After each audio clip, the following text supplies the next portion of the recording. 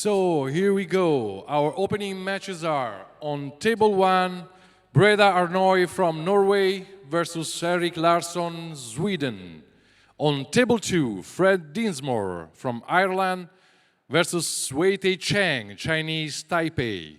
On table 3, Hydred Goldberg from United States of America versus Brett Clifton, United States of America.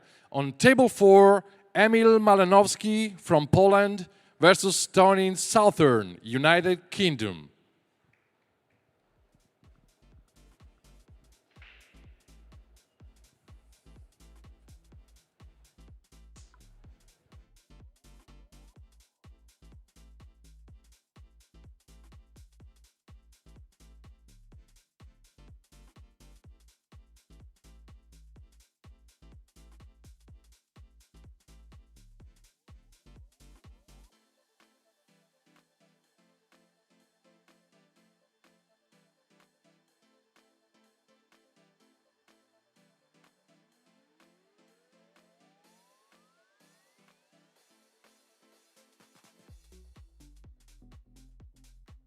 Have Brede Arnoy, a 58-year-old from Norway, versus Henrik Larsson, a 54-year-old from Sweden, a 6-time WPA world champion, 16-time European pool champion. So Brede has his hands full. This is George Teachea, and I'm joined by my friend and colleague, Ben Francis from Canada. Hello, Ben. Welcome, George, and welcome everyone tuning in around the world. What a amazing event we have coming up here, and what a match to start us off. The 6-time world champion, as George says, Henrik Larsson, going to break the first rack here. It's a race to 3, best of 3 sets. If it ties 2-2 in the third set, it will go to a shootout. And we're off and running. Here comes Henrik.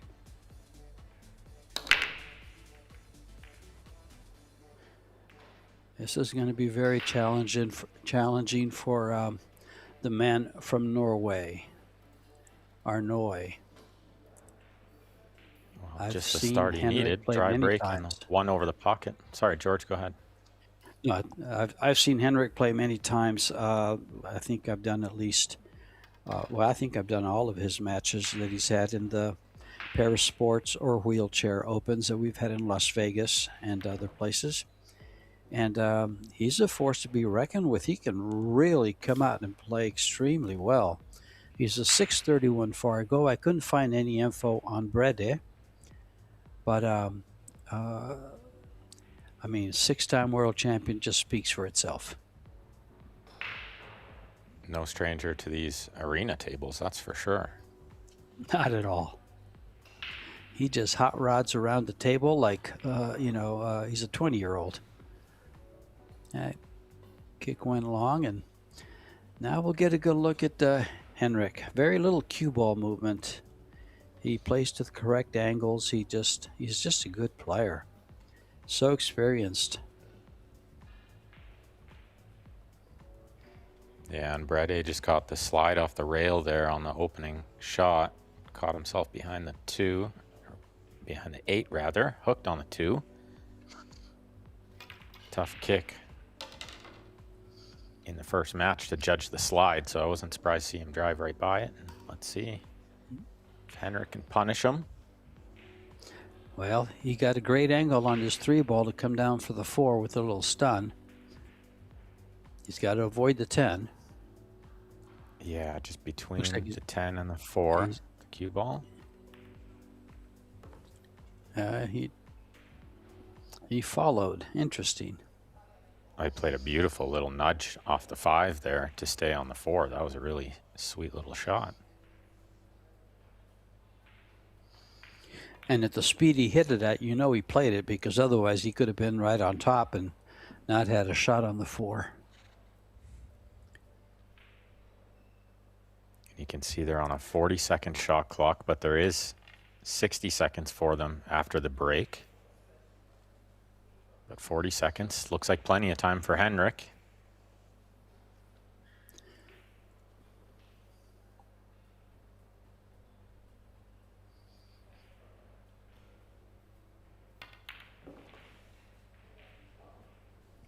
Interesting how the cue moved just before he delivered the shot. Did you notice that, Ben?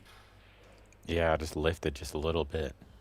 Yeah, just a little tiny bit. It just before he delivered the shot, he kind of like the tip kind of dipped. He got what he needed out of it, though. Yeah. And I think he can just trickle this one in. Doesn't need to go above the 7.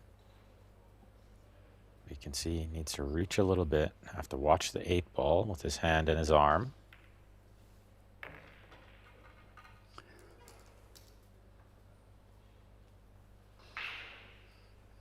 That little extension for the back of the cue, very necessary in this game. Lots of reaching involved.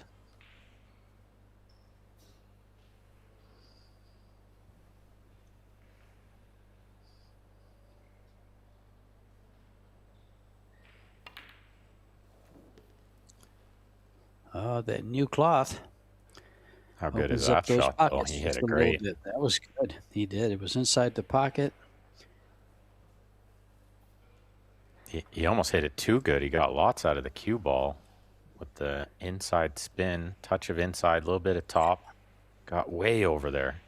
And now he might need to avoid a scratch in the side. I think it's pretty close, isn't it, George? It looks, cut this ball in the the corner? line looks good, yeah. It goes right down. No, he'll cut it in the corner, but where's he going to go with this cue ball? He's just going to try to come down on it a little bit. Yeah, is it just avoiding the scratch, maybe? Well, I think the 9 ball makes it play bigger, so he's scared of that. Yeah, there's 2 ways to scratch there. He can go straight in or he can kiss off the 9, I think. That's why he's taking his time here. Used his extension wisely. Well, Might yes. have to elevate the back end. Yeah, no choice here. Hard to do from the chair. And That's he a overcuts very it. difficult shot. Well, the 10 ball's going Well, to spot. These are the kinds of games that Arnaud is going to have to win with. He's going to have to close these little 3 ball outs. He's going to have to be very effective with it because he's not going to get too many of them. But it is a race to 3. Each set is a race to 3, so it makes them very, very important, very key. Yeah, you're absolutely right. Every shot big, and this is a big shot. A long one, kind of a little straight. If you can get it down, the 9 is right there waiting. Yeah, see, that's going to be his downfall. If he doesn't come through with that, he's going to get a good roll here, but didn't give up a shot, but missed it. But he still has to execute. He's got to make the 3 balls when he gets them. He just got done playing in February at the Euro Wheelchair Masters.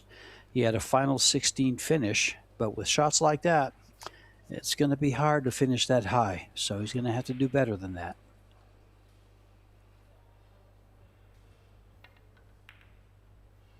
Yeah, and I would think they would settle in as the match goes on. Maybe a little early nerves playing on the TV table in the first round. More than likely.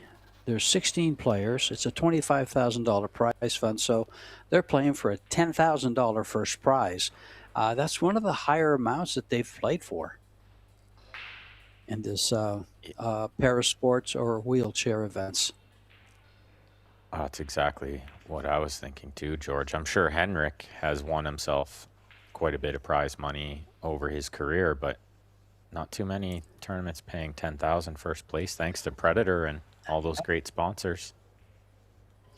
Well, this week here in Rome, there's $300,000 on offer for all the players.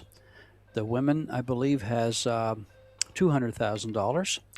The women's doubles has $75,000, and of course, this tournament here has $25,000.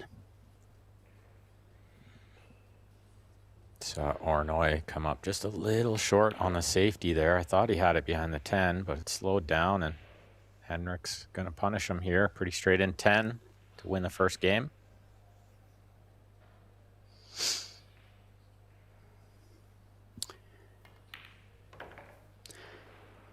And with a few innings in the first game in this race to 3, Henrik Larsson takes game number 1. It is winner breaks.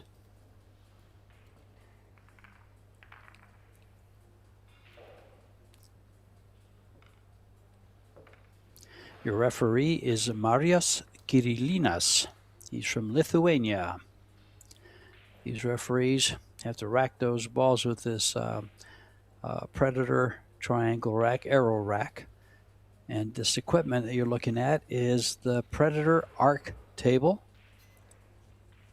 There's a couple of versions of this. There's this one you're looking at here with the gold corners and side pockets. There's an all black one and a gray one. They're a 3-piece slate, 4 1/4 inch pockets, and we're off and running in game number 2. Yeah, not surprised at all to see him switch to the side rail break. Tried one from the middle, nothing went in, so side rail's okay. Sometimes you get the one in the side, often you get some kind of other random ball, or just not leaving the one over the hole, which is what he did in the first game. He didn't want to do that again.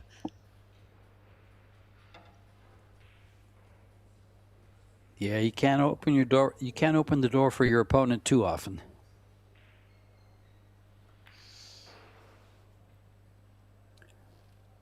Good shot there. And you know, one of the things I just thought of with that particular play is how effective shots like this are for the regular player. This is a kind of a simple, standard jump shot. For the parasport players, this is harder to get to for a jump. You can't jump. You can't really jump it.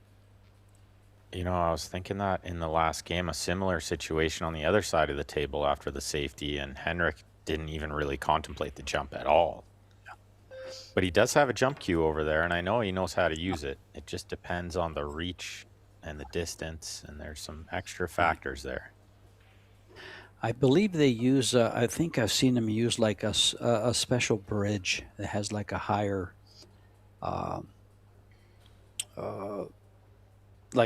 bridge so they can jump. If it's allowed, then absolutely, yeah. Because I know, like WPA rules, you can't use a higher one.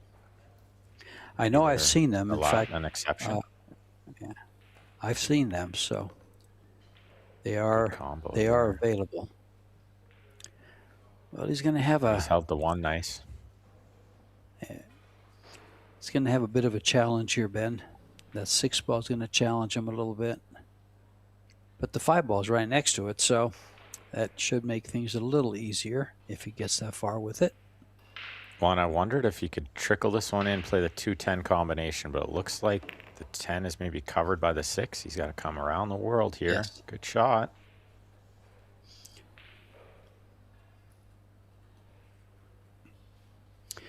Yeah, Breda primarily competes in the Euro Parasports and Norwegian tours. He doesn't really play in U.S. leagues or any kind of majors, so there's no Fargo data on him.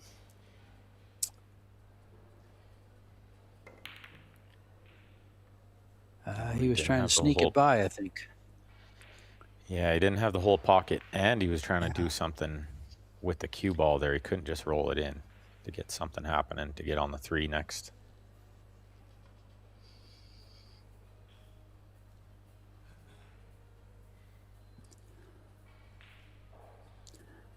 Doesn't have to do too much with the cue ball. Just pocket the ball, and the cue ball comes up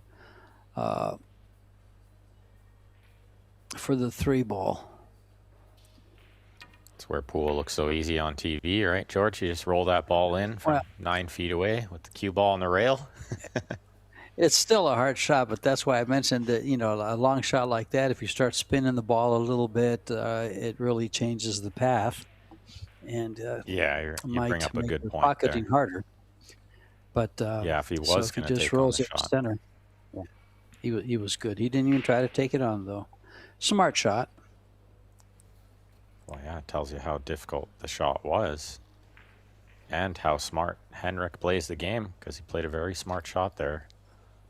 Yeah.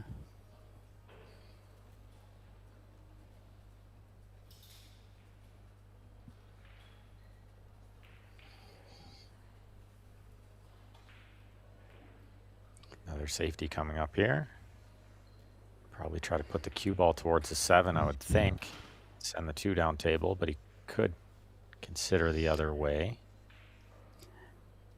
He'll probably use the 5, 9, and 6, or the 5, 10, and 6 for a cover. Yeah, and just like send that. it to the middle. There, it's perfect. Yeah, I really like that. Yeah, big wall there with the 6, 10, 5. Well, as we watch these players, I have to kick at these balls. We've also just started the first round of the Women's World 10 ball. And we've had a couple of small upsets, I guess you might call them, where Kelly Fisher lost her opening round to Samia Konishi, and Sosoa lost to Maite Ropero from Spain. Yeah, those And are those two are- small upsets for sure. Yeah, those are two players you always find in the final 16, so they're going to have some work to do to get to that point. Yeah, make sure to tune in for that tomorrow as well. Lots of pool to come over the next 6 days. Here we go. He's off and running with a shot. Yeah, he didn't hit that how he wanted. You could see him a little disappointed. Cue ball near the rail here is not where he wanted to be.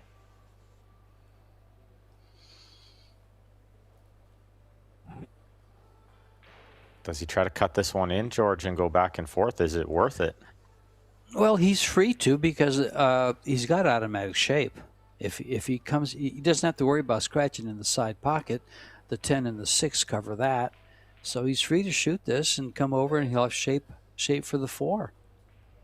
Yeah, maybe He'll if he end up goes where into the he's- 10, he develop the 6 it's a also little. Look at two-way. this. Yeah, he overcut it so he's not beneath those balls. Well, I wonder if that's what he was trying to do, was avoid the bump and try to stay underneath Okay. it and come back and forth. But yeah, he overcut it by quite a ways. This is challenging for the players when the cue ball is out in the middle of the table and they have to reach over balls. Yeah, very difficult. And so you could see he didn't want to risk trying to elevate and draw out towards the 4. He just took what he could get there.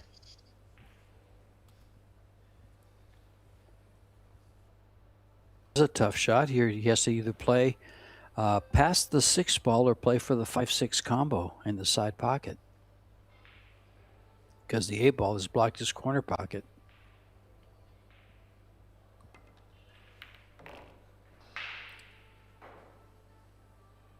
Could use a bump here. Well, got one, but maybe not the one he needed. Is this combination on? Looks like maybe it just is. The combination looks to be on, but his cue ball is going to be challenged by the 10. Yeah, you're absolutely right. How do you hold position for the 5?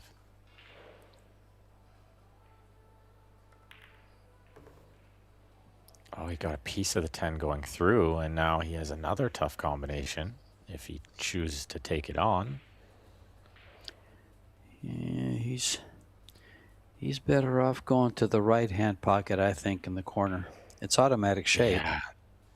Yeah, at least the cue ball's going the right way here. This is a really tough shot. These ones are hard to see.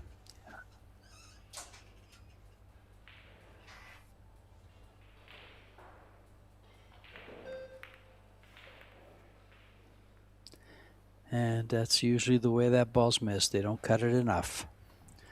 I know when I miss those shots, that's exactly what happens. I put it right to the short rail.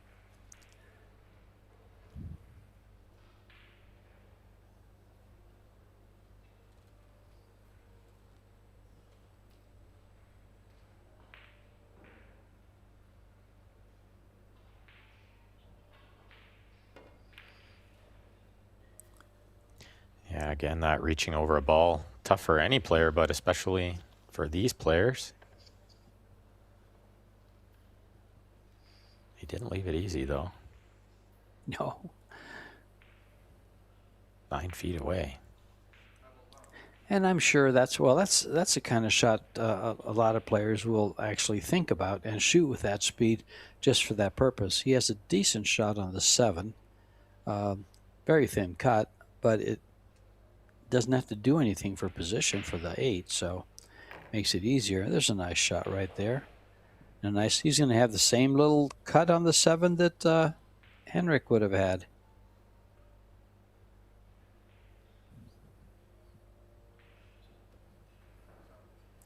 Again, here he is at the table with a 3-ball out. These are going to be very, very key for him. Well, they're in a good spot, too.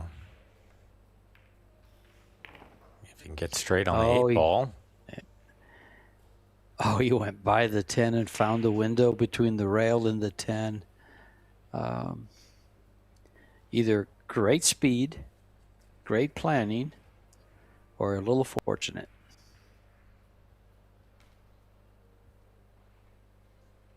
I think sometimes this is a factor, is a little further away is good. It's easier to reach it.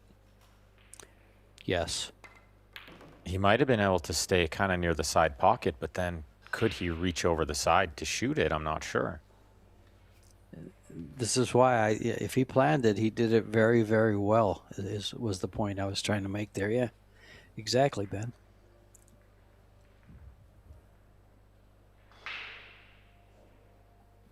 Now, he settled for the longer shot here, but,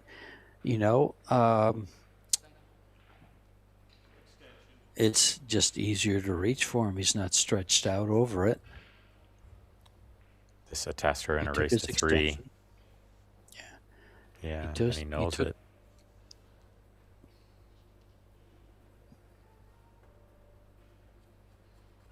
Yeah, just trying to steady himself. Knows it's a big shot. Well, he's looking at a shot that could have been 2-0 because he had that 3-ball out the first game.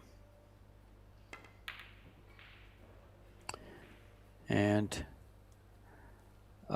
you know something? It might have been a little bit fortunate for that ball to go in the hole instead of line up in front of another pocket. But the cue ball's out in the middle, and he's going to have to use the bridge. Yeah, he's a big favorite to make this. Very good with the bridge. Another missed opportunity for Arnoy, trying to settle in still. Don't get a lot of time to settle in these races to 3. That's right in the middle of the pocket. Good shot. And now he's on the hill. How fast you get on the hill in these races to 3. Yeah, it happens so quick. Yeah, it really magnifies any kind of a mistake, a good roll. Just really has a lot of emphasis on those even missed shots.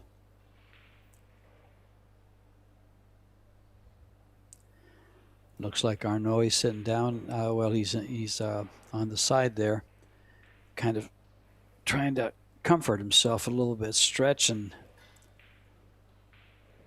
loosen up. He feels a little tight by his body language.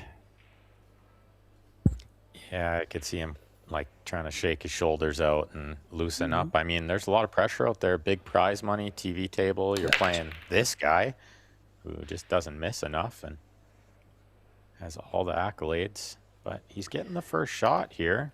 Is there a 10-ball on? Get a little early win under the belt, maybe? Well, you know, Ben, this guy that you just mentioned, Henrik Larsson, is the second highest ranked Fargo player in the tournament. The highest rank is a 648. Henrik is a 631. And the highest, of course, is from Slovenia, Matej Brajkovic. Excuse me. There was no 10-ball billiard shot on there. I got excited. And I don't even think it counts as an early win anyway. Maybe it does in the wheelchair format, but not in the other events. So no use trying it. Actually, you got a good two-way there. Good point there. No, there are no early 10s. They are playing WPA rules. Before that, we used to play with an early 10, but they took that away. And they stuck to WPA rules.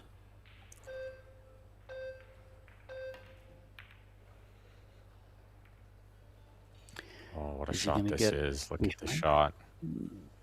Beautiful. Got some cover. That's a really sweet shot. The kick safety.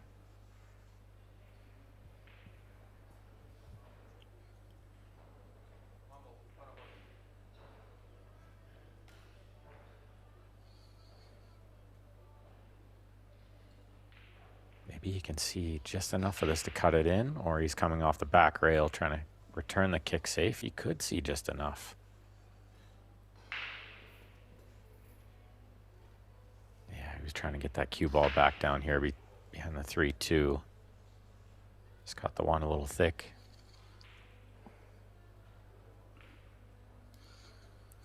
Here's this long, kind of almost straight in for Henrik. He hits these pretty good. I'm really surprised the times I've seen him play in the past. He hits them with a high degree of accuracy. I know he missed that one, but yeah, of course. It's only because you mentioned it, but you're right. Exactly. I think I've seen him play a lot too, and he's really good from distance. And I think a lot of these wheelchair players are, and it's because they shoot a lot of long shots all the time. They have to leave themselves a little further away to reach things, and they just get real good at those long ones. Exactly, Ben. You made you made that point in the last rack, actually, that he probably played it that way to leave himself closer to the rail and not so far out in the middle of the table for better reach. Yeah, I was surprised to see him miss that one, but it is still a bit early, not only in this match, but in the tournament in general. Oh, and look at that. Just creeped by there. I thought he had it. It looks like it went by, yeah. Yeah. Just barely leaked off that 7 ball. Nothing easy to get to the 2 ball here. He needs to go forward, miss the 7, and probably come, all the way underneath the 8 and the 10. This is not easy.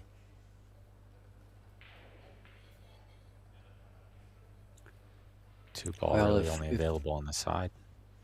Yeah, if the 1 ball goes by the 7, I think the cue ball slides by the 7 also on the inside. Yes, it does. A little top, and he found little cover. Inside.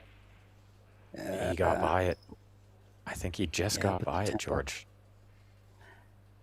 It could be. I'm not sure he can cut it to the side.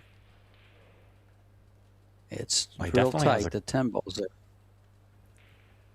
He definitely has a little safety, but no, he's going for the jump cue. Okay, we'll get to see him jump here. Oh, okay.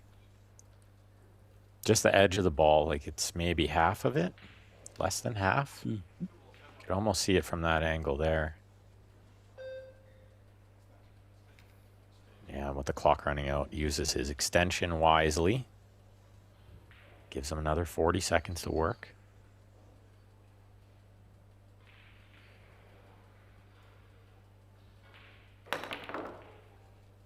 Oh, beautiful shot. What a shot.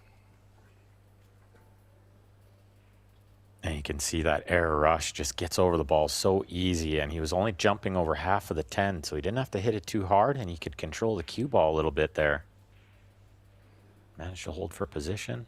Really good shot.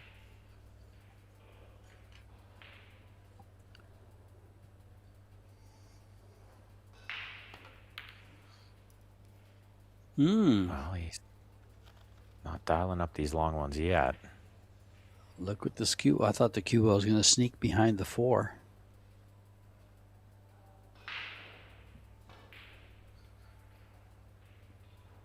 I think as the tournament goes on, you're going to see Henrik start spearing those balls in. But for now, he hasn't found the long shot.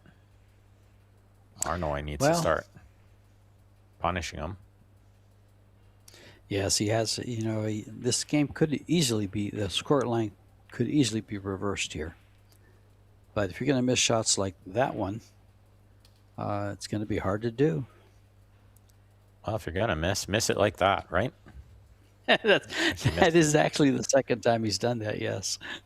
I think he missed it so bad it was good. Turned out You know, perfect. and you make a great point there. I've noticed, when you're playing someone, they seem to be getting all the rolls like that, for instance, where they miss a ball and it rolls behind something else. It's usually because they missed it pretty badly. Because when you miss real close, it stays close to the pocket. Yeah, you leave it over the pocket. Yeah, Yeah, exactly. So, that's why I always get safe, because I miss by 3 feet. I always get lucky. Well, you don't see him drive by too many one-rail kicks like that. He was trying to hit it thin and get the cue ball safe, and he went straight into the 9 instead of the 3. That's surprising. well, this is pretty wide open here, so he should be able to. He's going to have to manage these because he's down 2-0 in a race to 3.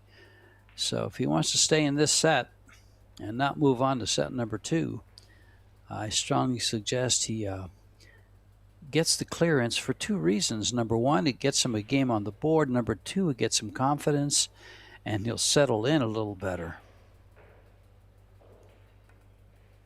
And Yeah, the you more got to time think he it's now spends or at never in this set. the more time he spends at the table, the better he'll settle in. He's going to attack this bank shot. I like it because it comes with position, but it also has some 2 ways where the 5 can end up in the middle of the table. The cue ball can end up on a rail, but it caught the horn. Looked like he made it. I thought he hit it good.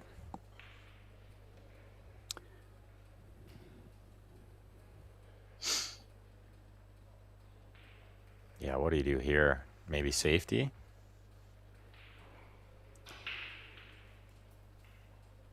It's a long straight-in shot. There's almost no chance of getting on the 6th ball. So he'll Yeah, be he's looking called for the just bank. pocketing the ball. Is he? So He's he's called trying to the come up? bank. Okay. Yeah, it's the only way to get position, but it does have a little 2-way as long as you don't leave it over the pocket. Yeah. As you can see, he's left it near the hole, but it's a long way back to the 6, so smart shot. Yeah. Yeah, Brett is faced with the same challenge that Henrik was. Is getting position. He's dead straight in on this 5 ball. Yeah, and into these tight corner pockets, you can't be cheating the angle too much here. I think he's got to try to pump it in with lots of top spin. Look at this. It Yeah. killed off the rail on him. It kind of wants to do that with the cue ball near the rail, right, George? Well, that's that new cloth. It doesn't grab off the rail, and it just, like you said, it just killed it.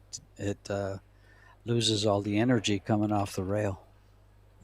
Yeah, because it's not like he didn't put enough topspin on it. Maybe almost too much. This is a smart shot. Oh, did he get it? I don't think so. No, not quite, but good effort.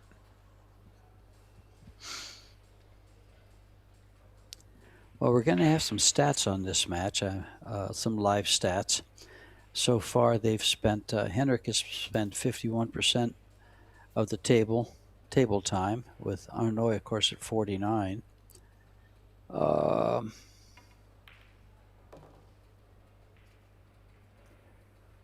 They've got 4 and 6 missed shots. Henrik with 4, Arnoy with 6. The difference in pocketed balls is only 2, 14 and 12.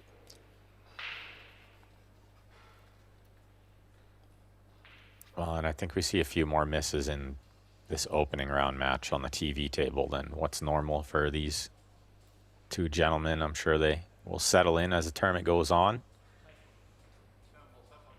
He's going to try to cut this in the side, but it's more of a 2-way shot. I think he can put the 7 ball up to the top rail. He hits it at that speed.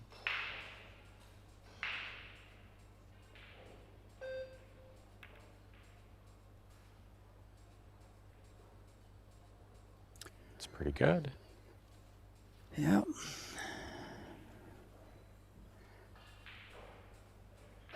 got the right side of the long rail and ended up in the middle of the short rail.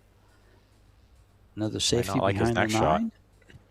Yeah. I think it's high percentage to get behind it. Well, he's let it loose a bit.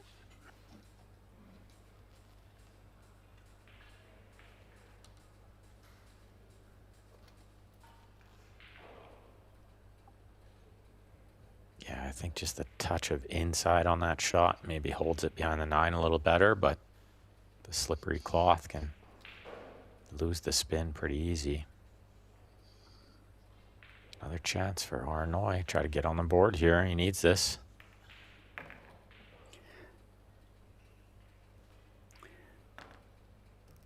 Now there.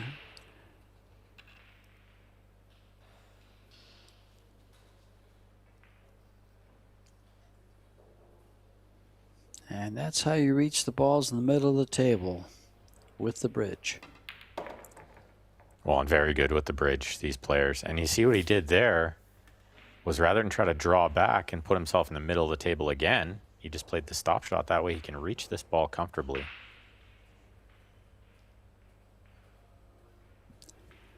Well, this is going to be the shot. The shot that gets him the game is he's going to have to either bring this ball back for the 10 with a very nice stroke. On a real tight table, this is a tough shot to get the ball back. On the way these tables are playing here with the new cloth, it's going a little easier. Side pocket, he's okay. He's worked out real good. It's a great shot. He's made a really great shot there. I think he might need the rest again to reach this one, or can he just reach it? Yeah. Needs the bridge again. Now, did he miss both 10 balls in the last 2 games? I believe he did. And he's missed it again. None of them have been easy. At least this one he's really missed on the pro side and got the best of the cue ball. This will be a real thin cut for Henrik. Will he even attempt it?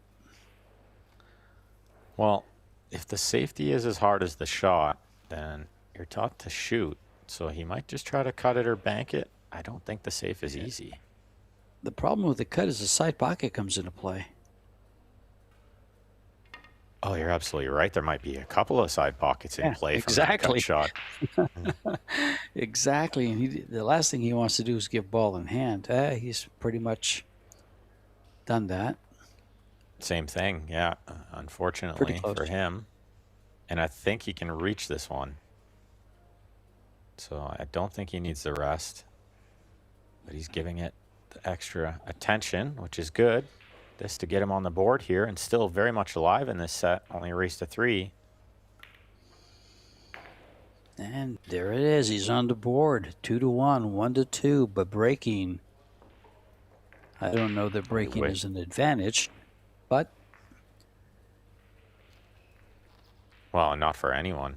Not for anybody on tour is it an advantage in this format. Not with his hand rack. Thanks to our stat guy, Mike Salmon.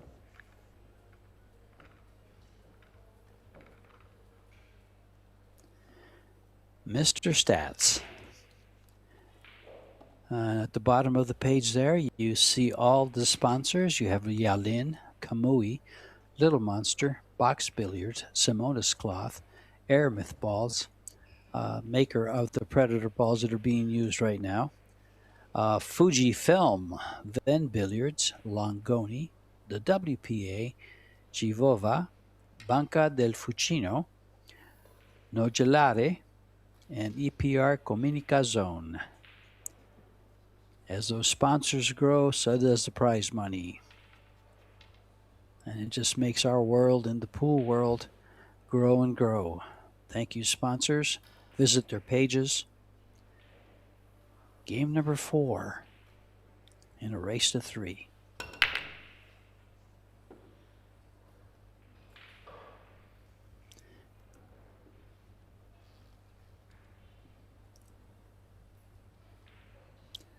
These events are played with some of the best equipment in the world here from Predator.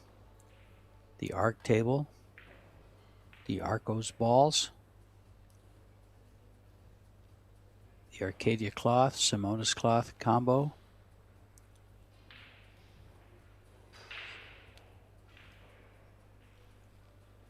And this table's beautiful. I really love this gold model. I played really amazing. Yeah, once the first time we saw these, they had the pockets, and the side pockets shimmed a little too close. They just ran them a little too close. They were too small. They've opened these up a little bit, and now they're very playable.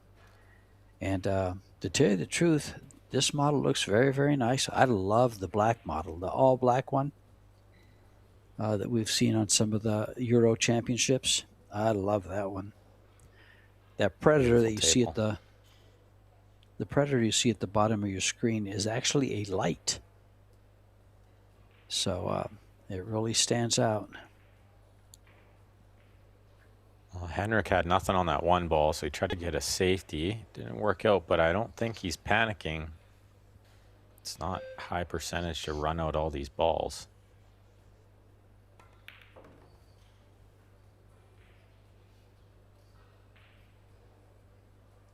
I like what he's done there. He could have rolled that in and left himself on the wrong side of the 2, but it didn't do him any good. So a little further away, but the correct angle is good.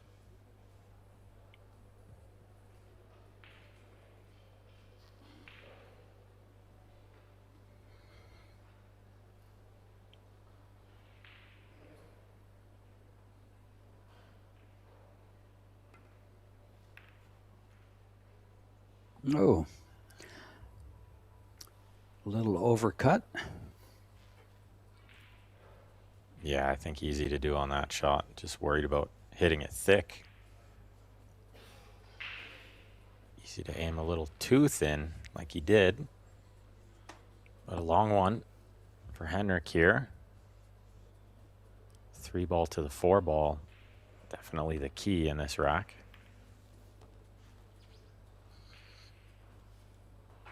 He's held a really nice angle here to maybe come across and shoot the 4 in the left side next if it goes by the 7, which he's looked at.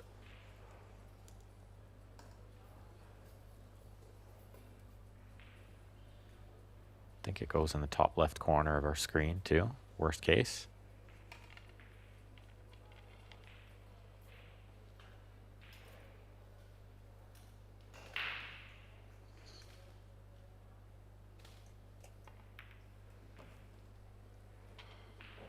These guys are in really good physical shape too, to be able to reach out over the balls like that all the time. And they're very strong and flexible, and it's impressive. This isn't an easy thing to do.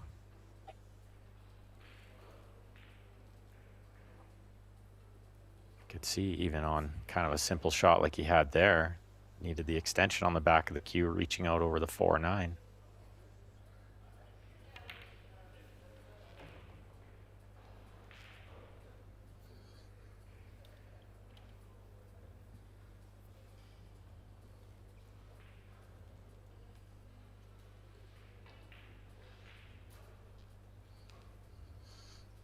See if he rolls this one in and kind of gets between the 7-9, or if he draws it back, try to get closer to the 6.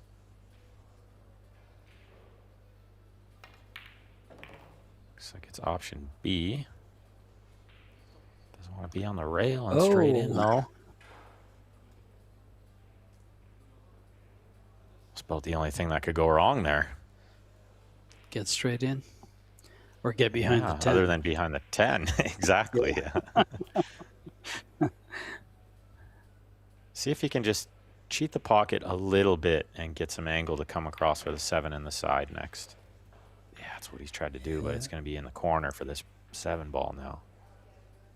Yeah, he was kind of careful with that. He could have put a lot of right spin on it, and we would have seen that come off the rail, but he didn't. He just used the shot, rolled it in, and took the long shot, or the long angle here. Yeah, he didn't want to bring in the miss on the 6. This is a big shot, though, with a couple balls near a hole. If he didn't get that one down, good chance it could have been hill-hill. Now he's got a great chance to close out this first set. Well, as we've seen, all 3 games have been decided at this point. In fact, Brede had a shot at 2 10 balls, so. Yeah, and I think as the tournament goes on, and even as this match goes on, we're going to see some more runouts, and we might be seeing the first one here. Yeah, he doesn't want to be on the rail here. That's typical of new cloths, very grippy for the draw shot, and you see players kind of lose control of the draw a little bit like that, overhit it. Exactly. Okay. It's always overdone all the time. I like your term, to win grippy. The first set. Yeah, grippy. Yeah, you know how it feels being out there, George. It feels like you just barely touch it, and it grips the draw right away, you know?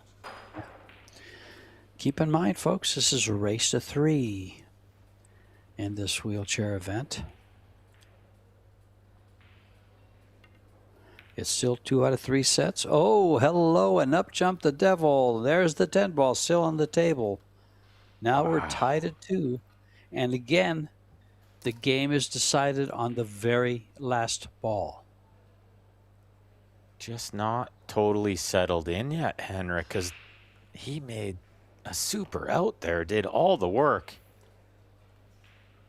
Even Arnoy kind of with the raised eyebrows, very surprised to be at 2-2 here. Yeah. And Henrik is very surprised he didn't get out of that set with a win. You see all those empty seats in the background there. It's only day 1, but I think they'll fill up as time goes on. But it is free to watch in person and free to watch online as well, thanks to Predator and all those great sponsors and the Pro Billiard Series. Yeah, there is, as you just saw the schedule, those are the matches for the day. After this one, there'll be one more round. It'll be the winner's round. So whichever player wins here, you'll see them play their next opponent coming up right after this match. The 8 p.m. match. Have to think it's safe to say that have Henrik on one of the stream tables again if he was to win, but he's in a bit of a dogfight here. Can't get that 10 ball down on the first try. Well, you know, it is the first set. And as you've mentioned, and as we've seen many, many times, the play usually gets better as the match. It absolutely will. These guys will settle in. They'll both start making more balls, but he's got a ball down on the break here and a shot on the 1. Big opportunity.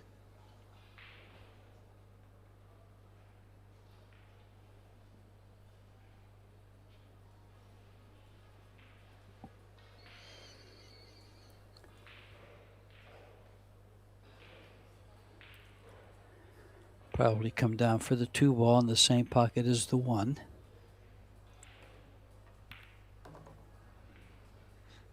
Yeah, oh, no, he slow rolls. For the side.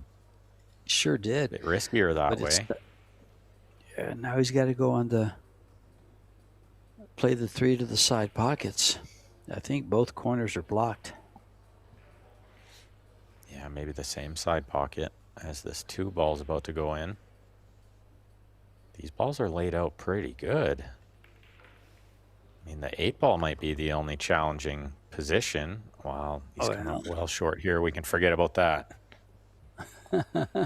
Does he have half a pocket? No, he has no pocket by the 6. Wow. And the 10 blocks the here. Shot. I do too. Yeah, I like some kind of safety. He might consider this tough combination with maybe a 2-way. I like knocking the 3 around, trying to play safe. Oh, it's going to catch the 10 and leave a shot. Tough to get on the 4. Yeah, saving grace there. Yeah, he tied up, looks like the 10 and the 5. So if he can get on the 4, still a lot of work to do from the 4 to the 5. Big pressure on this game. You'd think, especially for Henrik, having missed that last 10 ball, he's going to be feeling it here. So much prize Well, money available as well, which you got to think he's favoring himself to get.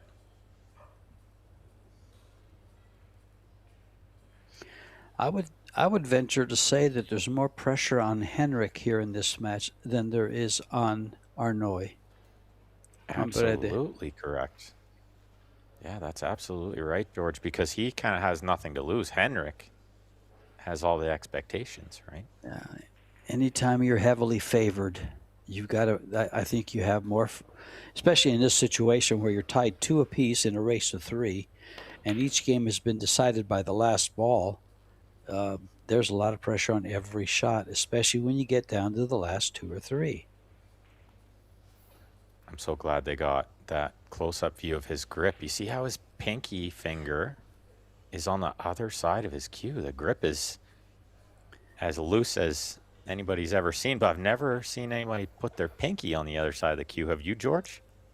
Well, it's not only his pinky; it was the right next to it is out there too. He actually has the cue. He's holding it with the thumb and his 2 front fingers, and the other 2 are on the other side of the cue. Look at this shot. Well, it's that's close. No. Yeah, it's not going to slide. But the 5 has come to the rescue here. Yeah, he's half ball hooked and can forget about jumping this one. Well, I will say one thing about Brede. He misses well. A lot of his misses, he's been behind another ball. So is he playing these 2 ways? Is it possible? Yeah, well, he's that's what you start to. ways? That's what you got to ask yourself. Is, Sure. the first one, second one might have been lucky, but the 10th one, could it still be luck? Exactly.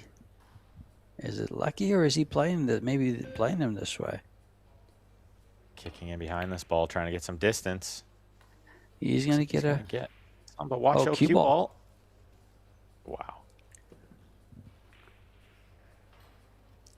Well, maybe just the 8 ball, the only tough ball. These are all close to each other too, as we're about to see. Not much cue ball movement needed. I don't think the 8 passes the 9 though.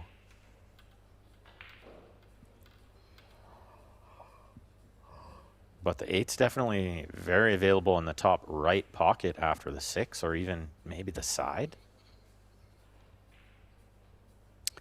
It's got to go down table. Yeah. Well, the good thing is the 6 will get him to the 8. If he just stops the cue ball where the 5 is, he can come straight across past the 9 and go to the side, or play it in the upper right-hand corner. Play for the right-hand corner. Well, we talked about how there's less pressure on Arnoy, but definitely the pressure is all on him right now. Yeah. Oh, he'll feel it when he's at the table. But yeah, and just in my opinion, it's just he's like, okay, I'm really not supposed to win here. There is that little bit of a thought that kind of enters into a lot of players' mind. Maybe not. I might be completely off. But now you got a chance. And so that takes a little pressure off. Yeah, and now you're looking at a chance. So now it's building. Now the pressure's building, actually. Absolutely. He'd be feeling it here for sure. He's got good position on the 8 to the top right. He could play it in the top left. Cue ball's going past the 10, which he's got a decision here, as you just mentioned. So the top right is the easier pocketing on the 8, but tougher position. Top left, easier position. Looks like he's going top left. Tougher shot. He's got it. He trades it. What a shot that is. Unbelievable. And what a chance. Little slam dunk, but get the long bridge out. Well, the good news is he doesn't have to do too much with the cue ball. Just draw it back to where it is now. Either that or just follow it for the side pocket. Let's see which one he chooses. The draw. It gripped. You see that? And he threw his head to the sky. Yes. It gripped on him. on new cloth, you can expect that all day long. That's why you might consider the follow there. Just roll it in and fall on the position line for the side pocket. Well, this is a nightmarish shot from here. I think it's scratching both ways. Unless you can catch this kind of slow, thinning through it, cutting to the bottom right. Look out, cue ball. He's got it. He drains what a shot and what a steal. Yeah, with that good shot comes the first set. And Brede Arnoy takes the first set from Henrik Larsson in this race to 3. It's 2 out of 3 sets. He's halfway home. Keep in mind, if they're tied in the third set at 2 games apiece, we still get that shootout. And here's some stats to take a look at, folks. I don't think the players are going for a break, so I don't think we'll take one. Let's make some sense out of these stats. Let's see, the break really hasn't come into play. The games have been decided basically on the 10 ball. But there we saw a nice little run there. The last 3-ball run. And actually the player that had a shot to win all 3 games first ended up winning the set in 3 straight games. He was down 2-0.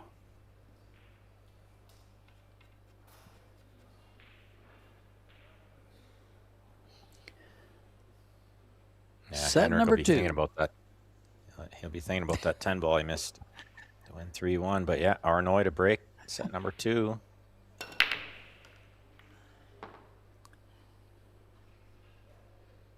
It's getting some good power out of the rack there. Just nothing wants to go in.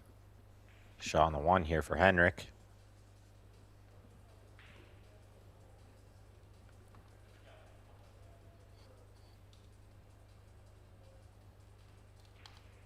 He's got to be thinking about how can he reassert his dominance here, you know?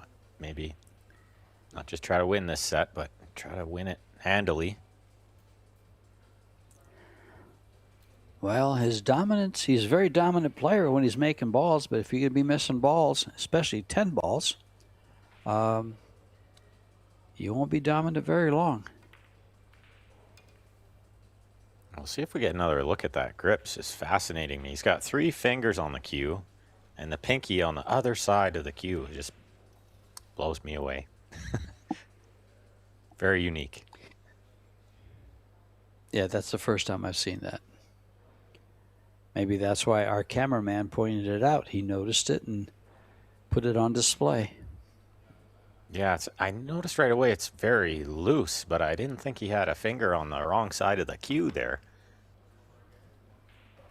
Not that there's anything wrong with that. It's obviously worked very well for him. 6-time world champion. There's no arguing his technique, that's for sure. It's just unique.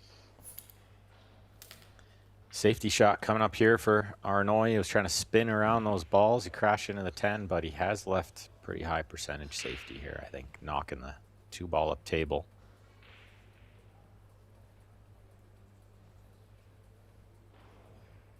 Couldn't really find a bigger wall. Banked the 2 up towards the 8. Put the cue ball on the short rail. Yeah, anywhere down here. Look at all those balls covering. Usually you find a window somehow here, right? Yep, there it is. Predictable. There's a little gap between the 10, 3, 5 to see this 2-ball. It's unbelievable how that always happens, but it always does.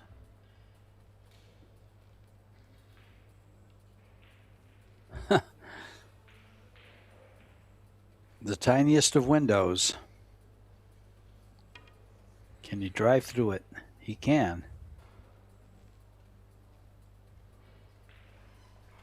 Caught the double kiss there. And at the beginning of this match, he wouldn't be too worried about leaving these, 8 or 9 ball outs, but I'd start to get a little worried now. Arnoy's coming alive, and balls are starting to go in for him. He might just run these out.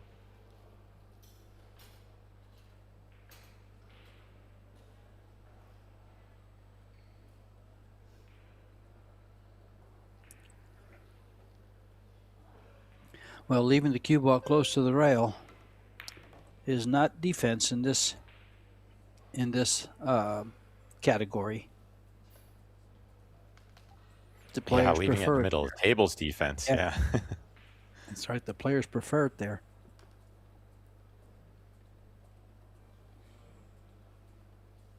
He's come up a little short here. Another safety needed. Off the side of the 3, cue ball underneath the 7, I would think, off the right long rail towards the short rail. Oh, he's coming up a bit short. The flick of the 10 might help them get there. Not quite. Well, it looks like the cue ball, the 4 ball will hold the cue ball behind the 8, so this could be a nice two-way shot with good speed.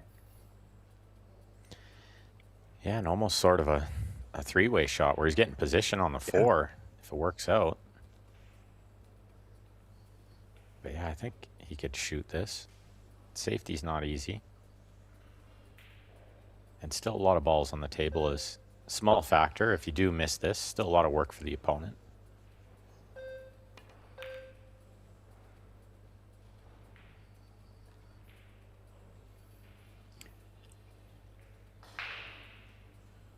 Just not quite firing in those long ones yet.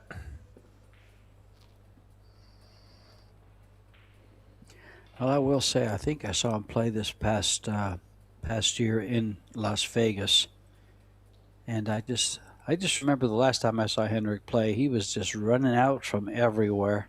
Very, very, very impressive. This has not been his stellar performance. This is not absolutely the Henrik I've seen in the past.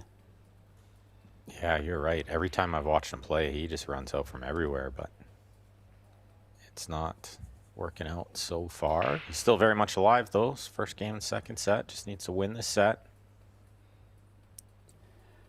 Well, Kick I will say somehow. One thing about all these players in Rome, what a beautiful city to be attending an event or going to work at. Because if you're not playing, you're out there walking it. They're just north of the Vatican is where the Rome Cavalieri hotel is, or the venue is. It's a Waldorf Astoria hotel, so they're in 5-star accommodations. And Rome is a city you want to walk everywhere. Wow, what a beautiful city it is. Had the pleasure of being there last year. Might have been the year before. But go back in a heartbeat.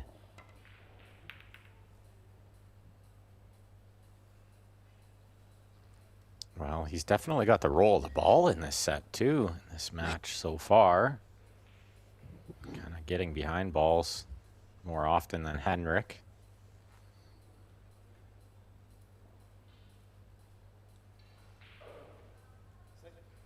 But he can't see the edge of this. The only problem is he cuts it right towards the bottom right corner.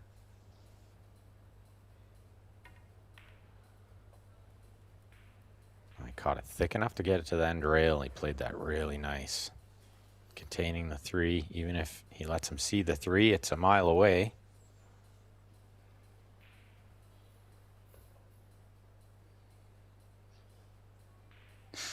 I like how he stayed very composed through all these tough shots. He doesn't seem to be too bothered at all.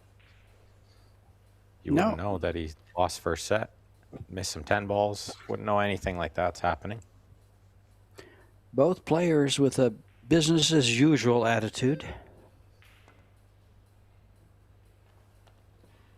Oh, he tried to spin that one in, you know. There's a swing and a miss, and no problem.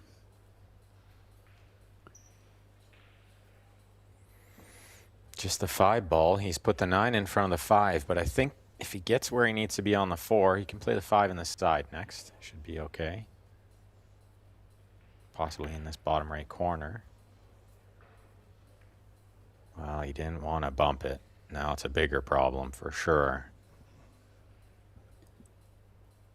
It maybe still goes in the bottom right, as we're about to see, or he can just lay up underneath it and play a safety, and I think that's what he needs to do. He could break it out here too. What do you think, George? You try to break it out?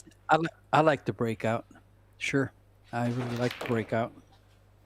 Yeah, and if it goes wrong, then maybe you still got the safety. Good shot there. Just hard to get it out and get position that you need to get from the 5 to the 6, but I do like those take a little chance as long as you think you can always still see the ball. Should be able to find a good safety. Which he's not done. Let's let that one go quite a bit. Yeah, he tried to maintain cover for the ball, but it leaked out a little bit, and now, yeah, Hendrick's got the challenge here. He's being challenged. He's gonna have to start making balls. He cannot afford to play 5 games the way he played the last 5 games. Yeah, if he does that, he's going to be on the 1-loss side. Exactly. Look at this again. Arnoy missing a ball and finding cover. Seems to be tail of the tape so far. Henrik just got to fade these rolls for a little bit, I think. Wait for his chance to get lucky too. Usually comes around.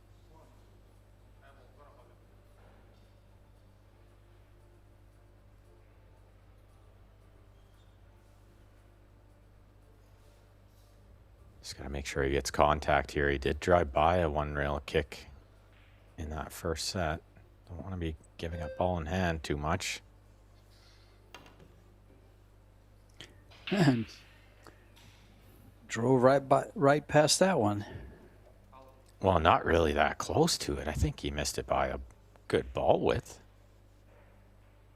Just not judging the slide of the rail enough. Thinks it's going to slide more than it is.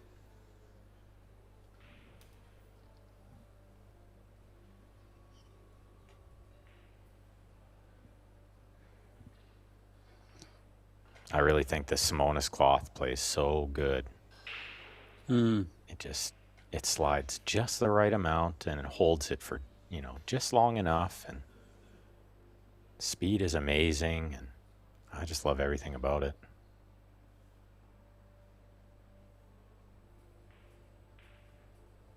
Let's see. Nothing easy from the 5 to the 6.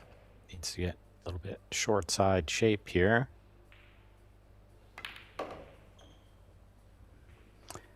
Uh-oh, trouble. Did he get behind a 7? I think you can see the 6, but not enough to make it. Yeah, what a great camera angle that is. Enough to see it, but not enough to make it. I like it when the cameraman reads our angle. Actually, it could be a camera lady too. We have a combination. Yeah, really of good those. work. Yeah, Really good camera work there. Yeah. Job from the production team. nice Always production. great. Jimmy Rorung like- and his production team. Looks like just a safety here, trying to get the 6 up table, but it catches the horn and stays over the side pocket. Now see, here's where Henrik has to really come alive and come back into his own. Just little runouts like this for him. Well, at first glance, I think maybe the 9 ball's in a bit of a tough spot, but with where the 10 is, you can drop underneath the 9. You don't have to do anything from the 9 to the 10. He should get out here. I think he needs to regain some confidence a bit.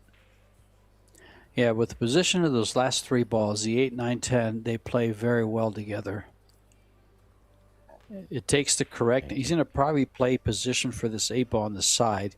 It's going to take the right angle to make this work. Yeah, you don't want the cue ball going into the 10 here when he shoots the 8, and it might be. Oh no, I think he's landed perfect. Oh, absolutely perfect. What a great shot.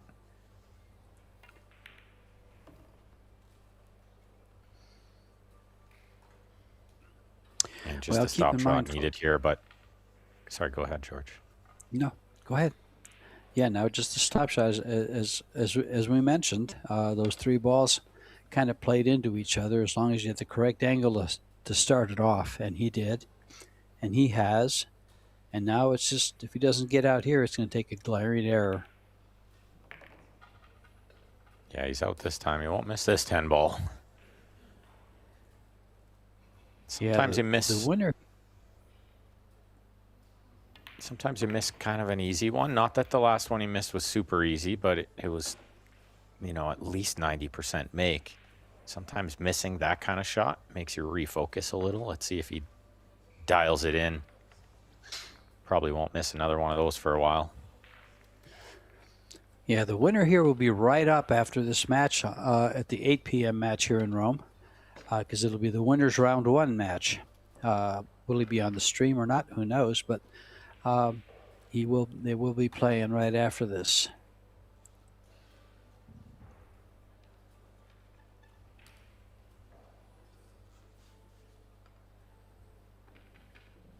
I think it's safe to say they probably put this guy here, Henrik, on one of those stream tables next. If he wins this match, if he loses this match, I don't know. Yeah, well, no, if he loses this match, he won't be playing because it'll be 4 matches, I believe. Here, let's take a look at this. Looking at the schedule. It'll be 4 matches. See the one. And it's all winter qualifications. So. Yeah, he wouldn't play again until tomorrow. Yeah, if he lost, loser this tomorrow, I think. Yep. You can see the draw and the schedule and everything on the Pro Billiard Series website if you guys want to follow along. Yeah, you can see the draw, the schedule, next upcoming matches, live scoring, future events. I mean, this is the 4th event of the year. We have 4 more left after this one in Vietnam, Bali, Indonesia, San Antonio, and Jacksonville, Florida coming up in 2026 for the Pro Billiard Series.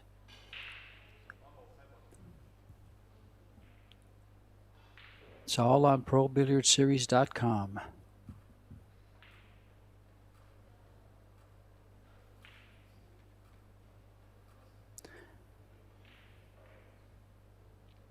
Good safety there from Henrik. Got him right underneath the 8. But look at this kick shot. Wow, that's beautiful. Kick safety. And again, behind another ball. I'm sorry, but he's done that so consistently. He's got to be keeping that in mind. And that was just a great kick to the correct side of the ball to get it there. Yeah, he deserved it. Fully deserved it on that one for sure. But you could see Henrik with the wry smile. He's been behind a ball a lot in this match. Yeah. He does have his nose out in front here. Second set. This is a tough hit. The 7 and the 9 really take everything away, along with the 5. Hey, he's going to try to come 2 rails. Wow.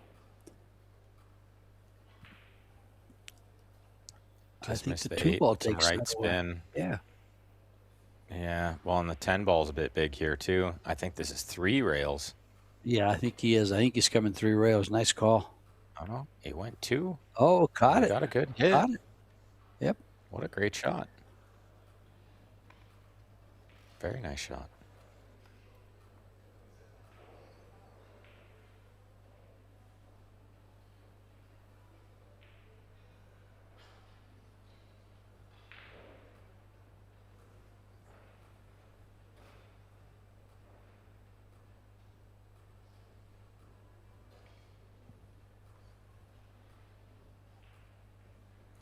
Another safety here. Looks like trying to get the cue ball up table. Maybe the 1 behind the 5. No, he runs into the 4.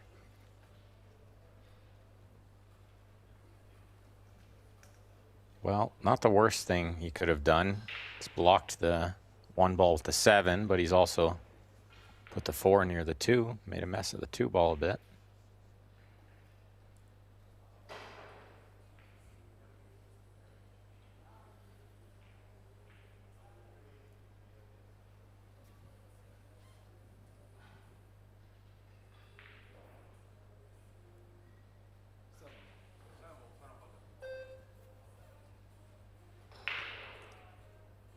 Looks like another Interesting safety. shot here. Interesting He's called the shot. 7. Yeah, I was wondering if he was going to be playing that off the 9. But yeah, no, he just tried to make it straight in, but it wasn't easy from there. well, to tell you the truth, Ben, neither player has run more than 3 balls. I don't believe. So right now Henrik had a really sweet 9-ball run, and then he missed a 10-ball. Did you really? But other than I that, don't recall. yeah. But other than that, there hasn't been a lot of big runs. You're absolutely right. So when he missed that 1-7 combo, he wasn't panicking. That's for sure. Exactly. That was the point I was going to make. Was so missing this early in the rack, they're not too concerned with. They normally are, but neither player is really stepping up to cause concern. Banking this Not one across, today. trying to get safe again. Behind the 2. What a shot that is. Wow, what a touch. Laid it in there very, very nice. Oh, that wasn't easy. There was a little double kiss on there. Could have gone all wrong. He hit it perfect. It's those kind of little shots that can settle him back in, too. Make him start to remember that he's the big favorite here. Not only in this match, but, maybe top 2 in the whole tournament. So confidence is everything. This is tough to reach this one, too, and get some kind of good contact. Yeah. The reach was a real factor there.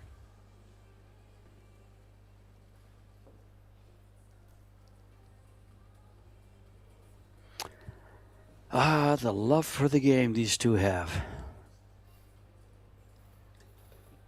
At 58 and 54 years of age, both players.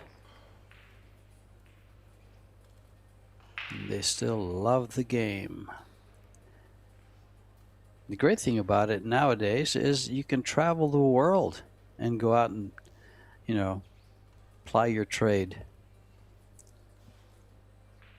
Oh, there's so many great companies and ones like Predator that are out there helping these players get some opportunities. It's amazing.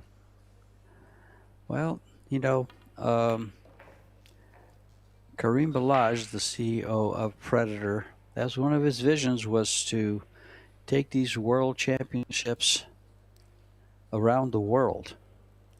And for instance, this year, you have them in Las Vegas, Austria, St. Louis, Rome, Vietnam, Bali, Indonesia, San Antonio, and Jacksonville, Florida. In cities like Rome, wow.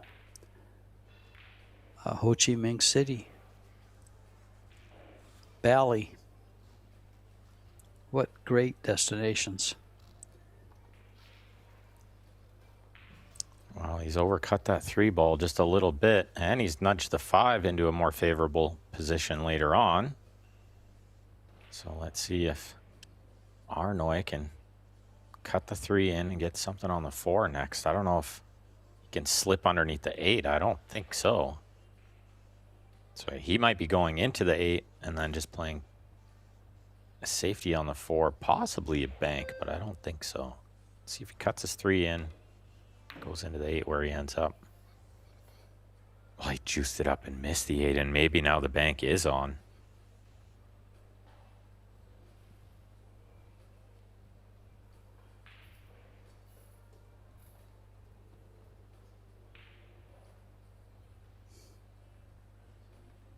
I think it's a safety. You got to play the percentages here. Bank this ball in and get position is lower percentage than playing a good safe, I think. Might be able to duck underneath the 7-5 with the cue ball here. The left side of the 4. I went the other way, and this looks really good. What a shot he's played there. Keep in mind, there is the 3-foul rule. What a super shot. That's one of the best shots we're going to see all day, to get that 4-ball tucked right underneath the 5. Yeah. Unfortunately, it looks like I guess not. There must not be a window to get to that back rail. He's got to come with two it here. rails underneath it this way. He's got Look it. at this shot too. What a shot! He's got it. Yeah, Arnoy taps a leg. Great shot. Good exchange That's there. That's the second two-rail kick by Larson that gets him out of a foul. Well, and he's First left one's it in one really ball. tough here. What do you do from Sure here? is. He's got to come off the ball. That'll be he's going to have to push into the 5 ball. That's going to be a foul. It's pushing into something, you'd think, right? Yeah, yeah, he called that. Yeah, Yeah, that's going to be a foul. There's no way he was going to get away with that. Yeah, I'm with you on that one, George. I don't think he could hit it at that speed, at that angle. You know, I think he didn't see what we saw, and the ref knew it right away before he shot it, I think. Sure. Now, if he even went in that direction, it was going to be you couldn't stay away from it. I'm not sure he could go the other direction either. Like the corner pocket was in the way, and I don't think he had a lot there. Really good kick shot from Henrik. Bought him that opportunity. After he's drove by a couple pretty routine one railers, I was surprised to see him spin that one perfectly off 2 rails. Good speed too.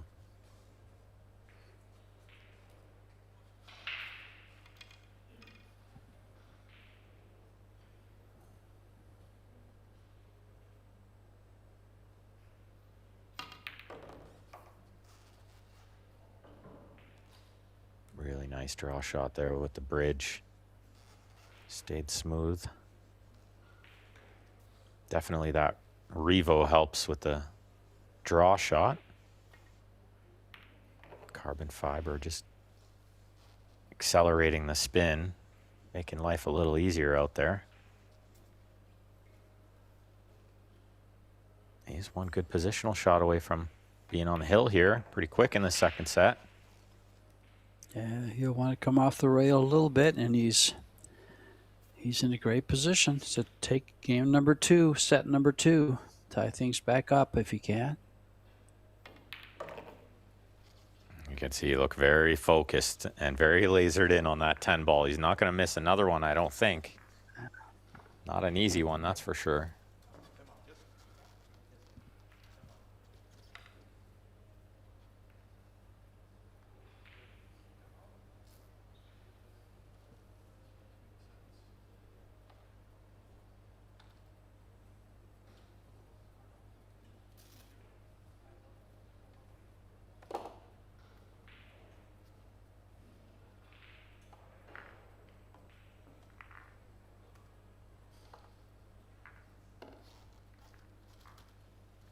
Yeah, looks like maybe a little timeout from the players, I think. I see them leaving the arena. So I think George and I will step away for a moment too. Sounds good. Take a look at the schedule, folks. We'll be back at 8 p.m. here for the next match, but this one's not over, so don't go away. In fact, they're not taking a break. They're questioning something.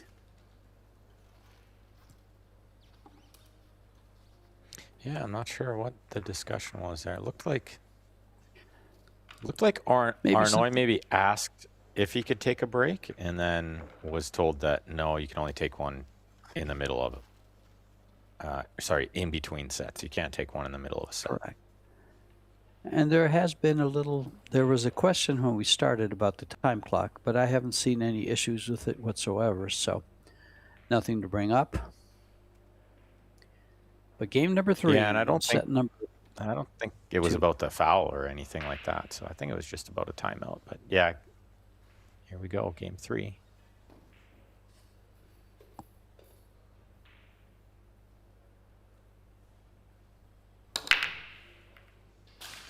He was here before. DK rush. Look at this break shot, George. He's got the 2 in the side. He's got the 1 hanging over the side. Yeah, in the corner pocket, threatening to gobble up the cue ball if he makes it on the side, unless he puts some spin on it to the middle of the table. where he wants I to be kind of from like the 3. drawing it 2 rails, with the low and the left spin. Try to get towards the middle table. He doesn't want to Totally be agree. reaching too much anyway, so if he goes up that way and under hits it, then it's going to be okay. And he's doing just what you said. Yeah, the left spin coming towards the 3. It's a nice line. He doesn't want to overhit it because he doesn't want to have to reach this one. But he's got a good angle here now to come across for the 4-ball next.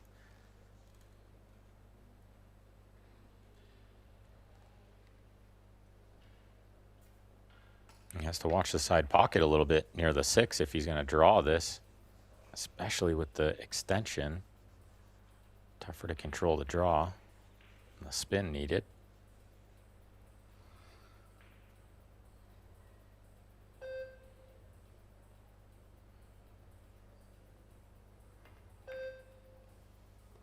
Oh, he's just going to lay up underneath it and take what he can get. And this is a really tough shot.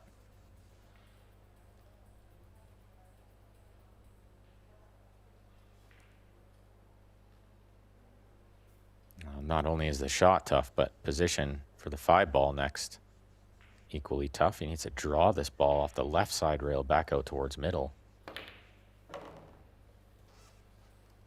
And he's fired it in. And this actually might be a nice angle where he could disturb the 7-8.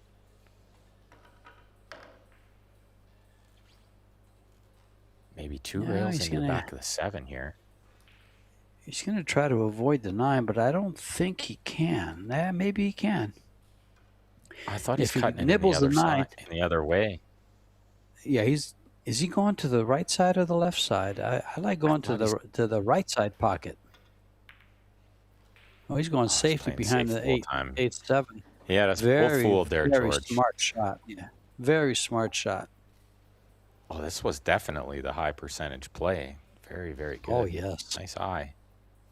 I was like cutting that ball in and moving everything and praying I landed on the 6. Yeah, well, it was not high percentage. That's where I was going with that, Ben. I was thinking he might cut it in, nibble the 9, and bring the cue ball straight up the middle of the table for the 6 in the side. But yeah, you were moving stuff too, better. taking on a 90-degree cut. We were both trying something crazy there. I like this much better. Well, 3 rails around. Look at this hit. What a hit this is. He needs a rail after. He's got it.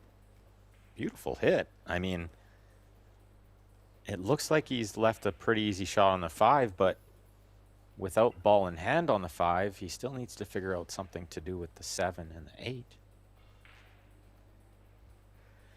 Would you try to billiard in the 8-ball later on off the side of the 7?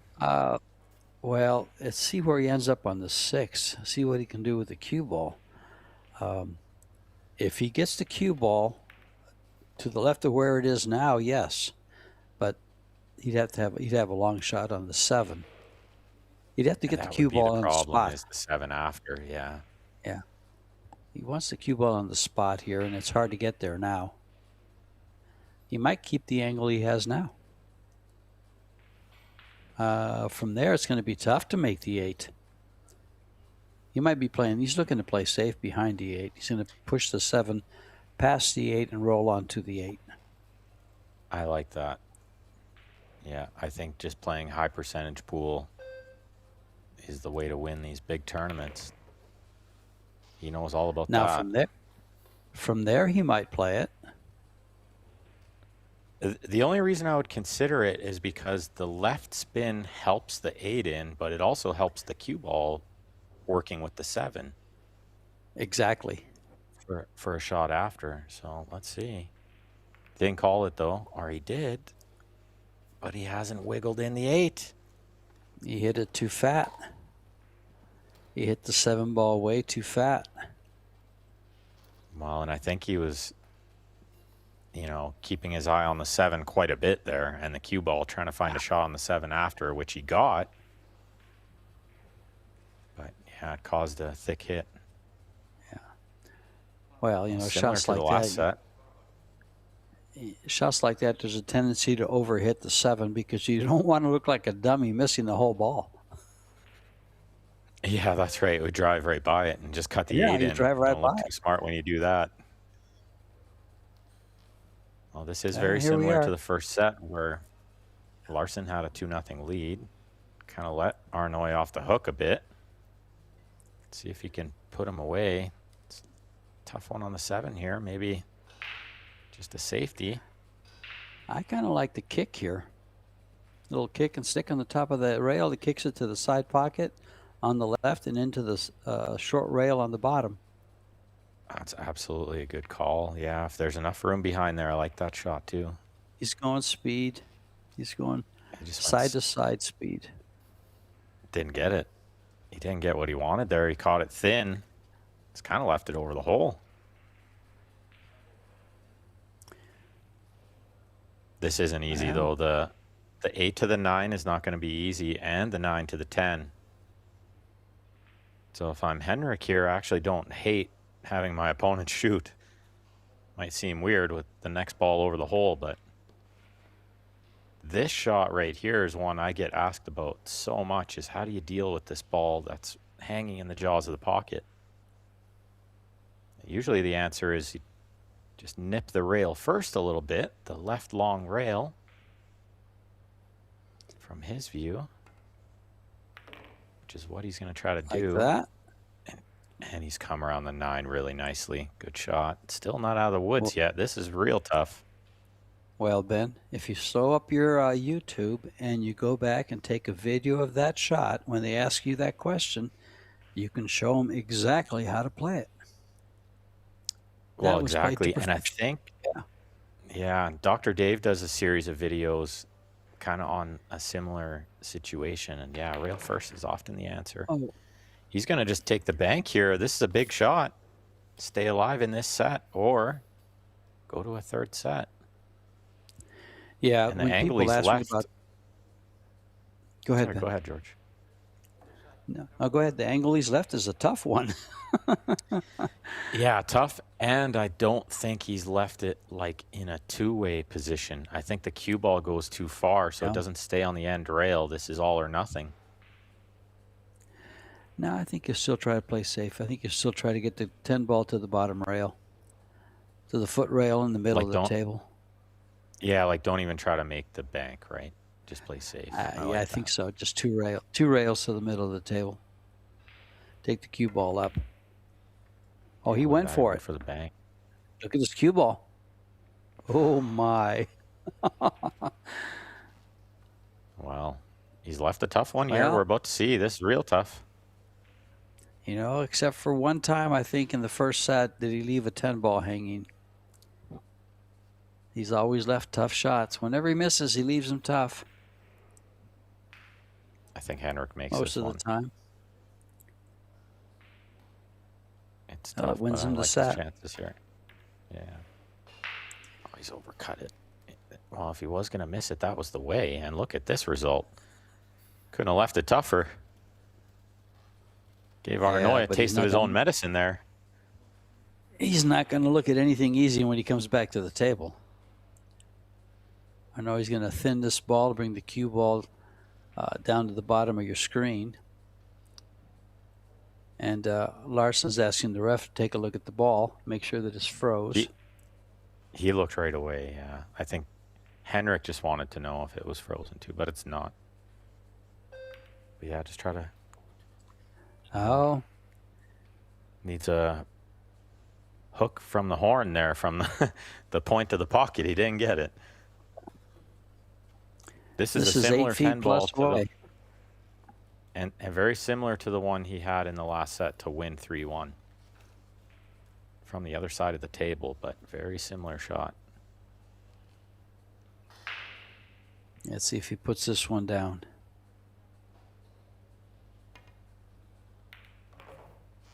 Pretty smooth cue action. And he does. He does. Down it goes, and we're tied 1 set apiece. And into the third and final set. If they're tied at 2 in this set, it goes to a shootout. Some stats for you to look at. The players will be taking a break. And I think we'll go ahead and do the same thing. And we'll be right back with the third and final set. Be right back, folks.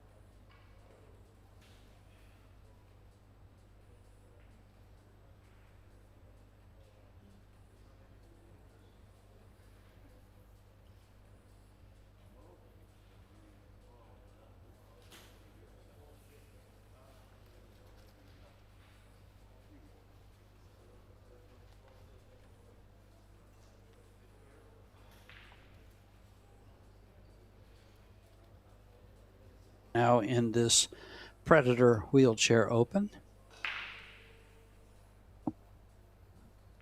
you have Kurt Declercq from Germany over Andrew Blood, 1-0. Derek Bonds is tied 1 set apiece with Matej Brajkovic from, where the heck is Matej from? Pier Pantano from Italy. Fred Dinsmore defeats Wei Te Cheng from Taiwan or Chinese Taipei, 2-0. Hydred Goldberg from the U.S. loses 2-0 to Brett Clifton. And this game here is tied 1 set apiece. And then we have David Slacek and Stefano De Blasio tied 1 set apiece. De Blasio from Italy and Slacek from Slovenia. And the winners will all be playing at 11 o'clock. It looks like it's going to be past 8 p.m., 11 o'clock Arizona time. And then Emil Melanowski trails 1-0 to Tony Southern from Great Britain. Melanowski is from Poland. 16 players in this $25,000 Predator Wheelchair Open here in Rome, Italy. The Eternal City. What a lovely place to have a tournament. Gelato galore. Pasta to die for. And ancient times brought back to life. The beautiful city of Rome. I heard they make a mean cappuccino, too. The wine is cheaper than water. Let's put it that way. Yeah, I think it was last year or the year before. I can't remember which year it was anymore. They all run together for me. We were in Austria for a tournament and then stayed an extra week and took the train down to Venice and Rome. Spent 5 nights in Rome, and what a lovely time we had. I'm telling you, it was. I'm dying to go back. I'd like to go back to Rome and spend a month there, and go all over the Amalfi Coast, just Tuscany. The wine there is to die for. Let's go back next year, George. Henrik to break here. First rack in set number 3. He's got a ball down on the... and a shot on the 1, it looks like. Maybe a long way back to the 2, though. Can he see enough of the 1 to make it in that top right? No. Or is he coming off the left side of it? I don't think he can see any part of it. He might be able to see the left side to bank it and bring the cue ball between the 7 and the 8. If he can see it at all. Risky with the side pocket there, too. Yeah, I guess he can see some of it. Yeah. Well, he's cueing it like he could see all of it. Draw this one back. Here we go. Well, there you go. What There's your stroke. Now, welcome back, Henrik. Wow. That's the kind of stroke I'm used to seeing him shoot with. I haven't seen that stroke all day. I haven't seen that stroke from him all day long. Nothing short of awesome. That was an incredible stroke. Zipped it all the way back. And got a good angle on the 2. He can get towards the 3 here.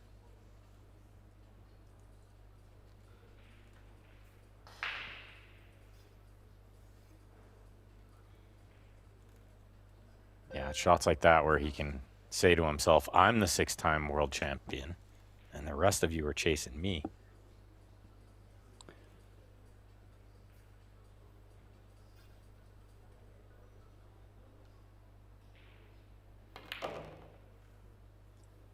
He's opening up the stroke. He must have gone in the bathroom, slapped his face a little, put some water on there, and said, "Get out there and play some pool, like you know how." Yeah, he started to come with it in that second set, but he has missed some long ones. So yeah, open up the stroke a little bit, get the confidence flowing. Let's see if he can cut this one in by the 4 there. No, he turns it down. maybe he didn't have the whole pocket and position was too much to ask for. You know, there may be two trains of thought here. There's two thoughts that come into my mind. Believe it or not, I can handle that. Two thoughts at the same time. The first one is open up on some shots to get yourself in stroke. The second one is, do you continue to just kind of play safe and wait your turn for the shot? If he's playing, I don't believe that Breda can hang with him. Yeah, his game is to open it up and run out the balls, but he has played a couple tighter safeties in this one. Good shot there from Arnoy. He's got decent position on the 4.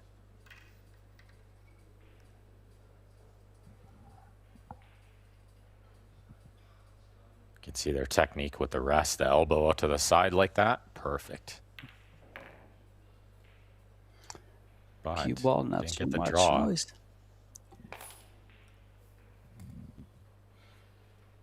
Will we see the cue ball come back to where it is? Yeah, the good news is you can see the ball, so he can play a good safety here. Like you said, cue ball back behind the 10, maybe the 5 between the 7, 8. Might get cover behind one of those too.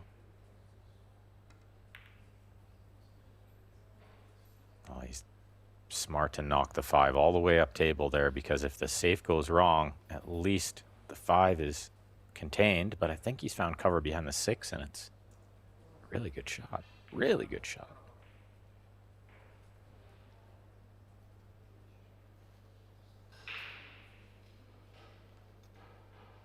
Pia studying the arena table wisely.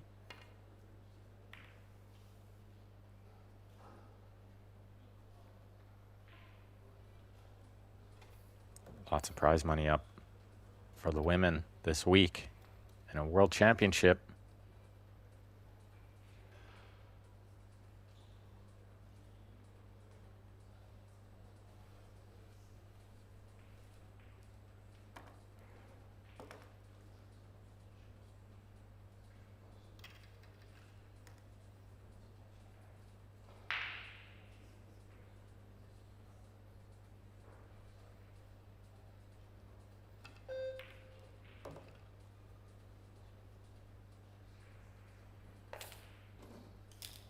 Well, he's come towards the 6 here. Maybe not as far as he would have loved, but he's got a very makeable shot.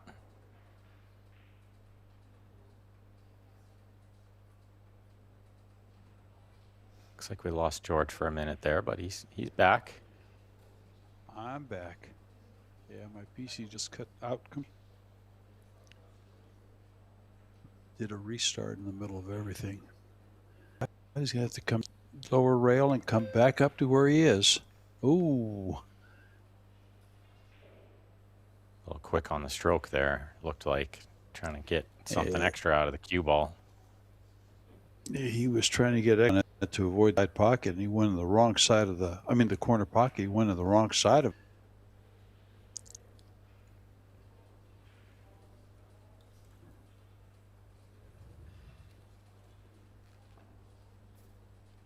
Trying to draw it into the short rail and come back up to the side for the 7, and did not work. There he is. Wiggled that one in there. I wasn't sure it was in, but maybe on day 1, maybe not on day 3, 4, 5. I agree. I was going to say that was a new cloth shot. A lot of times they know that, though, too, so they're aiming to that part of the pocket. It's easy from our view to think he slopped it in, but he might have aimed it to there. Mm-hmm. Could use some angle here. He's got just enough. I think just coming to the left, so he'd love to get about side pocket height with this cue ball towards the 10. He'll draw a little left spin. Really good.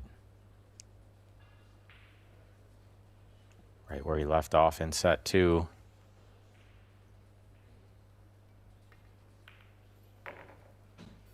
And only 2 games away from winner's qualification. Will be coming up, scheduled for 10 minutes from now, but I think these guys will be a little longer than that. I think so. But more importantly, Henrik has now won 4 games in a row. The 3 from the last set and this one. He won those 2 games in the first set, then lost 3 in a row, and he rolled back on set number 2. Well, I don't want to say he rolled back. He came back and won 3 in a row. It started out kind of slow, but ended up winning the set, and now he's won the first game in set number 3. He needs 2 to close this match out. Brede needs to get 2 games of his own to send it to a shootout, and it's to win.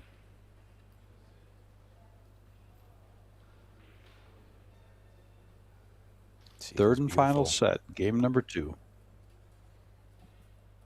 Those beautiful Predator Arcos balls. It's my 5 favorite balls set. in, I think. Oh, we got a little kiss of 9, still went in. Yeah, it's my favorite set too, George. I love how they play. I think the first time I played with them, I thought, that's how the cue ball's supposed to react.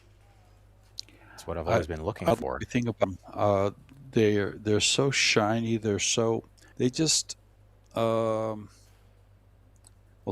they're made by Aramith, and but they're just I just find a pleasure to play with. Easy to keep clean. They wipe off real easy, where other balls.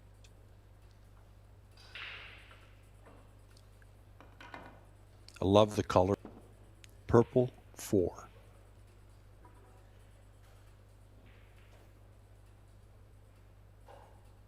He's decent on this 2 ball, but it's a long way to the next ball and then to the one after that. So lots of cue ball movement in these next couple of shots.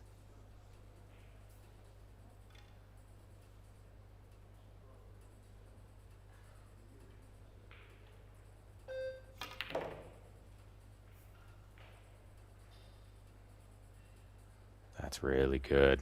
He's held a really nice angle on the 3. We never saw that stroke in the first.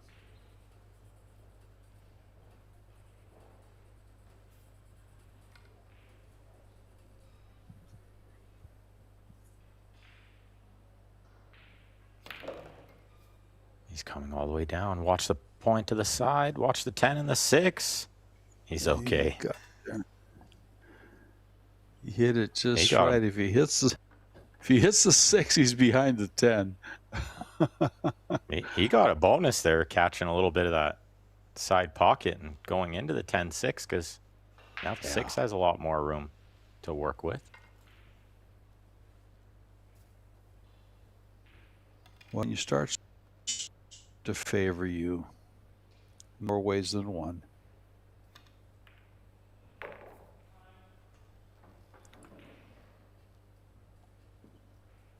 Looks good here, and the 8 ball passes the 9, the 7 over the side. Could we see first break and run here?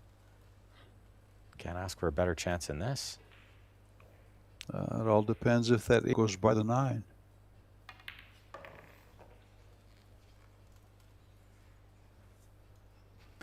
Because now he doesn't have the angle to get on the 8 for the side pocket. Well, I remember the shot he played in the rack before, where he slopped that ball in, or what we thought was slopped in. I think that's a big pocket over there with new cloth. I think the 8's got lots of room. Yeah. Slides.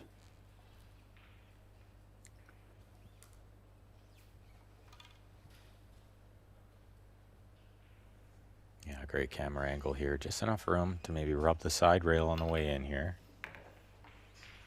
Just touched it a little, and he's perfect here. Roll this one in.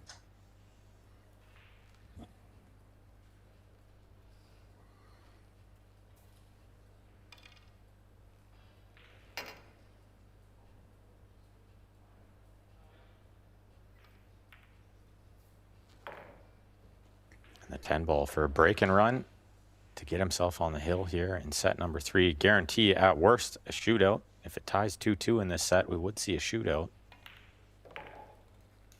Something I think Arnoy needs to keep fresh in his mind is that he's only 2 racks away from a shootout, and anything can happen. Well, I'd say it looks like Henrik's back. The way he's rolls around the table, the way he's cueing the ball. And let's take a look at some of his numbers here. Set number 3. And just take a look at the overall performance numbers. He's up at an 8-5. He's 692 for the match. His first set was a 561, where we never saw him stroke the ball the way he stroked it.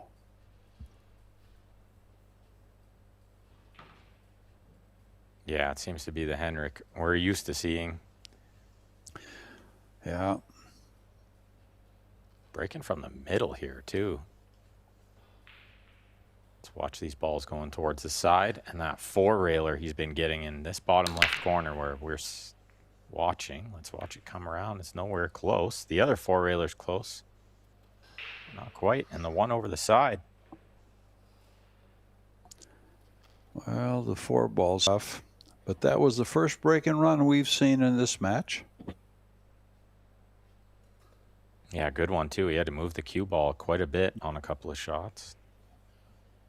But yeah, nothing easy here. The 3-4 tied up, so angle on the 2, very much needed if he wants to develop it.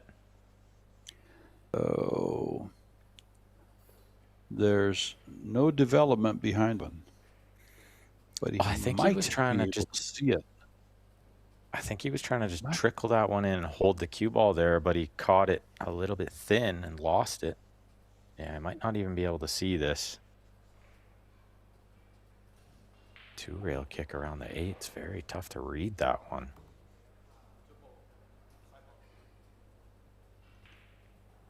He's coming 2 rails at it, huh? That's going to be tight to come inside there. Yeah, I think you had to hit it really hard or with some inside spin. Exactly. Yeah. Yeah. That corner was just the corner of the corner. It was just too close to that rail to was that ball for the 2. That's a tough one from that angle. Yeah, he'll feel like he missed an opportunity a bit there because he should have been able to see the 2 with the 1 over the hole like that. But let's see if he can get another shot here. Nothing easy from the 2 to the 3, but he might be able to drop short side, shoot the 3 in the bottom left, or will he just play for a combination? What do you do here, George? Do you try to get short side on the 3? He's got the perfect do it from here. Definitely. Yeah, like because you're going to use the rail to hold up the cue ball. So land the cue ball on the rail and just let it come off a hair, and you're straight in on the 3. He's playing safe. I never guessed he would turn it down, but that's very smart because it's a super safety. He's got him in jail here. Will he even think about going for this ball's so hard to hit. He's going to have him on 2. He'll have him on 2 if he gets another in. Yeah, and he might consider it. We'll see. I would think he probably moves the 4 or the 2 here, though.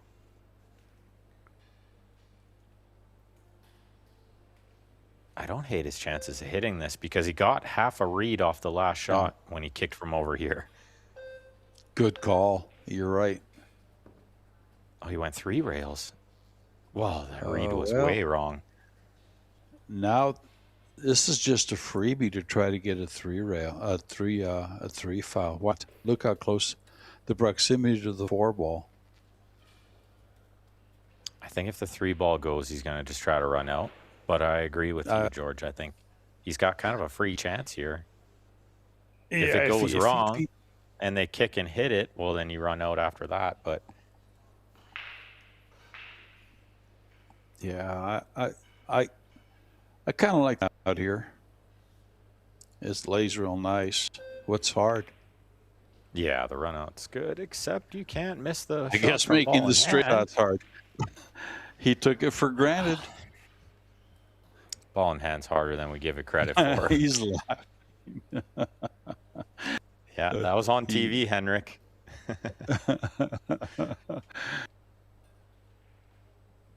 Yeah, his friends will be sending him that video, I think. You know, they'll screen capture that one and send it to him. He just took it for granted. Well, I think that's why ball in hand can be hard, because we just look at the next ball. We're not even looking at the first ball in front of us. We've already made that one. We have ball in hand. How do you miss that? Take our eye off it a bit. Well, the one thing I'll say is he's opened the door. Yeah, he really Opponent. has. He really His has, opponent. because the balls lay nice here. The 6 to the 7 might be the only tough shot. Everything else kind of connects pretty easily to just pot the balls. Yeah, you see how difficult reaching over a ball can be. Just reaching already is difficult, but over a ball, extra tough. He's done well there. Well, really, each ball leads the other for position. Makes for a nice pattern.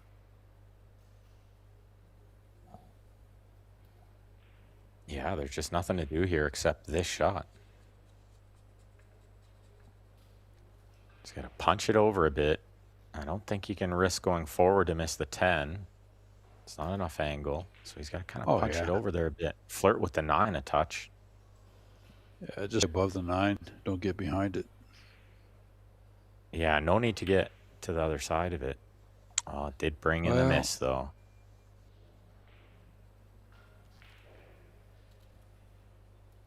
Oh, and it might very well be his last chance in this match. Let's see how Henrik handles the side pocket. He's going to be coming back right at it. I like him staying underneath it. Yeah, the short side, I think. Yeah. Well, it's going to make it easier for him to reach it, too. Yeah, he can always reach it from the short side here. Wow, and he got absolutely perfect. Yeah. Look at the angle he'll get out of the 7 to the 8. Nice. I like that he's come over here. It's a stop shot. Yeah. Yeah, I like that he came to double check. It's easy to just think anywhere on the 8's good enough, but it's going to make it as easy as he can. And I like the 9 in the corner next. No need to move the cue ball super far.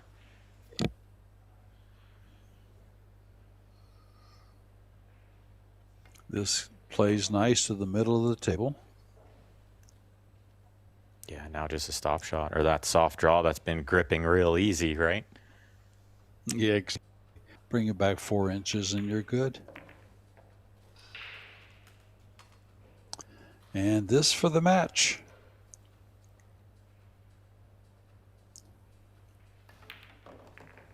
And there's Henrik Larsson.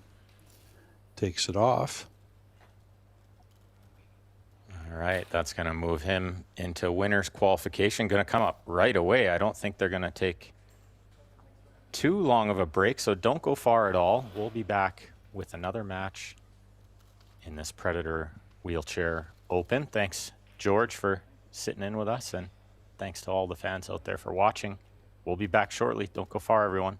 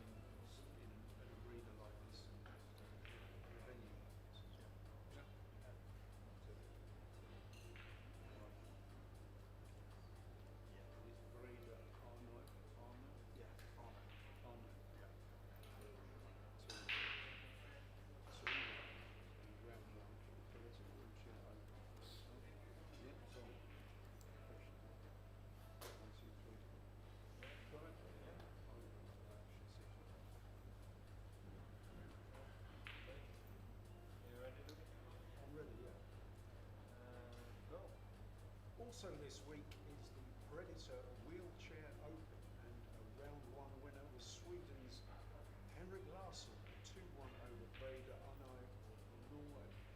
Henrik, tough victory, but great to get off to a winning start. Yeah, I had a slight, in the first set, I missed the chance. But I did run it back, and I looked kind of solid in the last two sets.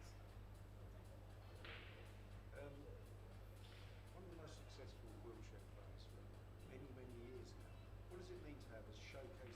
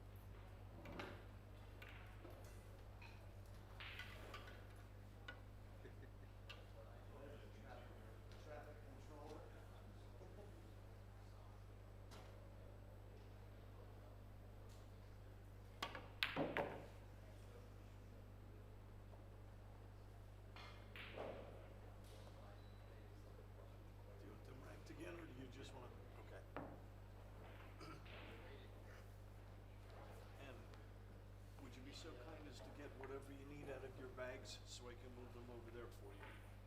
Actually, I'll put them over there at the chairs.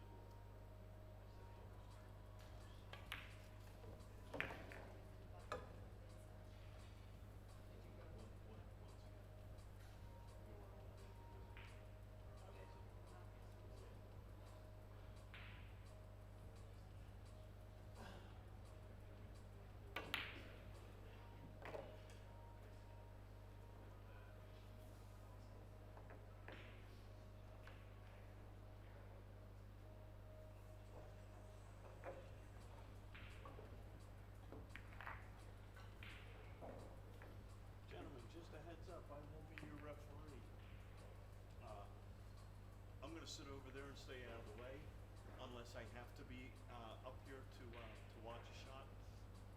Call out your combinations, banks, and jumps. Call your extension out to my scorekeeper, Boyana.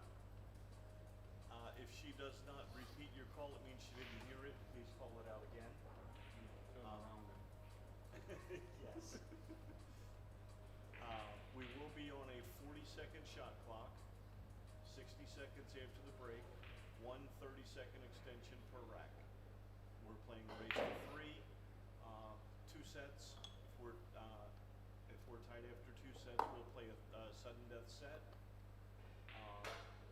That will also be race to 3. If we're tied at 2, we'll go to shootout. Do you have any questions? Okay. When I place the balls for the lag, you must lag from where I place them. If it's not comfortable for you, ask me and I will move it for you. Okay? When you do? You'd like to be in this range? Yeah, because of I have a big hands.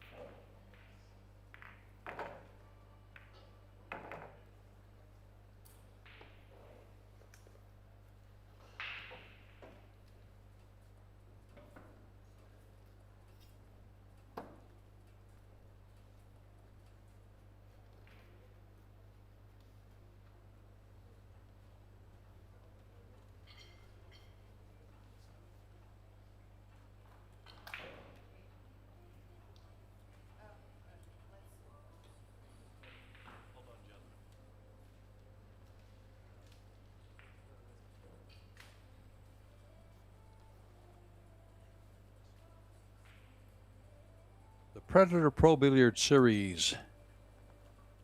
We are in the Eternal City of Rome, Italy, at the Roma Cavalieri with $300,000 prize fund for 4 events. WPA Women's World 10 Ball, Fujifilm Women's Doubles, Masters Showdown, and this Predator Wheelchair Open. This is a qualification match between Kim Nygaard and Fred Dinser. Fred is the Silent Warrior, a 6-time world champion, pool, snooker, and blackball. And you're looking at Kim Nygaard from Norway, professional player in the Norwegian tour. This is a race to 3 playing 10 ball. 2 out of sets. This is George Teacha, and I'll be joined by Eric Clifson, our Canadian champion, to call all the shots for you. And here we go, Eric. Okay, pleasure to be with you. I was able to do Fred's first round match, and he came in at about an 875 player overall performance at the end of the match, believe it or not. So I got to make him a favorite in this one. Well, I think 3 guys that are really favored to do this whole match out of the 16 players. You have Henrik Larsson and Matej Brajkovic. And they are the Fargo players. Brajkovic with a 648, with a 6-1, and Fred with a 621. These are the more experienced players.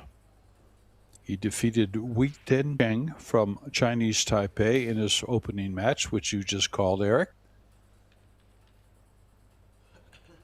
Yeah, played very well. Had a couple full table runouts. Probably 4 of the 6 games were runouts from the 2-ball or more. Dinsmore opening with the break here. Nothing down, so first look at Nygaard.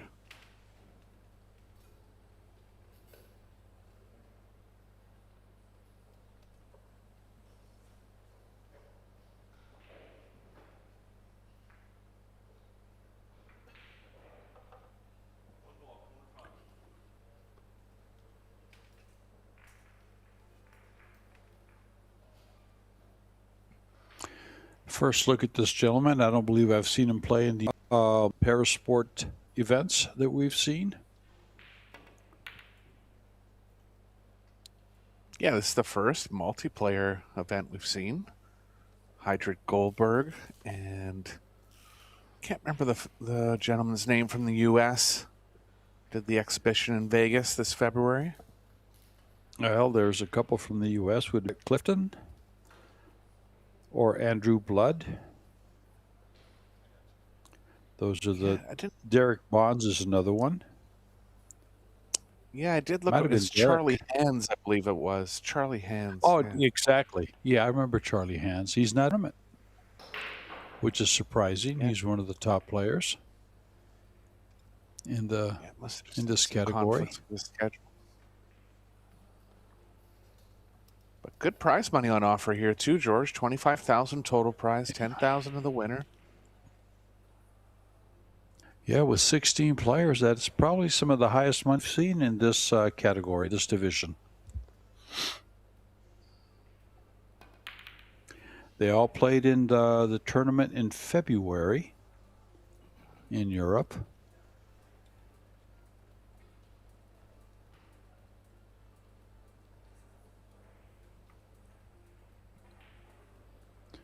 Good look here for Fred. Running into the 9, leaving some distance on the 2. All these players have to be very adept with the bridge. It's on the proper side of the table here. Not sure if he'll need it. Has an array of extensions and bridges for shots that he can't reach. You know, one of the things I'm noticing between the players is Kim has a higher seat and bigger wheels than Fred does, so he's higher over the table. Yeah, I noticed that too in the last match. Chang was higher over the table, and Fred kind of having to shoot more sidearm. It's a bit of a disadvantage overall, but something they can overcome. I mean, honestly, Fred shot an 875 player overall percentage in the first round. That's world class, George. I mean, you know, making like 3 mistakes over the course of 6 games. That's really good. Henrik came up in his third set and came up over 800. Just a little over 800.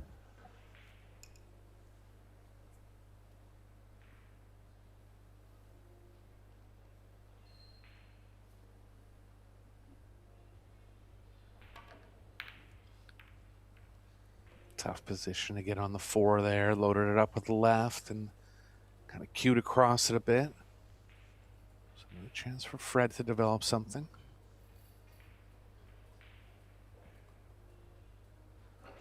He's a former world champion in the wheelchair division. He also sells billiard supplies out of his home country in Ireland.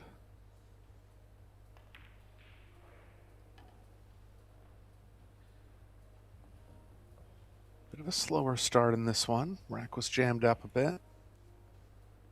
Tough queuing here for Nygaard. Well, he's got to be some kind of a player, as his nickname is the Silent Warrior. And that's Fred I'm talking about.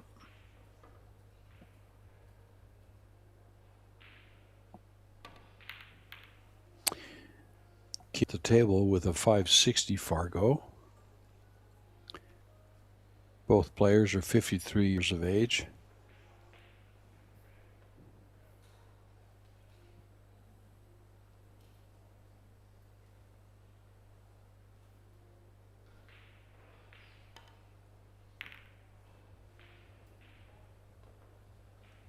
Just jockeying for safe position here. I don't think the 4 passes the 5. Could be a carom option from the 4 to the 5.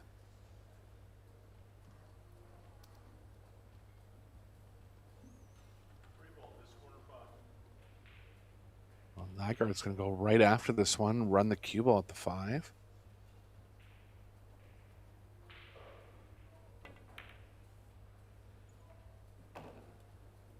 Good shot. It's on the 4. See if the 5 passes the 8. I believe it does.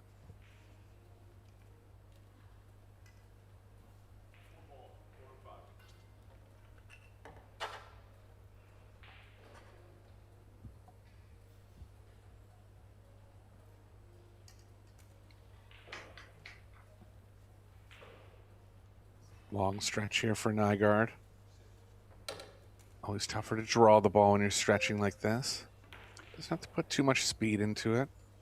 Yeah, the reach got him there. End of his shot clock as well.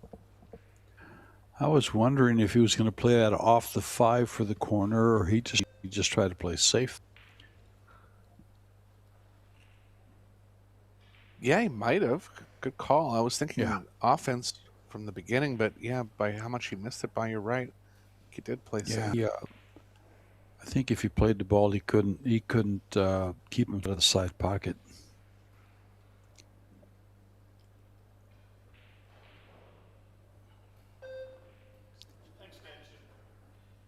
He might have just the edge on the right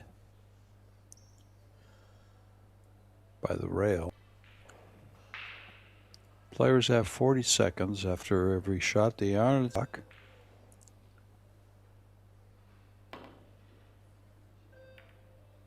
Shot here Nice from Fred. hit. 3 rails around. The 10 ball looks like Did he he's going to find- get somewhat in the way. Yeah, he found some cover, didn't he, Eric? Yeah. If Nygaard has the left side of the 4, he can try to get the 8 in between the cue ball and the 4. But the cue ball's leading into the side pocket in that case, so he's going to go for the jump here. We saw last match. We saw Henrik Larsson come with a small jump shot like this. Elevation.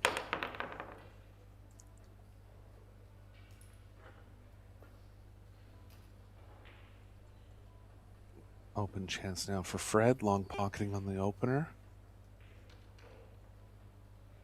Did very well in his round 1 match on these type of shots. 2 missed balls overall only.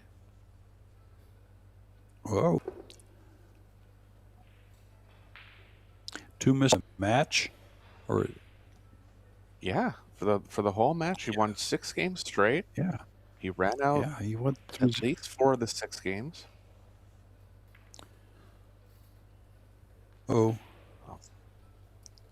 Off the mark on this one. And the 4 is yeah, going to both have room on the players side. lost. Both players have not lost a game, Eric. Neither did Kim. 3-0, 3-0.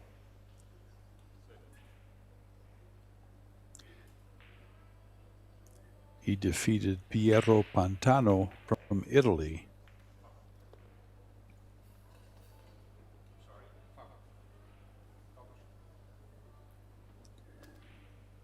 Both players, the winners will go right into the quarterfinals as qualification. I think Nygaard must Down have to double hit business. the cue ball there. And the ref actually didn't recognize it, but Nygaard calling a foul on himself. Oh, boy. Dinsmore nicely applauding his sportsmanship. Our referee is Pearson from Amarillo, Texas, in the USA. Makes the trip to Rome, Italy.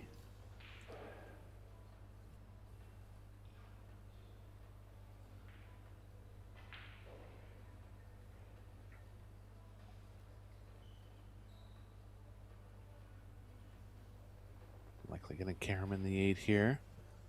Dinsmore just slightly out of reach on this one. Handy bridge he has there, George. It's retractable. You can kind of make it different lengths for different shots. Yeah, I've from several of the players. They're able to carry it around with them on the chair. It's all compact, because with a 40-second time clock, they don't have the time to wheel back and forth to the chair as there's.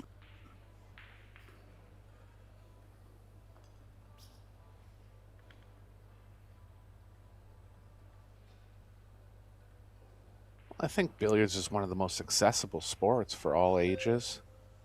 Players in wheelchairs, and I think this will be a great example of how well you can really get at the game and enjoy it.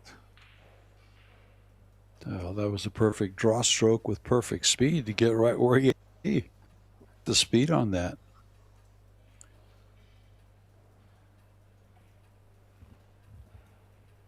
Yeah, he's a top That's player. a- I mean, Yeah. I think, George, we were looking at the Inside Spin website.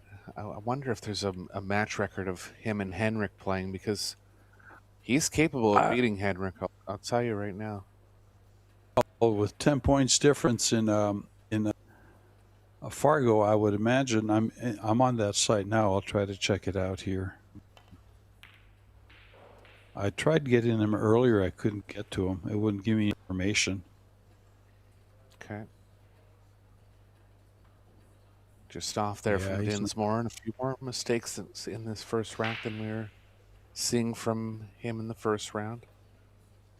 They're not up on the head-to-head analysis. Okay. Well, they will be entered after this. All the results will be entered after this tournament for our viewers. There at were home. You some can check results. that website. There were results from the February tournament, Eric, but I couldn't find any on Henrik or these two, actually. Let me try again.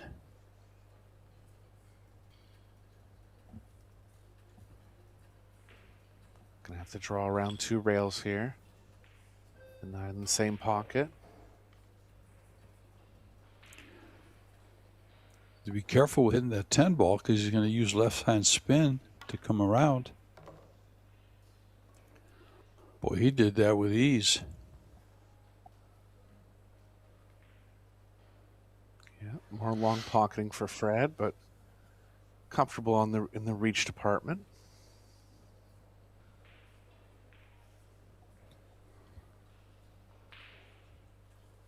Let's see if he takes the long shot on the 10 or draws it back for the side pocket, Eric. Good shot. A little too much speed to draw all the way back. A chance at rack number 1 for Dinsmore here.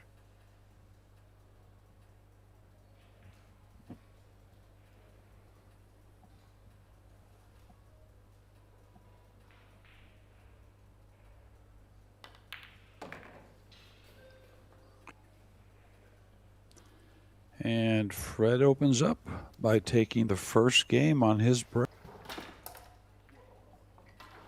It's winner break, race to 3.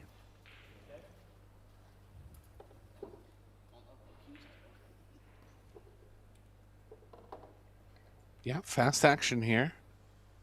Every game of high importance. There's the stats for the first game.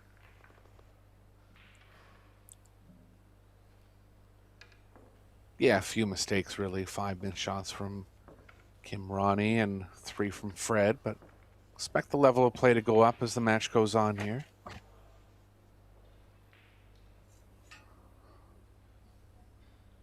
Safety efficiency right up there. 100% for Nygaard. 80% for Dinsmore.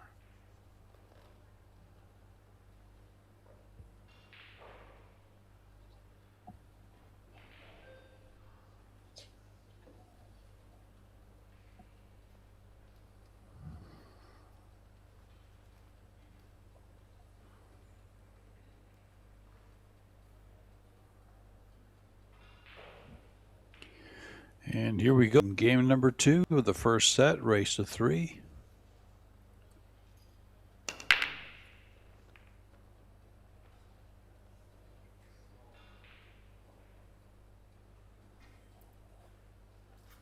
Nothing on the break, but no shot on the 1 for Nygaard. Push coming here.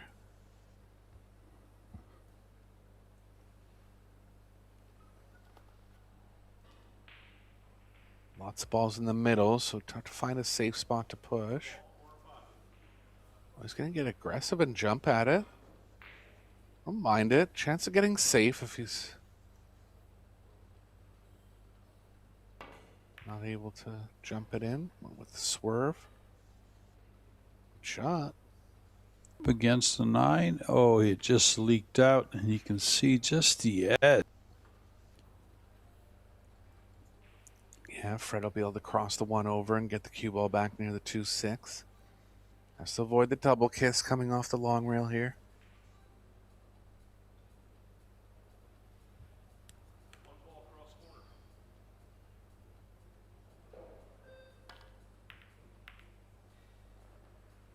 Caught the double kiss. The bottom left is going to be blocked.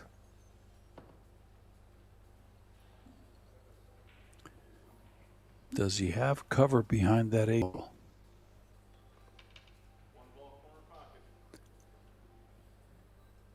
It's called the Looks top like left. Yeah, the shot could kiss.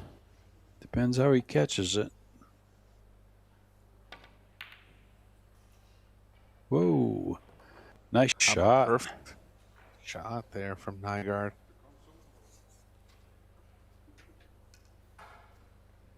Heavy cut angle on the 2 in the side, but he can undercut it. Try to line the cue ball and the 2 ball up near the middle.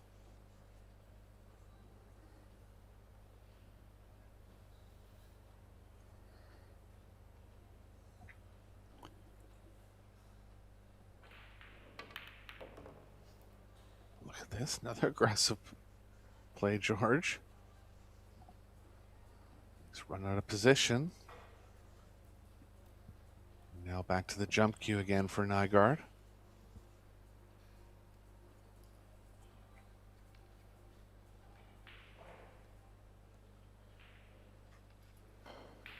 Had the first round of the Women's World Championships this morning.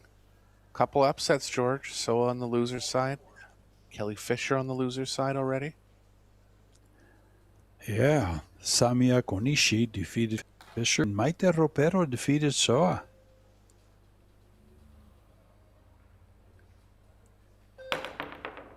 I don't want to say surprising in these short races, but those are two of the top players on the women's tour. Very, very top. Upper echelon. You always find them in the final 16. Yeah, they were all over in Green Bay, Wisconsin for the Women's World 8-Ball Championships. And I saw Jasmine saying that there was a couple flight delay issues leaving Green Bay. So I think a couple of them got in last minute. It's a little unfortunate with the timing. But look for them to regroup and come back. Be playing down to a final 16 redraw on that one. Shot from Dinsmore there.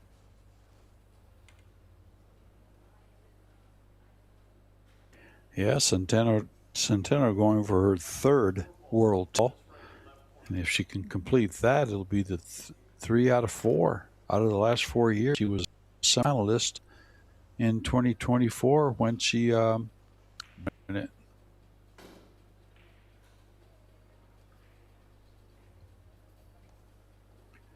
So we've got quite a competitive lineup in the women's ball.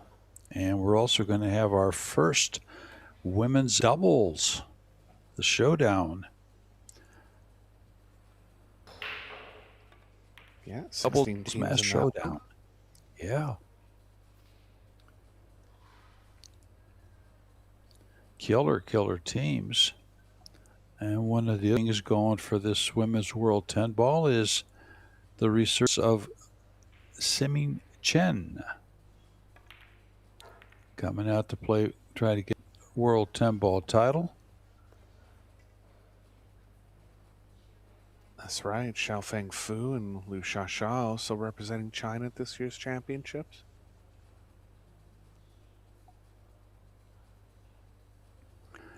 Yeah, and 2022 was the first one that Predator put on the World Women's 10 Ball. It had not been played since 2013. So almost 10 years later, Predator revives it with some very heavy money in that tournament. I think it's $200,000. $200,000 prize fund.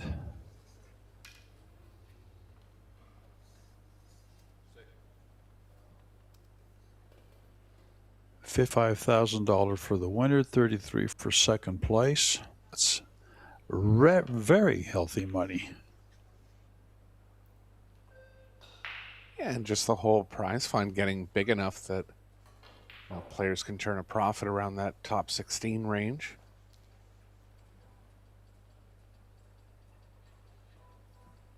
You can see all the sponsors making that possible. Laid out in the arena. Well, what stands out to me as far as sponsors go that's new for us is the Fuji and the Banca del Fucino. Of course, that's an Italian sponsor along with Noleggiare.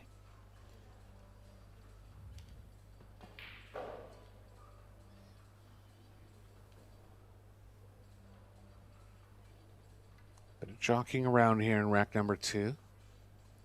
Advantage to Nygaard, drawing the foul. Is he going to go for short side or he wants to get out? Interesting play. Worked out perfect. Yeah, I like the combo there. It was lined up pretty good.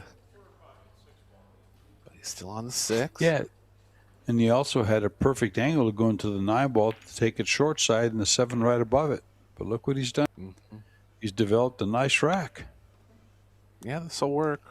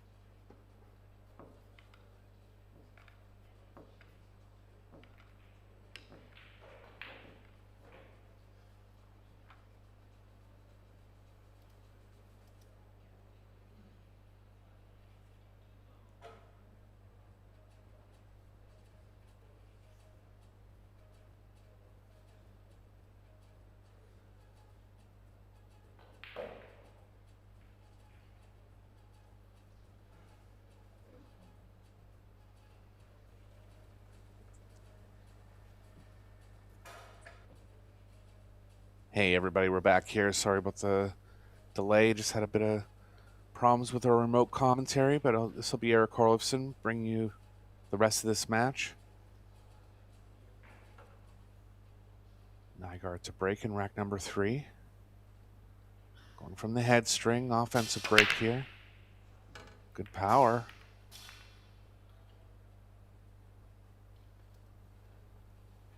Just left the 1 ball on.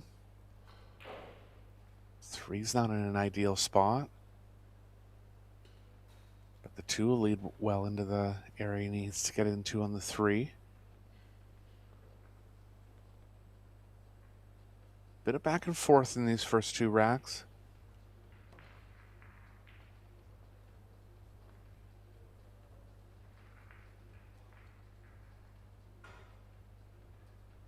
Got a bit of angle going to the left here, but he can straighten it out with some right spin.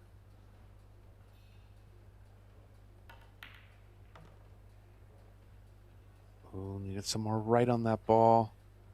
And he's going to end up behind the 7 here, I believe.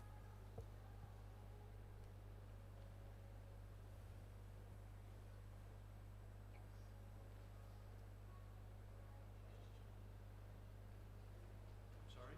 Just check. They are frozen.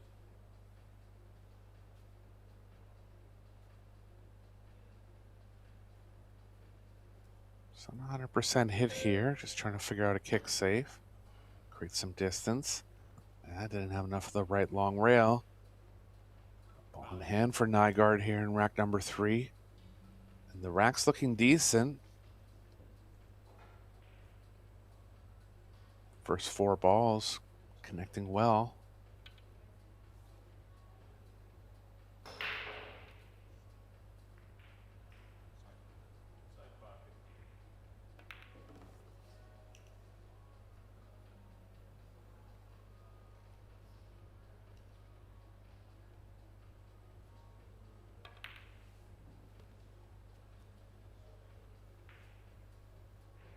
Nygaard staying in line. 6 is going to lead well to the 7.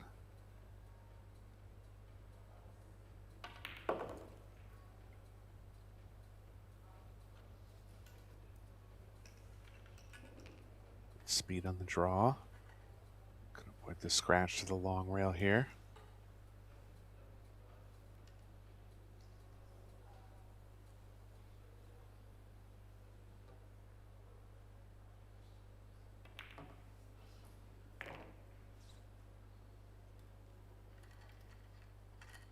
See how aggressive he decides to get with the position here. Can play stop position for the 8 in the bottom left, or a little more aggressive and draw straight back for the 8 in the side.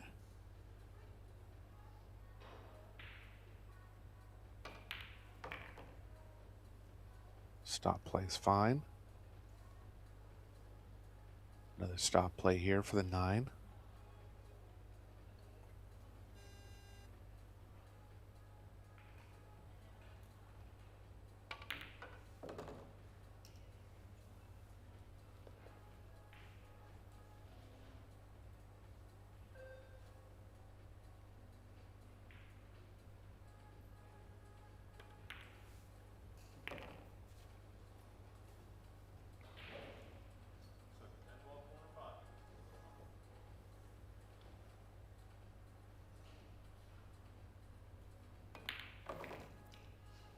Nygaard with a 7-ball run.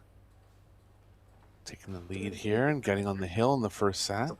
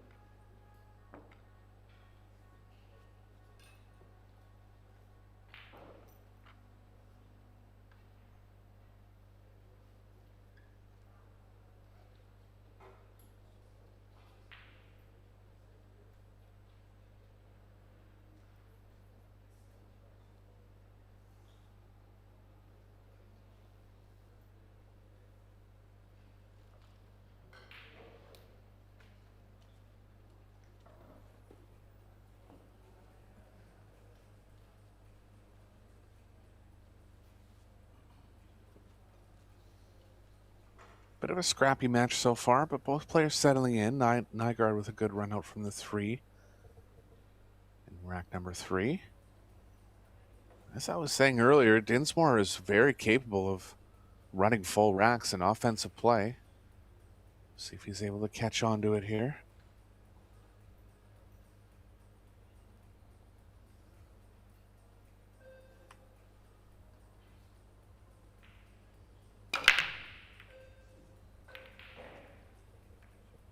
Good power again. Rack opening right up. But nothing offensive for Dinsmore.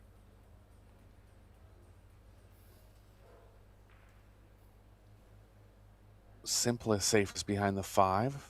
Kind of like going for more distance, possibly playing the cue ball near the 7.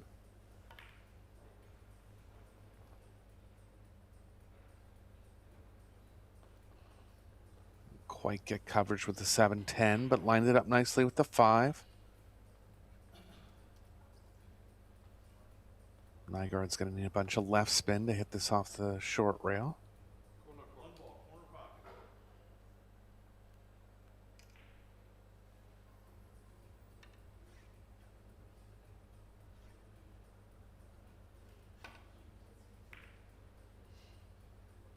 Great try.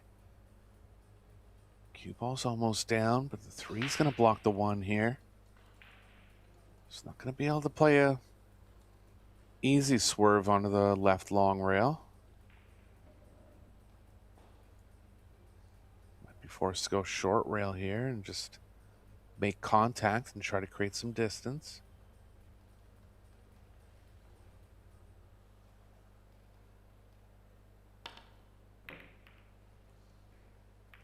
It's a good shot. Go for the cue ball.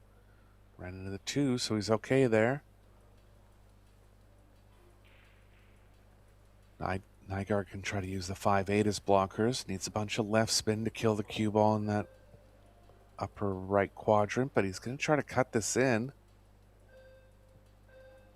Favors the aggressive options.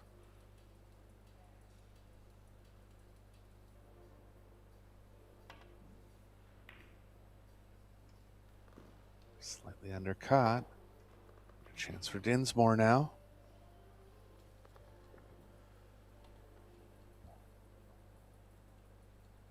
Winner of this match will advance to the quarterfinals. 16 players starting the event. They'll eliminate it down to 8, single elimination.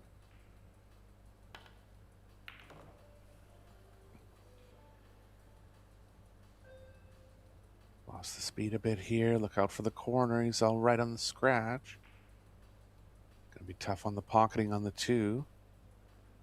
They'll create natural distance.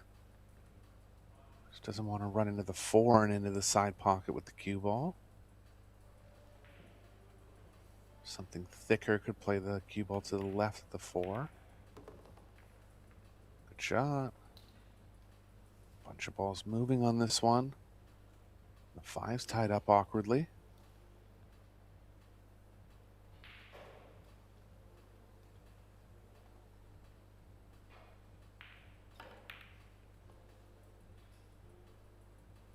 Corner, coming close to the pocket a few times, and he's in this time. I think Nygaard's going to favor the 3 foul here. Can get him locked up behind the 9 pretty easily.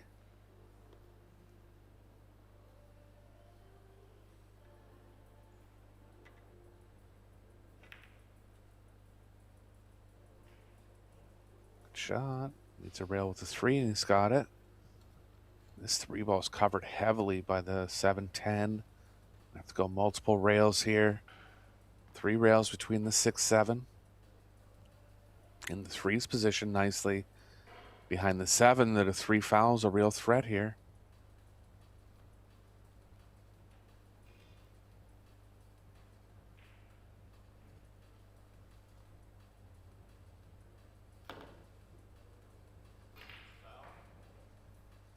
Ball got in the way. 2 fouls now for Dinsmore.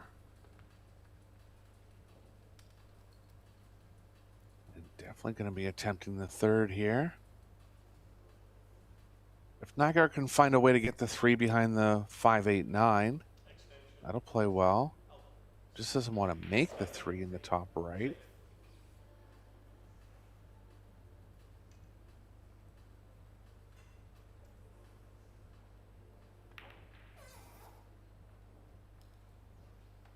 Not ideal coverage here.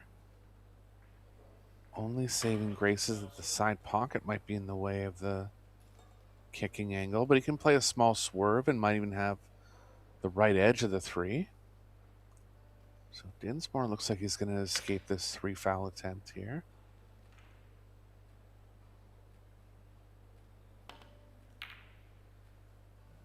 He does. So back into the safe zone as far as 3 fouls.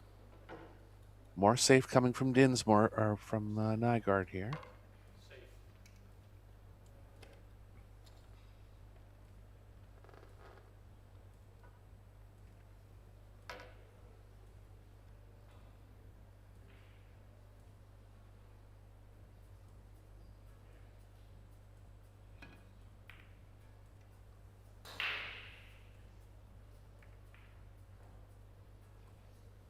Went for the distance save. Left the cue ball over top of the 6. Just the thinnest left edge, if any, for Dinsmore.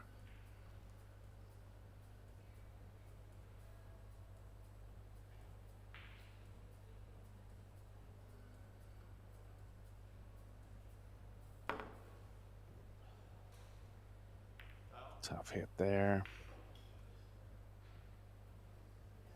And after about 6 innings of safe play, Nygaard's going to come out with the ball in hand advantage again. He's been able to draw a couple fouls from Dinsmore.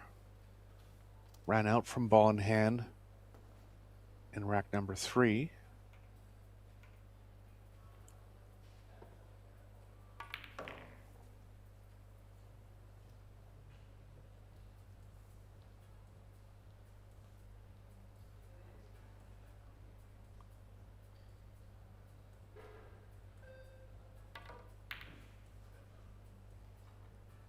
Oh, miss ball. Is going to get away with it? No. So a bit of a turning point here in set number 1.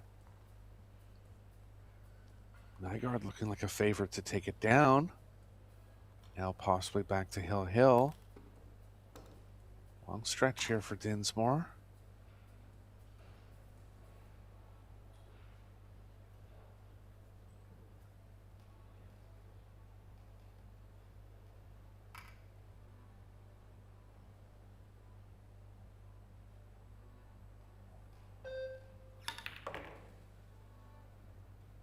Shot. Another long stretch, but comfortable pocketing.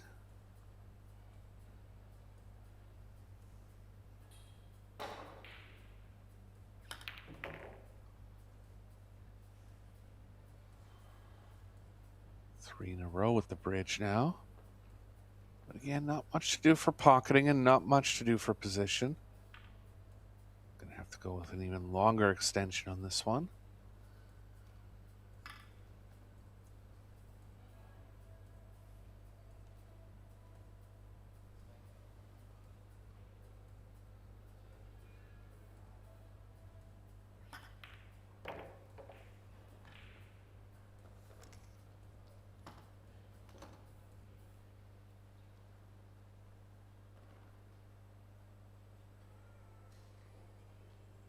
Back into open game play here now. 3 shots to go to make it Hill in the first set.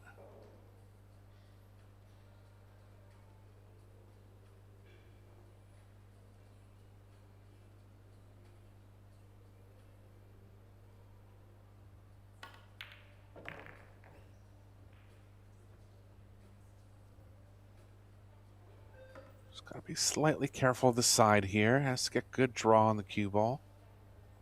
A bit of right spin. Stretching, so tough to really get a good quality draw on it. Might actually consider going forward. He is. Yeah, wouldn't normally go forward on that one, but Just stuck on the reach position. But he's come up safe here.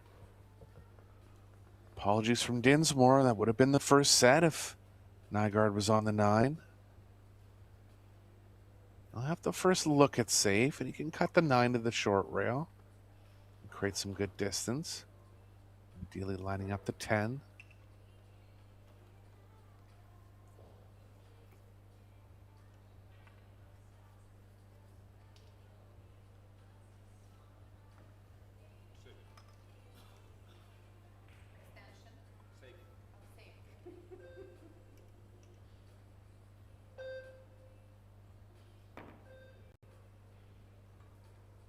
Shot. Dinsmore's going to have a piece of it. Can try to play side rail to side rail and get the 10 in between the cue ball and the 9. It's pretty aggressive to try the pocketing here.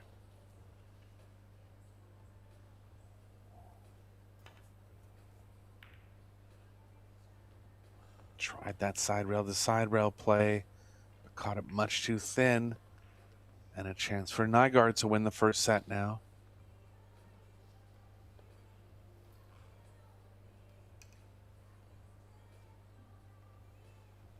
It's been pretty scrappy overall. Both players fighting hard here. Nygaard going to come out with the edge. Expect Dinsmore to come out much more competitive in the second set. Play that badly. Kind of an odd stat here. 10 missed shots from Nygaard and only 4 from Dinsmore, but resulting in a set win for Nygaard. And he's got it.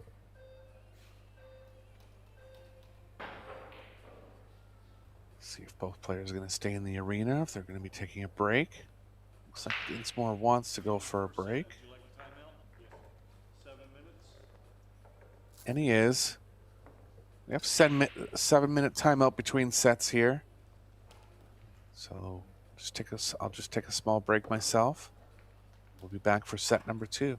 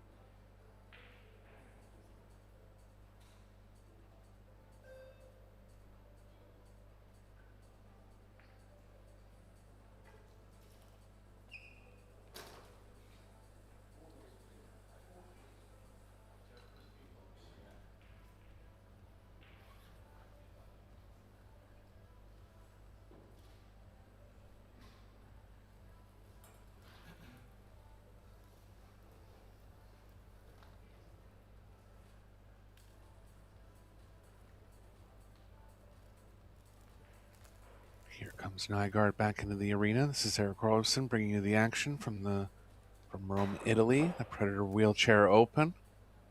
So winner's qualification match. Both players trying to qualify for the quarterfinal stage. Races to 3, best of 3 sets. Be up to Dinsmore to come back now. The third set is tied at 2 each. We'll be going to a shootout. I'd consider Dinsmore a small favorite in this match, going by Fargo and how he played in the first round. Came in with an 875 player overall performance in the first round, near world class. So wasn't able to get it going in the first set. See how we progress here in set number 2.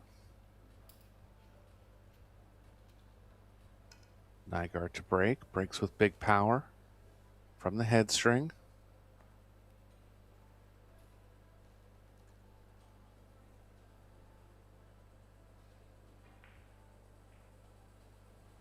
Got the ball in the second row down. And the 5. Shot on the 1. So good start here for Nygaard.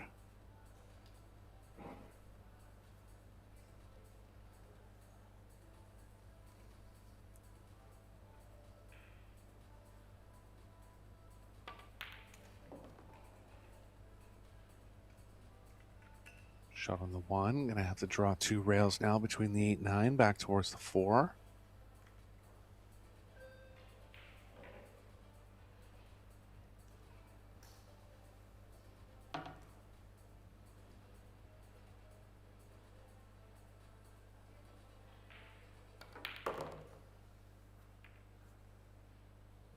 He would have overhit the speed, but he ran into the 8, and that's gonna play him behind the 9. Too far out in the middle of the table to jump, I believe.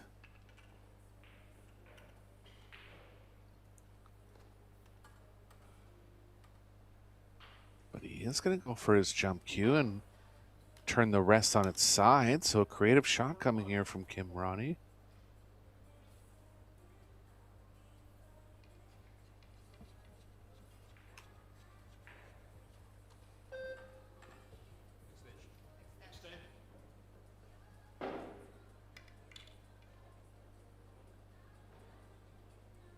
Shane Van Boning once jumped in a ball like this. Last rack of the U.S. Open. Look at this. Good try. Tough to execute that one, but obviously one that he knows that he could have executed. Nice skill developed. Nice skill attempted there. It's tied up the 8 with the 9. 8 looks like it goes in the top right. 7's in a good position to get the cue ball where he needs to be on the 8. He must be thinking 3 foul here. And it is more of a tactic in the wheelchair game. Less full table runouts.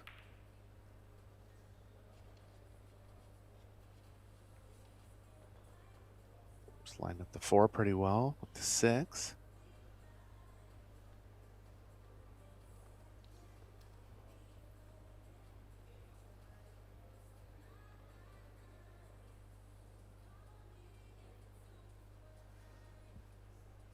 Very tough to hit this ball. Considering going off the left long rail and back across table twice. 3 rails I think is going to play a little tight here, but not much else on offer. Just tight. Good attempt there from Nygaard. Separated the 4 from the 6, so the third foul is going to be tougher to get. Dinsmore was on 2 fouls in the first set, was able to escape from it. Decision time here. Still believe the 8's available in the top right if he wants to try to do something offensive.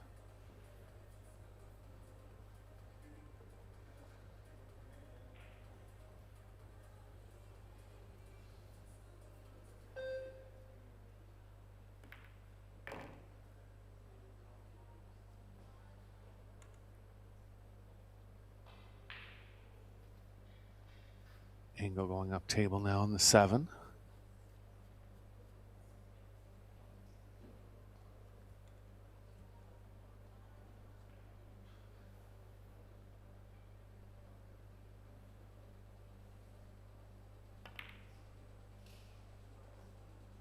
He's going to go for the 3rd foul, see how the speed is. It's good. See, Nygaard not afraid to use the jump cue, but the 7's going to be in the way of the jump here. Does have the short rail with some right spin. But on 2 fouls currently, so a must hit here.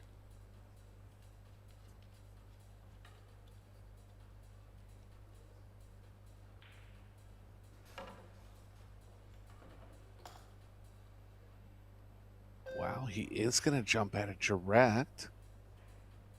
Confident jump here coming from Nygaard. And he's got it. What a shot. Small landing zone on 2 fouls. Great play there from Nygaard.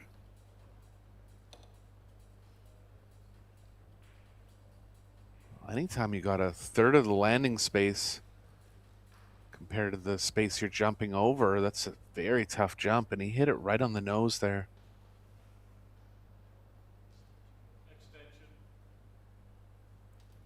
Tough spot for Dinsmore. Very tough spot. Almost like playing the 6 into the 8 and just drawing the cue ball back near where it is, or possibly further, closer to the short rail. Really not much else. Back cut looks okay from the overhead, but I think it looks a lot worse on the table.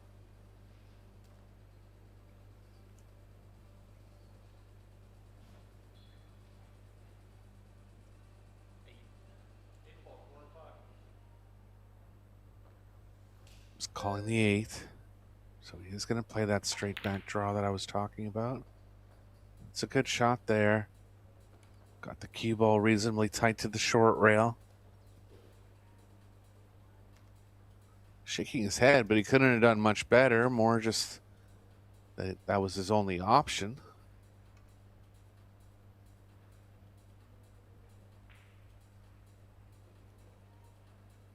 Long pot coming from Nygaard. Did have a fair bit of missed balls in the first set, but he's got this one. So things going Nygaard's way so far in this match. Decent chance to take rack number 1 of the second set now.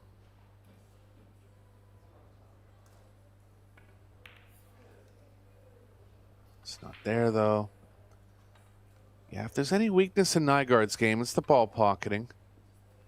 His position's good, his creative play is good.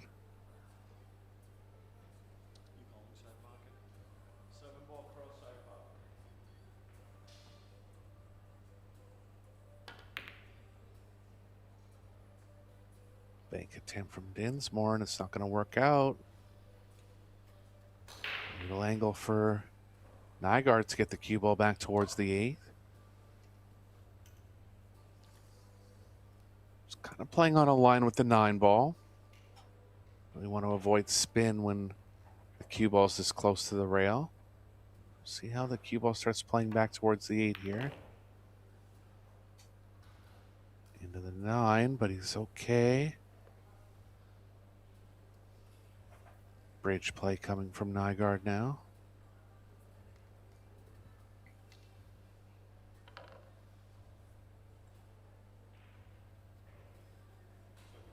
Interesting that Dinsmore kind of carries the bridge around with them, and Nygaard just uses the one on the side of the table. Undercut.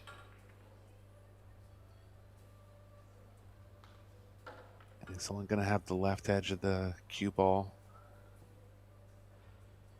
for the 8, but the left edge will actually play okay for position.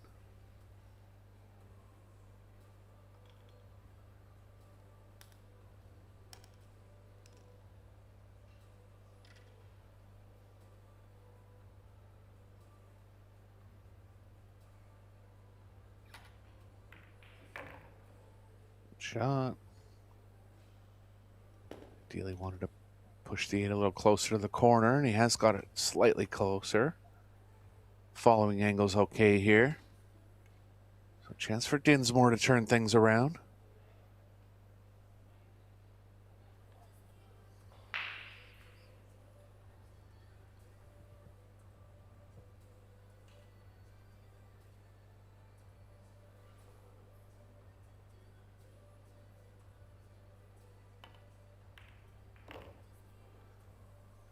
He's got it, and nicely on the 10.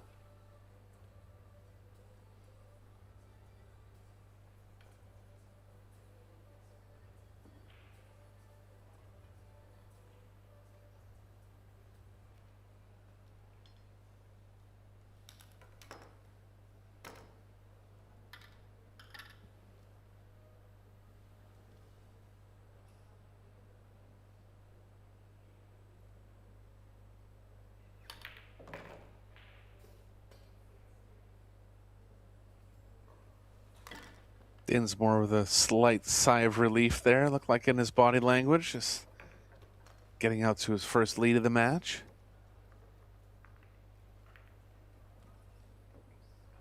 And he's fully capable of coming back in this match.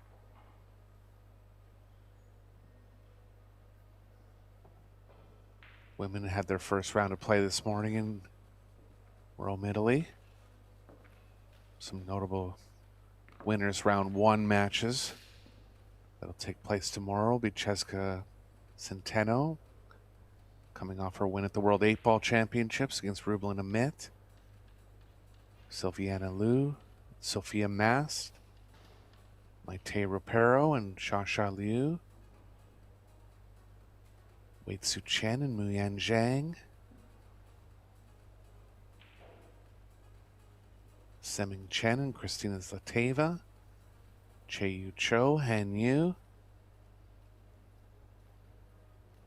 Jasmine Ocean and Xingyu Hong, the current World Junior Champion. So right away in the women's event, have all the best women's players in the world here with us this week. They're going to have their own doubles event. 16 teams entered in that. Nice quick race to 3 format, best of 3 sets. Dinsmore dry on the break, nothing offensive for Nygaard, so he'll be looking safe here. Play the 1 into the 7 and try to line it up with the 6. Calling the 7 in. See if it's just in case or if he's really going after it. He is. He's not afraid of those offensive shots. See if it ends up working out for him in this match, in this tournament overall.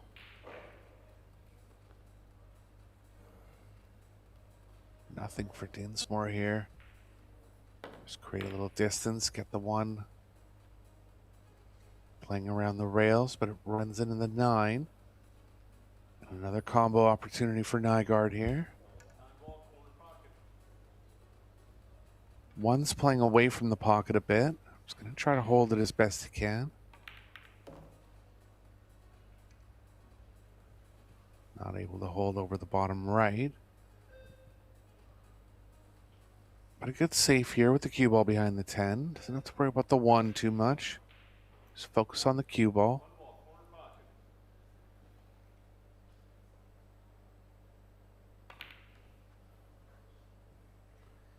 Another aggressive play from Nygaard.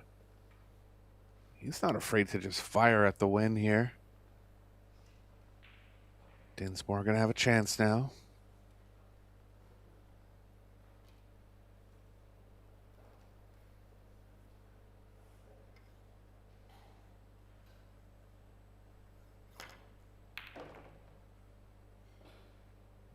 Shot, judging the cue ball nicely into the thin part of the 6. Got some angle going to the left now. Gonna have to avoid the 7 coming around 2 rails if he wants to play the more aggressive path. Could just roll at it, but it's gonna be big distance on the 3.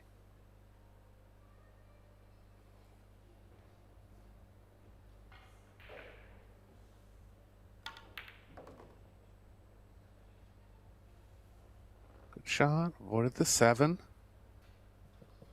Came up with a little more angle than ideal on the 3.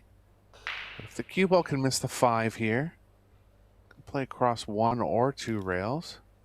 Don't mind 1 rail with some right spin. A little bit tougher with the bridge. If he wants to back off on the spin, that can work as well.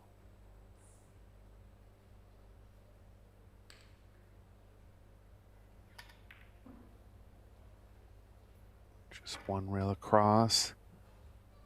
Spin, throwing a bit of undercut on the 3 there.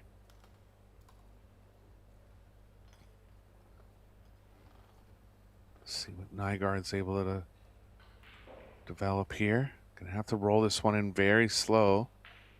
Does have an option to come across to the right side of the table. He's gonna favor that.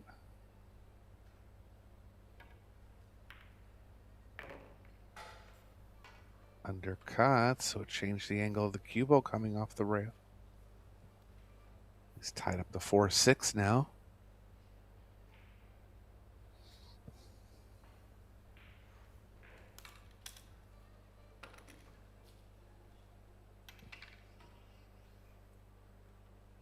Nygaard can stick the 4 where the 6 is. Ideally, if you can bring the cue ball around 3 rails and line it up with the 7-10.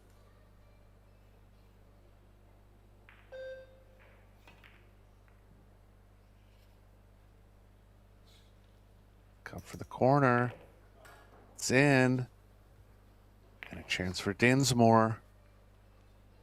And I'll say in Dinsmore's first round match, he was golden in situations like this. I haven't really seen him put together any big multiple runs, but he's more than capable, I assure you.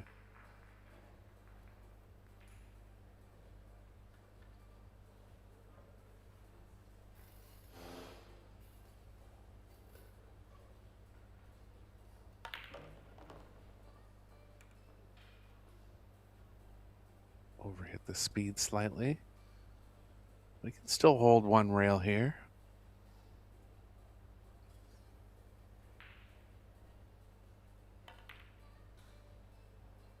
Shot.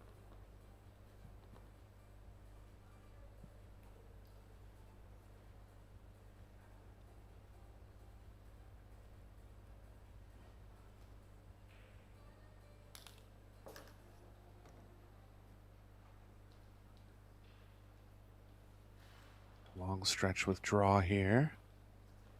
Don't really like the following angles. Could possibly cheat the thin part of the pocket and get some angle going to the left. It's a good shot. 7 past the 10. Good chance for Dinsmore to get on the hill here in the second set and force a third set.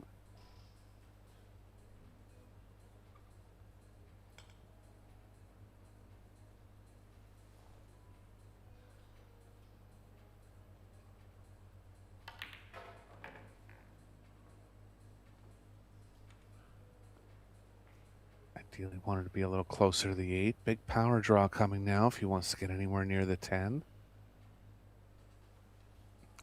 8 ball's nice and close to the pocket. So should be able to target it accurately. Big thing here is getting enough draw where he's not leaving himself too long on the 10. Yep, anytime you power up like that, even when the ball's that close to the pocket, there's always a danger of just getting off to it. And I don't blame him for trying to power draw the cue ball back. But just shows all the dangers of really hitting the ball at high speed.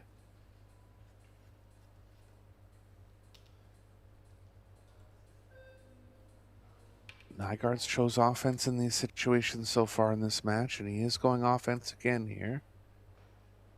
Playing the bank. It's a little short. Good speed to leave it in the middle of the short rail. And Dinsmore's directly over top of the 10 here, with really nowhere to play safe. Also, the cue ball on the 8 lined up, so can't really play a safe up the middle with the 8. Yeah, he's forced to bank it. There's just nothing on offer here.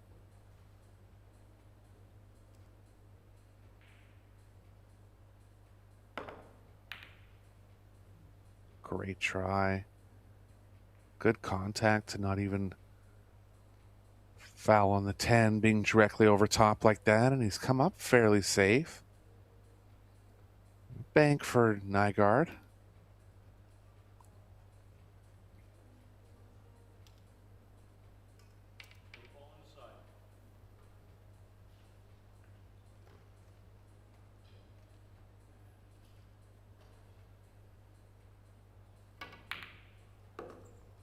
Just got it this time.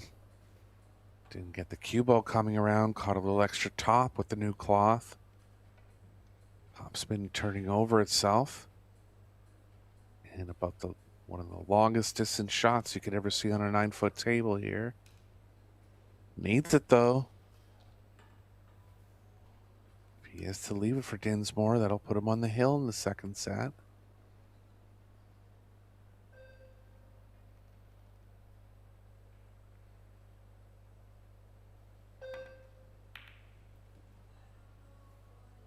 Slightly undercut. Gonna leave distance.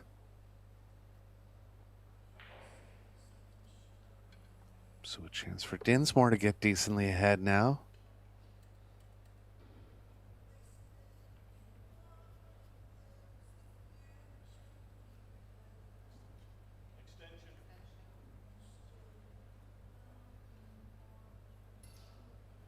Fred's almost looking at it like he's considering playing safe. It's not wrong. These are the toughest shots on the table. Distance between the cue ball and the object ball. Distance between the object ball and the pocket. But I think he's got to go here.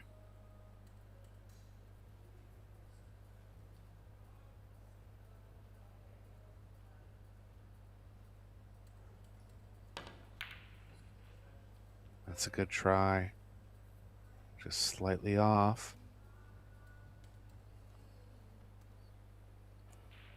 And he's going to leave Nygaard a pretty decently high percentage one here.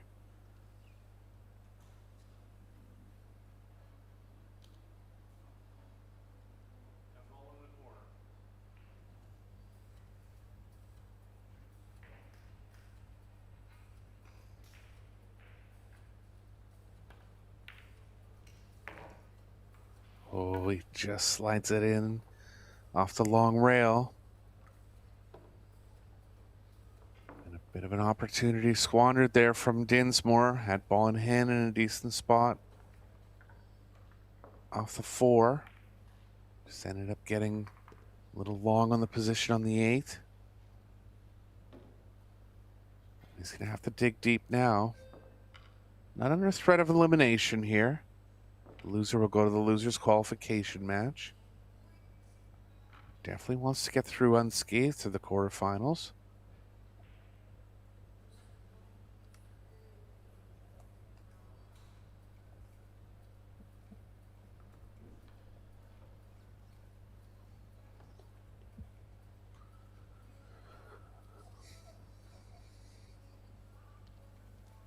Winner breaks format. Nygaard switching sides. He's been pretty successful on the break so far in this match.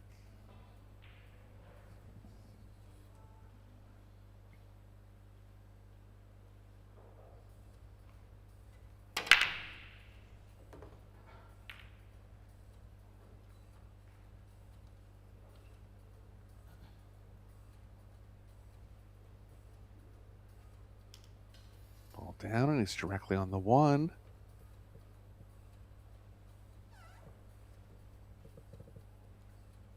Unclear if the 2 passes the 6-9.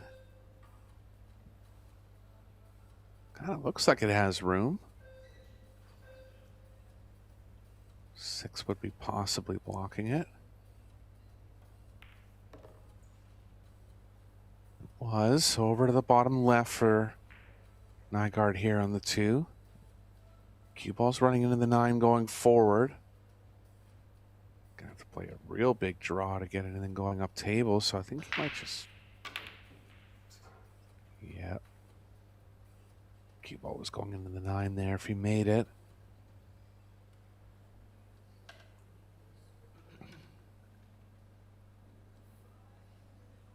Chance for Dinsmore. 4's in a tough spot. Gonna have to find a way to get the cue ball near the 6 if he wants to get through this rack.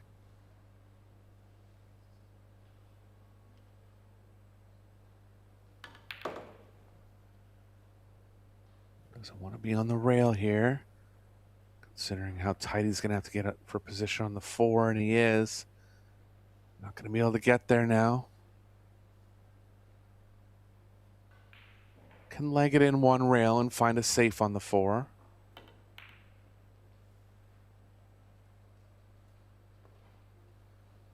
Yeah, just stuck on the rail there. Tried to make something happen.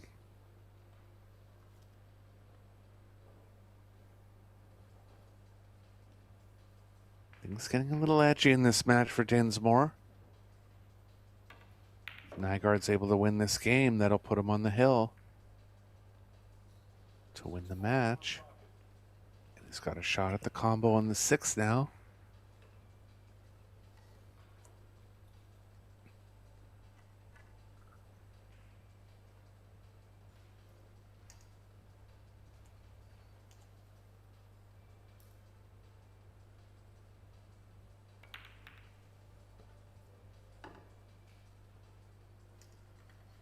I was a little worried about the 4 playing off to the left. It did.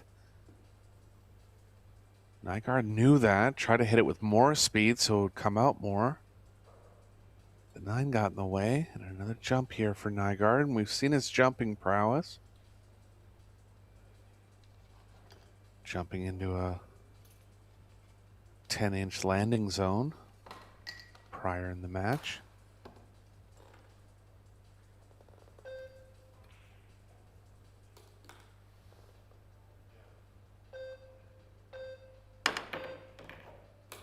Shot, and he's on the 5. It's okay to come back one rail for the side as well. So long distance pocketing here for Nygaard, and if there's, he has struggled a little bit in the pocketing department. The 5's close enough to the pocket here, it'd make him a favorite.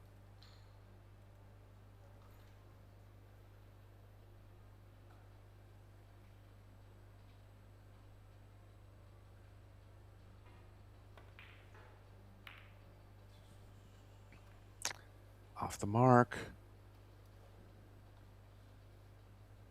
And a chance for Dinsmore now.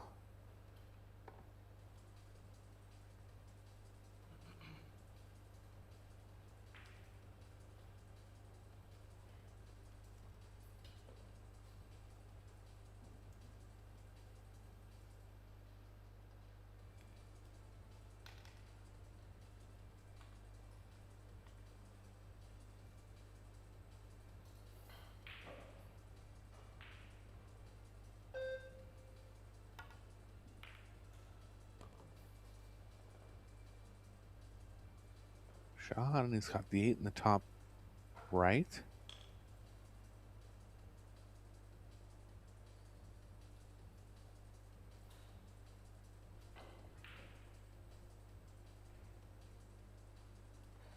Pretty even on balls pocketed so far, even though the overall score line is 4-2. 36 for Nygaard. 31 for Dinsmore.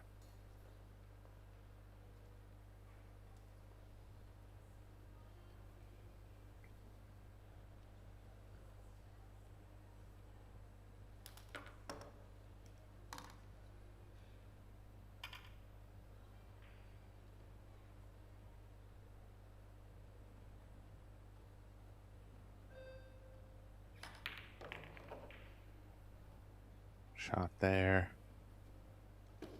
And this is where Dinsmore excels, these kind of more advanced cue ball control shots. Again, we haven't seen it as much in this match, but he definitely knows how the cue ball is playing. He's able to get himself in good spots overall.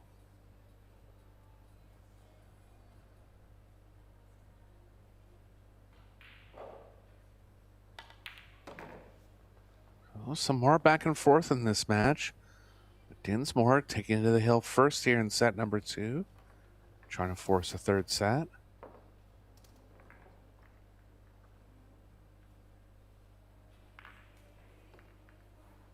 Going to have the first ever women's doubles tournament starting tomorrow. Sponsored by Fujifilm.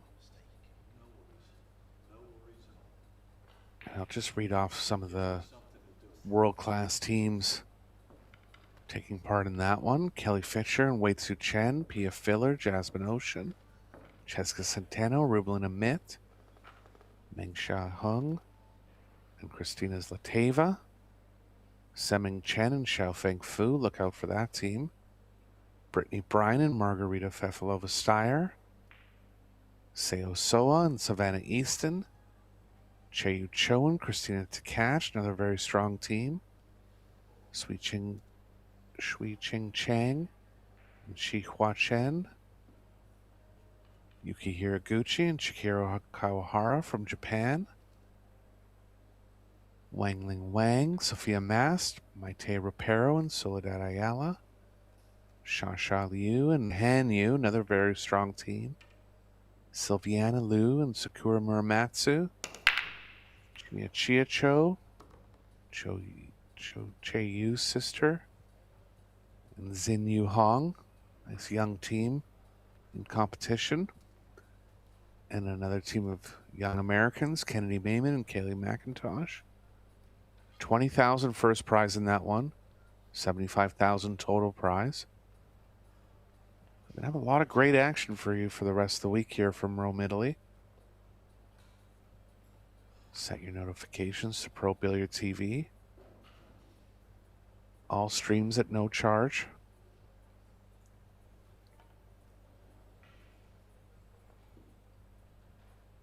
Ball on the break for Dinsmore and pushing out to a safe area.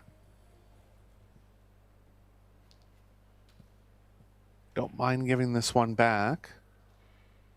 Typical safe would be baking the 2 up the middle, but the cue ball's running into the 8-10 in that case. And again, with the aggressiveness, Nygaard going to go at the pocketing here.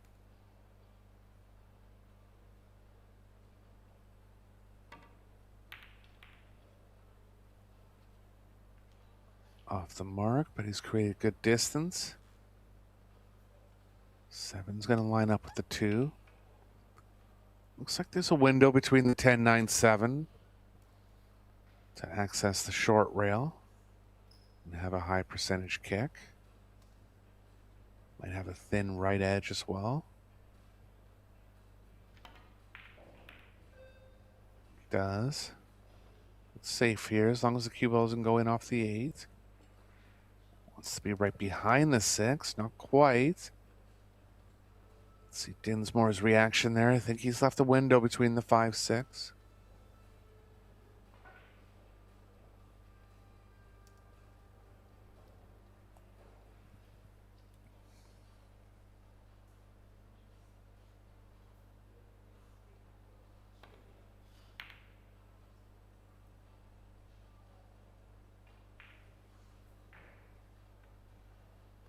Shot from Nygaard. Haven't seen Dinsmore with the jump cue yet.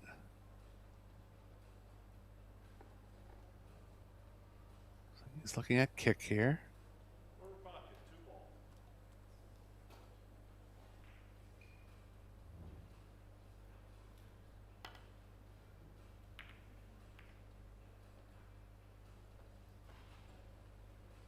Left it open.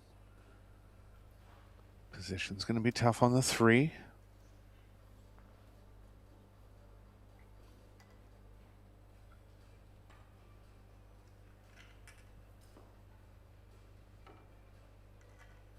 Going for the longer extension here.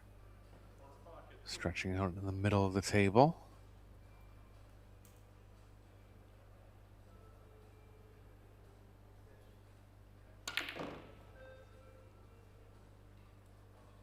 Tried to power out of it, but it was so straight. It's going to be tough to get the cue ball back all the way over for the 3. You can go behind the 5 now.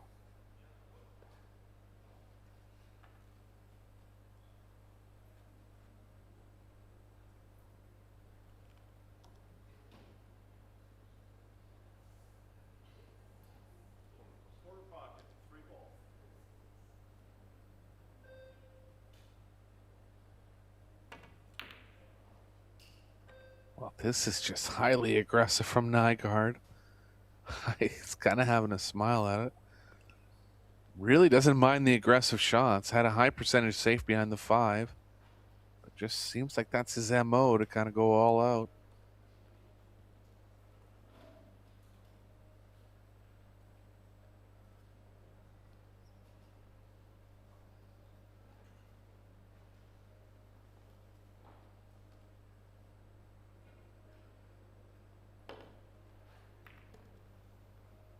Swerve there from Dinsmore. Going to get a nice rub from the 7.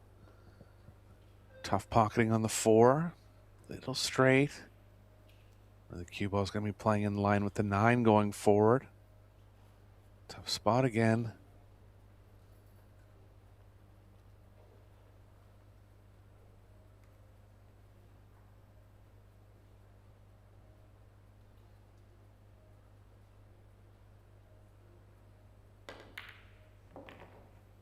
Great shot.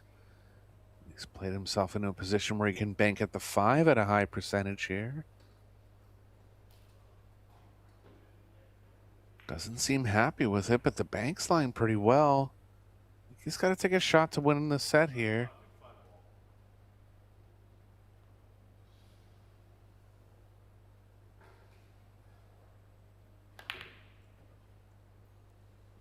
Shorten up on him a little bit. He's going to leave the 5 on. Bit of cue ball movement from 7 to 8, but decently open table here.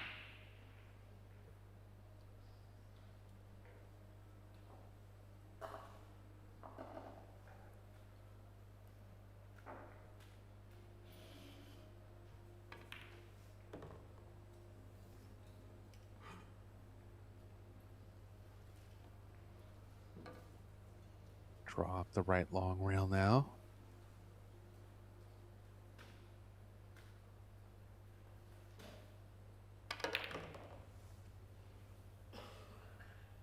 This is going to be the shot of the rack. Looking to force Hill here in the second set.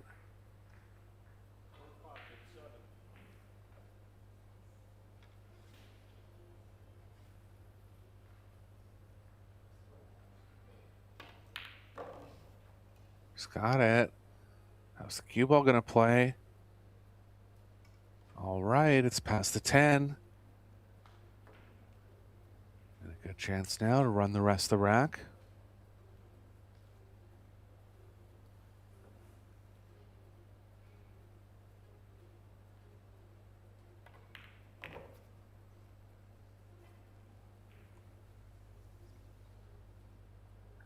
He was trying to come up for the side, little short, but he's got the corner.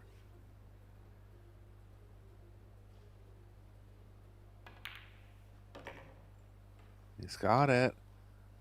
Straight in on the 10. We're going to be going to the hill here in the second set. Dinsmore possibly going to be in danger of going down in defeat.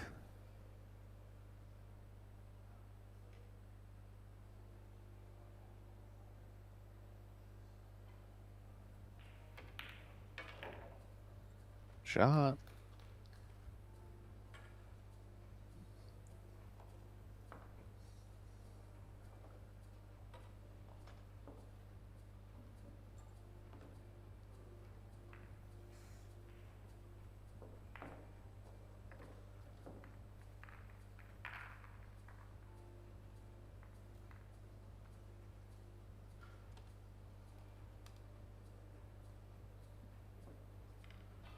Couple big names on the loser side in the women's open division.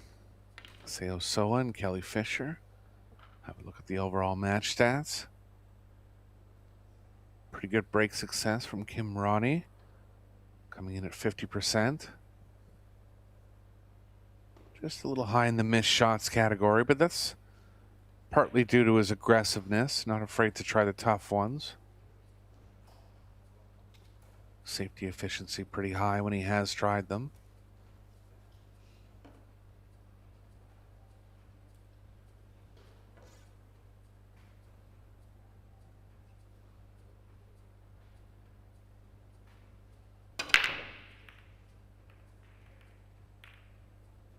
power again. Balls flying everywhere. 2 balls got a chance. Not down though. Dinsmore's going to have an open look at the 1. 2 ball right over the side pocket. Decent start here.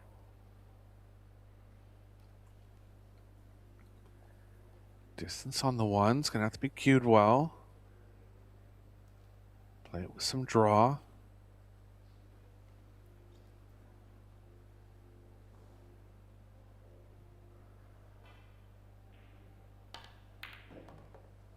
He's got it. He's ended up in one of the only places on the table where he might not be able to make the 2 from. Should be okay though. It's a thin one. Gonna have to move the cue ball more than he expected.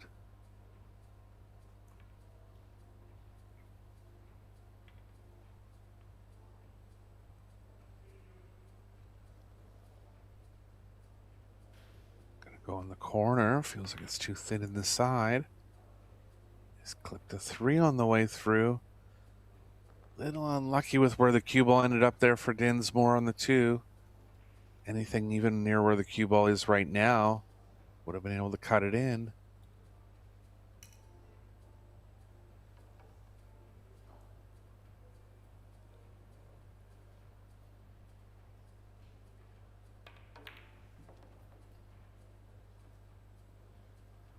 Cue ball's running into the 10 now or the 6. Gonna have to find a way to put some spin to avoid either of those balls. Looks like right spin. It's a good shot. Doesn't want to be over top of the 7, and he is. And he's on the wrong side of the table as well. Top spot here for Nygaard.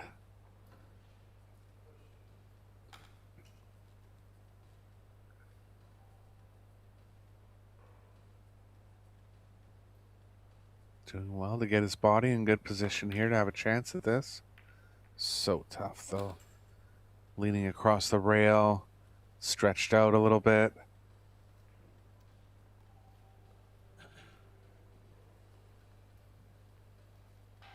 Second chance for Dinsmore at the rack. Gonna have to hit this one high speed. But he is a good long potter.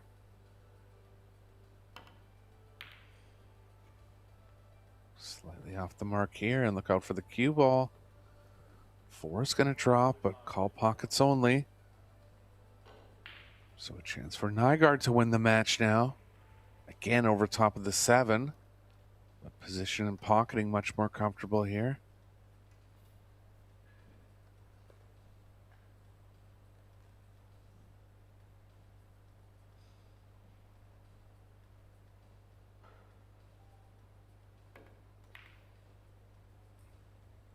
Silver got it. Cue ball's going to get behind the 10. Haven't seen Dinsmore jump yet. Quite sure if maybe he doesn't have the ability to jump. Yeah, he only has 2 cues over there in his corner. So going to have to rely on the swerve here. Might even be too big of a swerve, so going to go off the left long rail.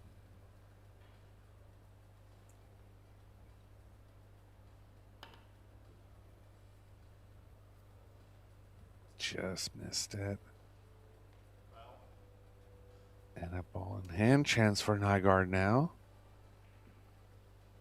Cue ball movement from the 5 to the 6. And from the 7 to the 8. So not an easy rack here.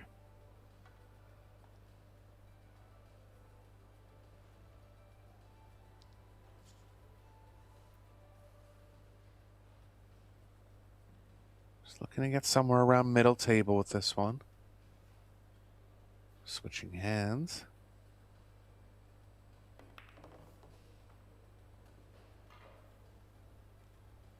Just nicely played.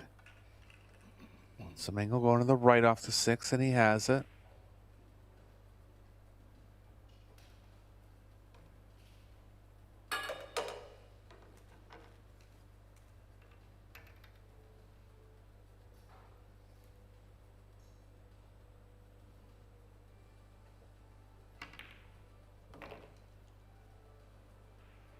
Straight here. He's going to be forced to just slightly roll forward and take a thin one on the 8.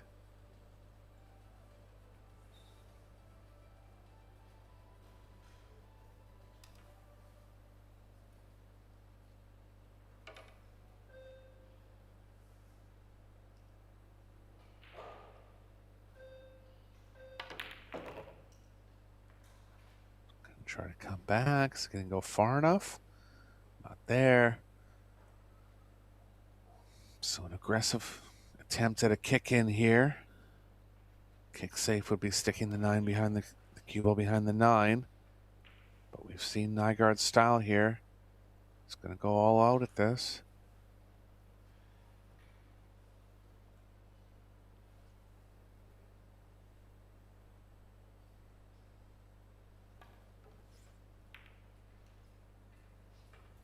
Good attempt. Look out for the cue ball.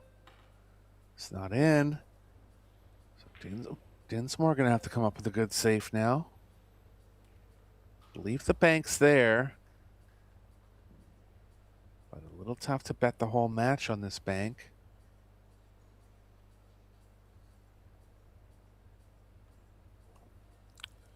Safes aren't easy. He can thin off the left side of the 8. Try to cut it up the rail and line the cue ball up. The 9.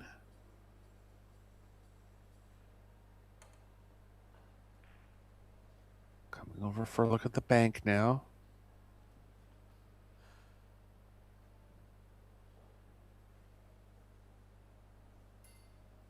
Dinsmore a little puzzled on this one, and I don't blame him.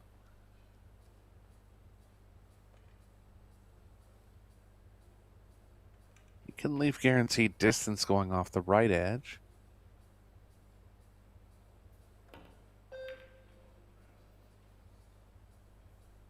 That's a smart shot. I actually didn't see that one, but that was one of the best plays on the table there. Just left the long bank, and Nygaard's going to be going.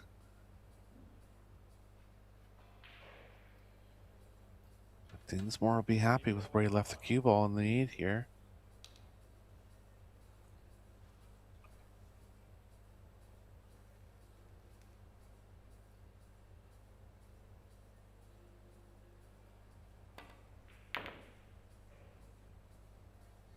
Wide of the bank. How's it going to end up?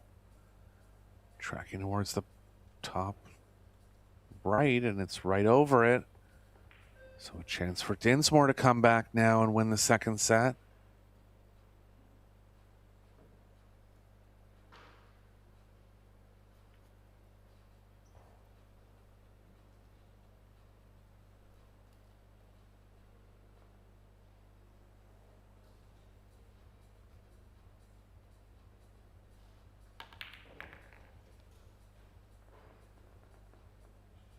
Position here.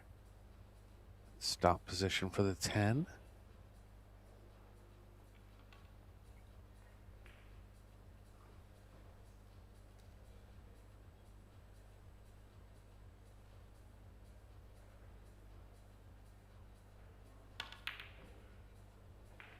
Oh, and he's missed it. Ramped up the speed a bit. Stretching slightly, but I didn't expect him to miss that one. He's come up safe, and I think the bank's leading a little long. There are ways to tighten this bank up, but pretty fortunate on the leave there for Dinsmore.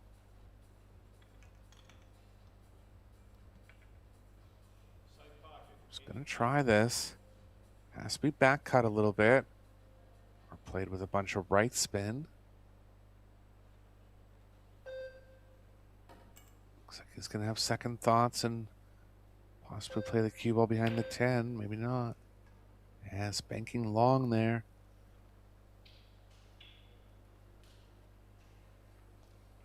Chance for Dinsmore to take the second set again. His confidence is going to be a little shook here. You can see, deep breath, just trying to put the thoughts of that last miss out of his mind. I like just rolling through. Does have a draw option. The roll through play better for the reach as well. Stun over, no problem.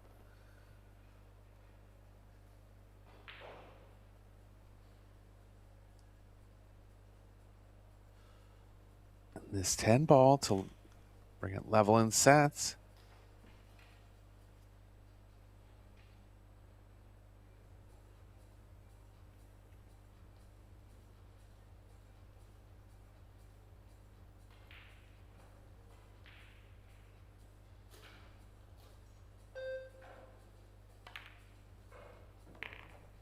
He's got it. We'll be going to a third set here. Dinsmore knows that he can perform better, but he's gotten through this set.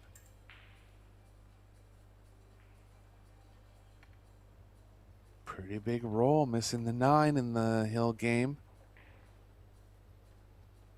And Nygaard's going to go for a break, and we'll go for a break as well. Entertaining match here. Both players looking to advance to the quarterfinals. 7-minute break. We'll be back soon.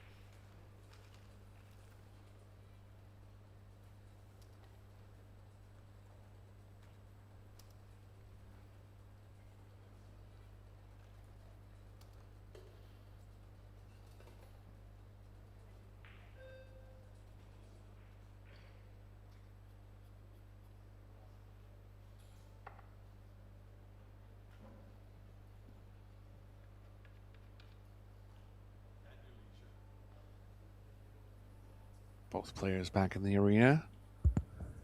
Getting set to kick off set number 3. This is Eric Rolfson bringing the action from the Predator Wheelchair Open in Rome, Italy.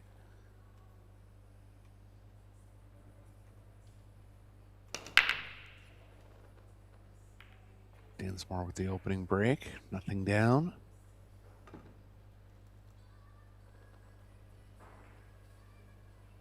I would say likely safe, but judging by how Nygaard's played in this match, don't put it past him to try to cut the one on the side. Too thin, though. Likely going to bank the one up the middle here.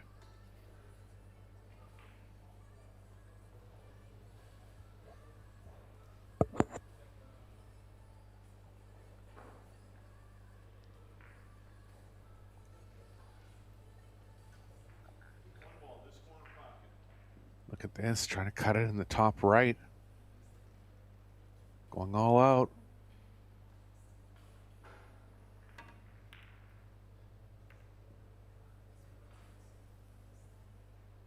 So for cut it, and first offensive chance at the rack to Dinsmore. Cue ball's moving to the right, gonna have to avoid the 3 coming around 2 rails. Can try to get past it and shoot the 2 in the same pocket. Tough shot.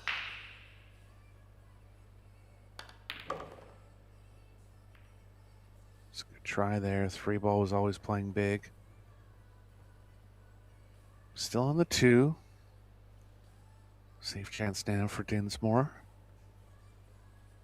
Can try to play the cue ball behind the 6.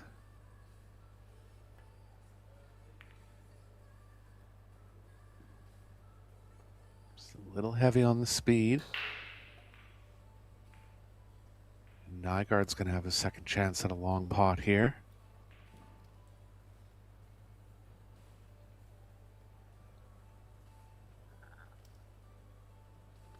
Women's World 10 ball will resume tomorrow. The women's doubles will have their first round of play.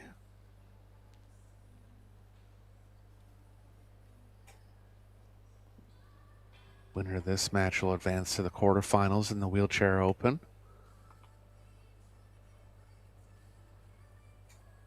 I'd consider Fred one of the favorites in the tournament. Hasn't been quite up to par in this match, but did turn in an 875 overall performance, player overall performance in the first round. That's a good save from Dinsmore. Henrik Larsson going to be up there amongst the favorites. Did actually lose a set in his opening round match, but came back. He's still on the winner's side.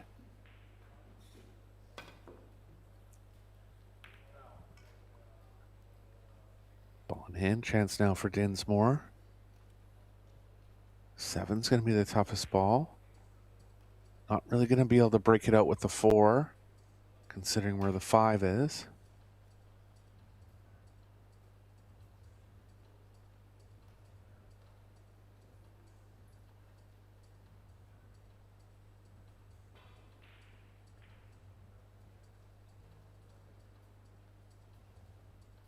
Try a 3 foul here, just considering where the 7 is playing. Try to get behind the 10 likely. Might be a little hard on the speed. 3 might help him. It does, as far as being able to pocket it. But the right long rail is going to be advantageous for Nygaard here.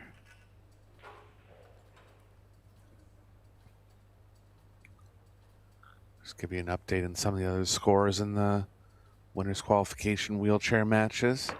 Henrik Larsson, 1 set each. With Brett Clifton from the United States. And up 1-0 in the 3rd set. Tony Southern from the UK against David Slacek. 1 set each and 1 game apiece. Reminder that in all these 3rd set matches, if the score line ends up 2-2, they'll be going to a shootout.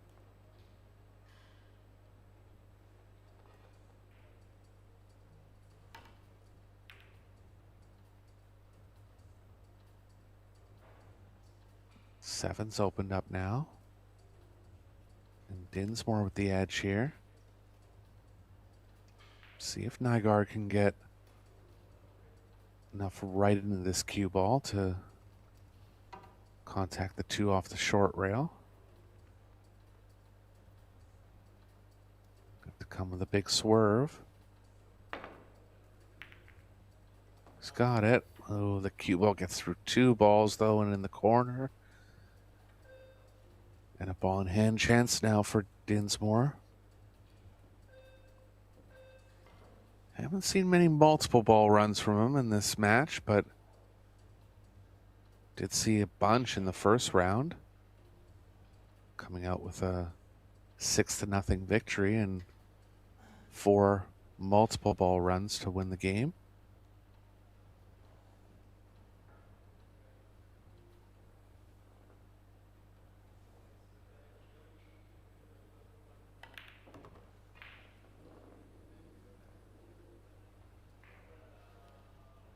Just got the angle to come across the table now to the right side of the table.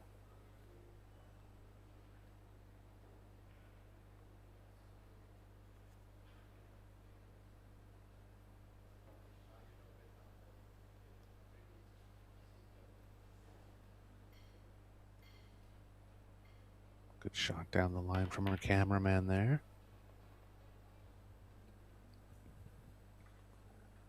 And you can see Dinsmore moves the cue ball around nicely.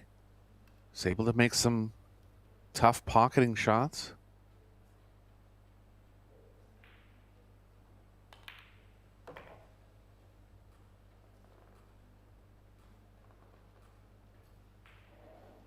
Gonna have to draw from the 8 to the 9. He's gonna be on the proper side of the table. We won't have to reach too far.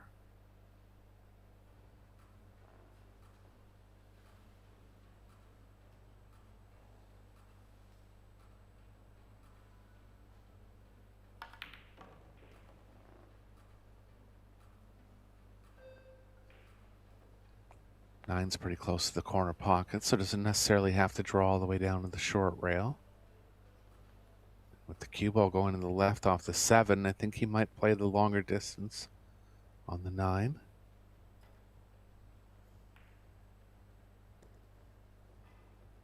Just played it into the thickest part of the pocket there. Choice here. Either getting closer to the 9 or leaving distance. Really preference. Just a question if he wants to risk the speed, having to draw all the way back.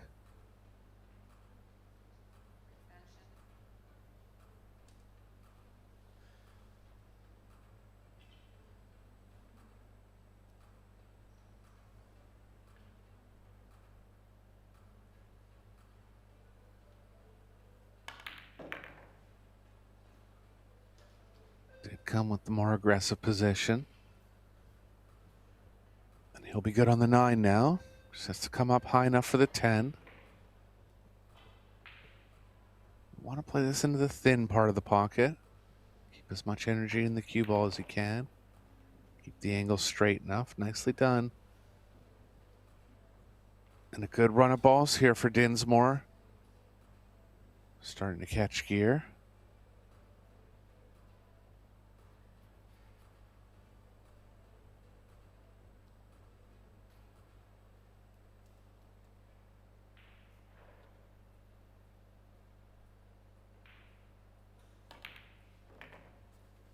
Got the 10. Good run out.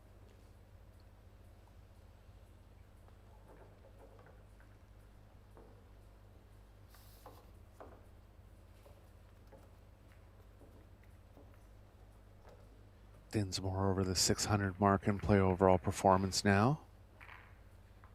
Break success only at 20%. The break and run not as big of a factor in this match. Safety efficiency decent from both players, 80% for Nygaard and 63% for Dinsmore.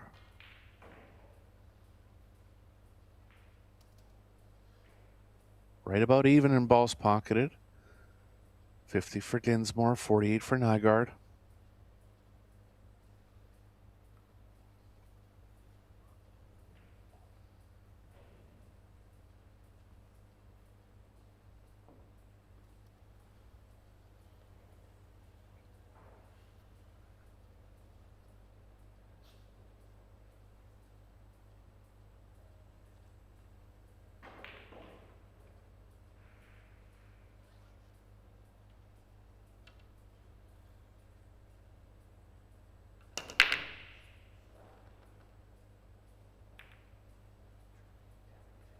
Nothing down on the break. Shot on the one in the right middle for Nygaard. Cue ball's going to have a lot of energy moving up table.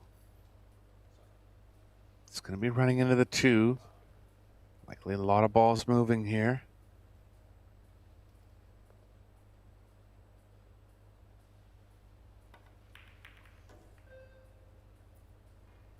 Silver cut it. Blocked heavily here to the point where it's going to be a tough hit for Dinsmore.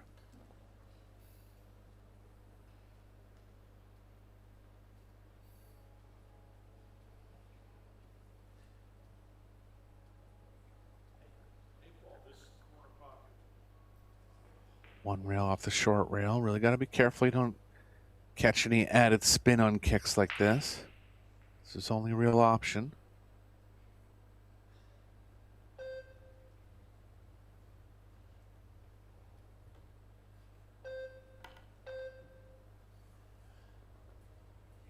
Kicks underrated tough there.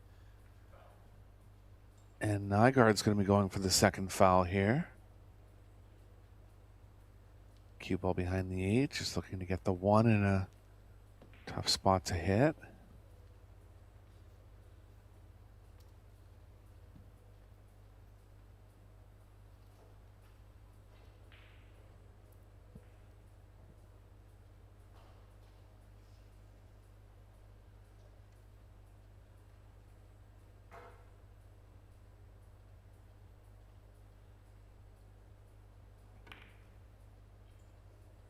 Smart play here, trying to jam it up with that stack of 3. Just left 2 rails out of the top left.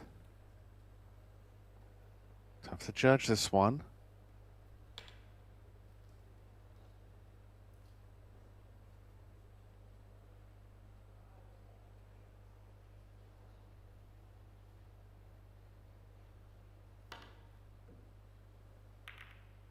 He's into it and averted the 3 foul. Nygaard's going to be able to cut the 1 in.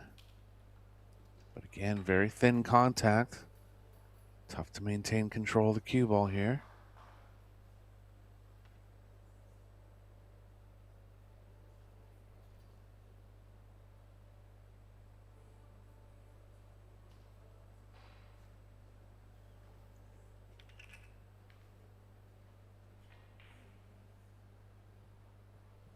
Gonna back off this time. Run the safe. Looks like he hasn't got the cue ball behind the 6. A chance for Dinsmore to play a good safe here.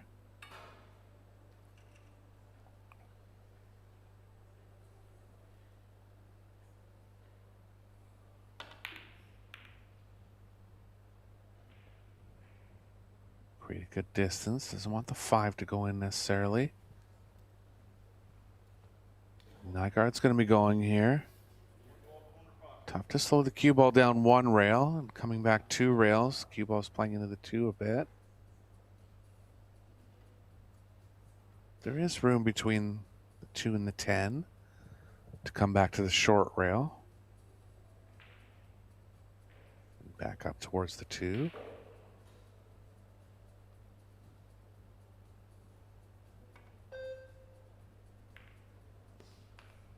Slow rolled at it. Look out on the speed here. Slightly too hard, but the bank's available on the 2, and he calls it immediately. 3 ball kind of surrounded by 4 balls here, so going to have to find a window. And he's not going to find it.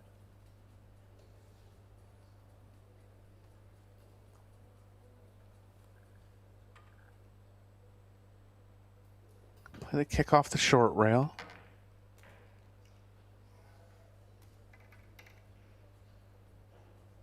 Nygaard will be pushing hard to win this game. If Dinsmore does, he'll be guaranteed a shootout.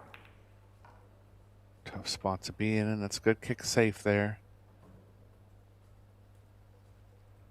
Dinsmore has the left long rail. Can come at it 1 or 2 rails here.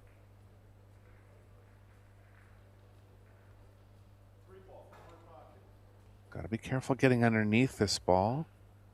It's in that kind of position where the cue ball can go in the corner. It's a good shot. And the 8's going to cover the 3.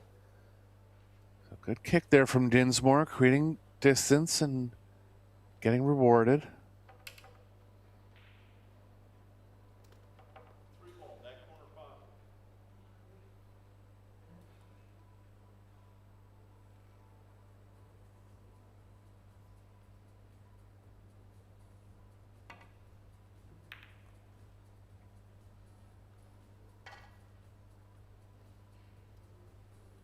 Another good kick from Nygaard, creating some distance again.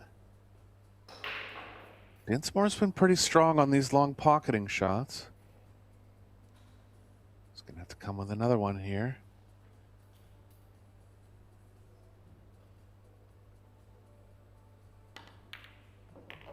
He's got it.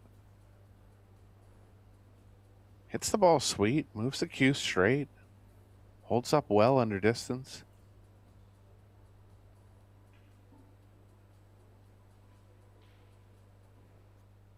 Draw out here 1 rail, but another power play coming.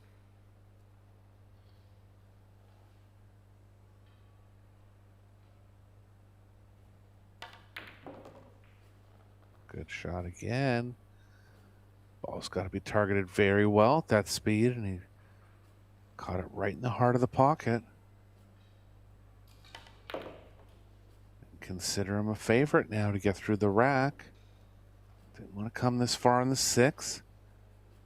Have to see if the cue ball's running into the 8 here. If it is, it's not too bad. 7's available in the left middle and the top left. Not sure if it passes the 8 into the bottom right.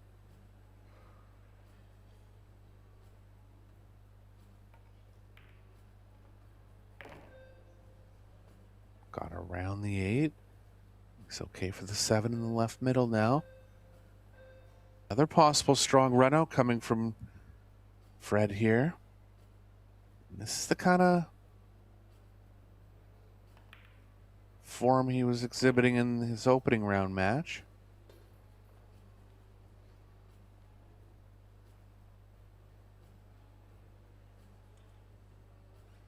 Just gonna have to hold on this one. Could get aggressive and try to draw to the right and get a little closer. Not really worth the cue ball movement, I don't think.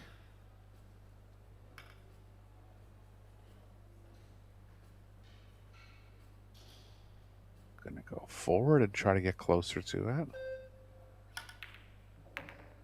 Oh, just cued a little higher than he aimed, but ended up over top of the 10. And a big tester here coming for Dinsmore. If he's able to get these last 2 down, he'll be guaranteed a shootout.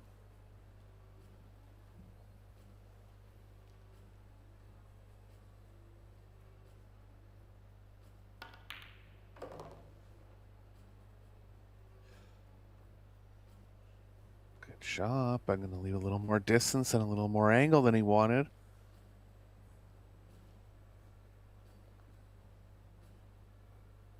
So a chance for 2 consecutive multi-ball runouts here for Dinsmore. But a tough one on the 10. It's going to create natural distance. It really wants to end the frame right here.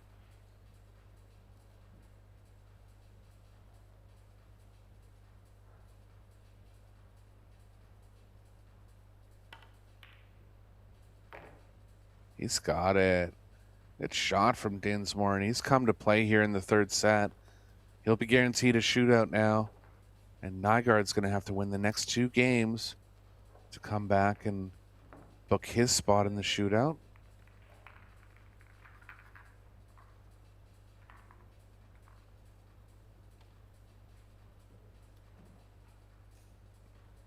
This will be the last round of play for you today.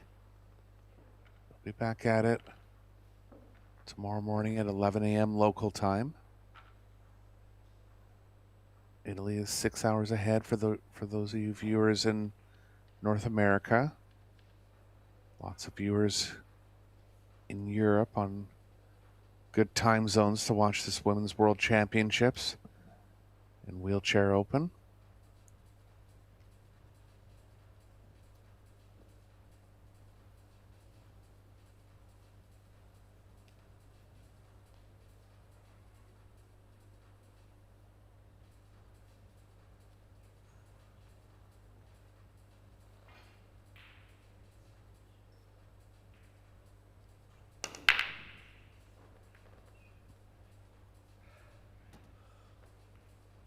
Nothing down.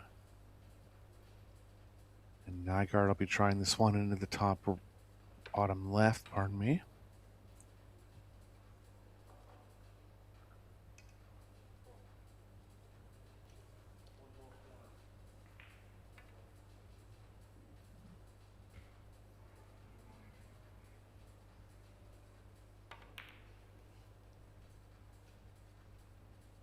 Slightly overcut, and he's going to leave it. And Dinsmore's been on a good couple offensive runs in the last 2 racks. See if he can continue it here in rack number 3 in the 3rd set.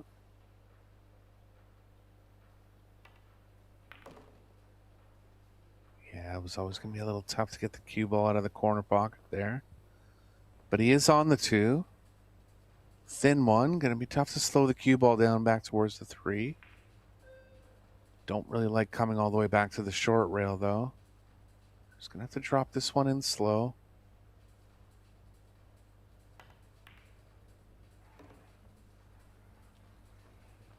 Got to get the 3 here, or the 10, and that works. He'll want the 3 to pass the 8. I believe it does. A little easier pocketing in the corner, but the cue ball's running into the 7-8.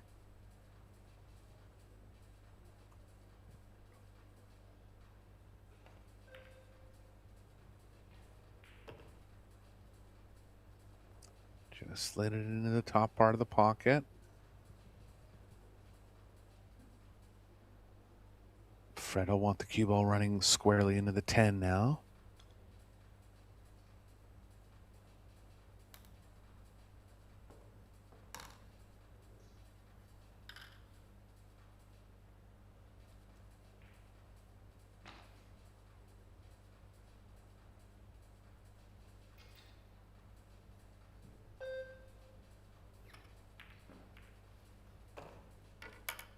It is.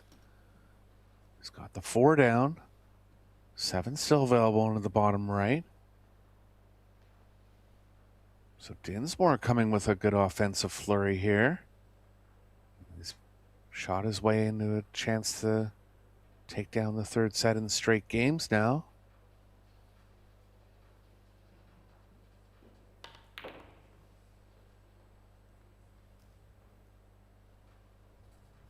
This is the kind of play we saw from him in the opening round. And he's obviously able to summon it at any time. And if he is able to be this offensively efficient, give him a good chance to win the tournament.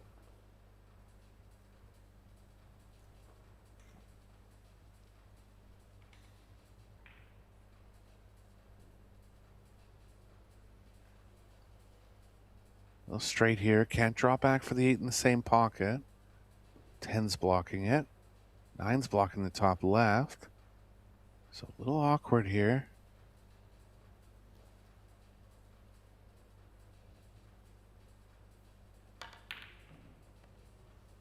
Oh, he does have room past the 10. And a good pot there at high speed from Dinsmore. 3 balls left now.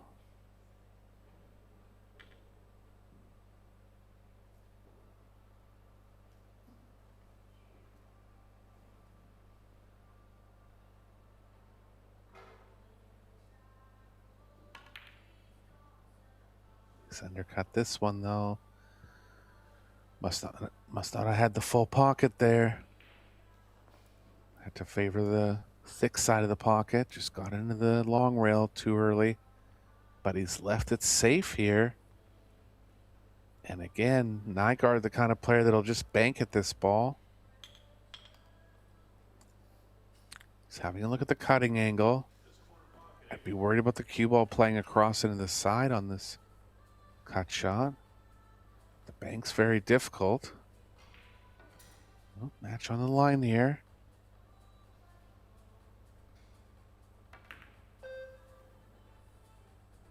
Just missed it. And Dinsmore's going to have a second chance at the match now.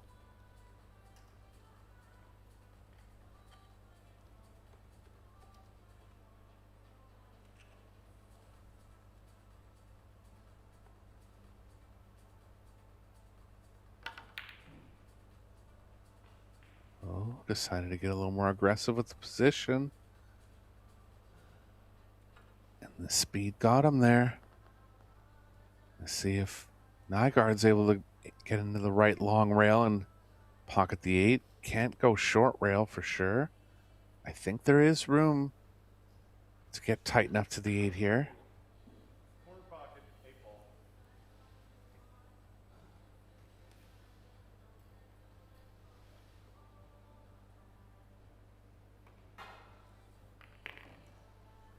He's got it. Gonna be off angle with distance on the 9. It's kind of a scratch going into both pockets. So he's gonna have to draw out of it, and that's gonna leave him distance if he chooses the top left. Playing to the top right doesn't come up very often, kind of an obscure shot. He's gonna go top left here.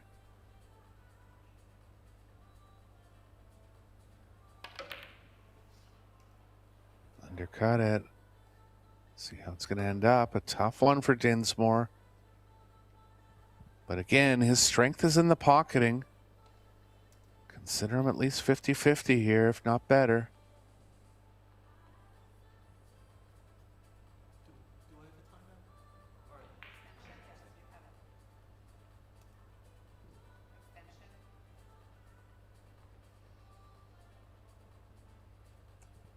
See about 6 different sponsors on Dinsmore's shirt there.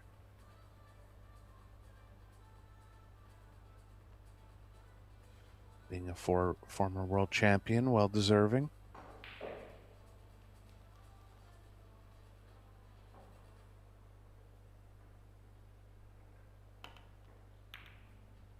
He's got it. Great shot from Dinsmore. Going to come up with a little more angle than ideal, but he's a big favorite now. And a nice turnaround here. Got away with one a little bit in the second set after missing the 9 on the hill. But more than deserving from the way he's played in the third set here.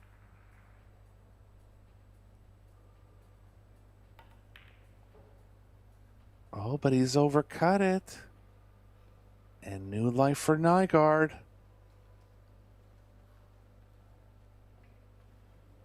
He's struggled a bit from distance in this match.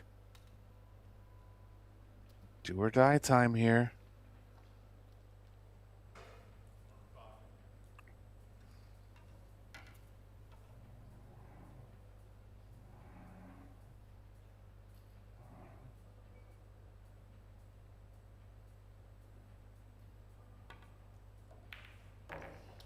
He's got it. Cue ball safe. Not over yet. And this next game will decide whether we'll be going to a shootout or if Dinsmore is able to take down the match. Had a good rack going there. Just got caught in a half pocket situation on the 8 and really one that he'd want back on the 10.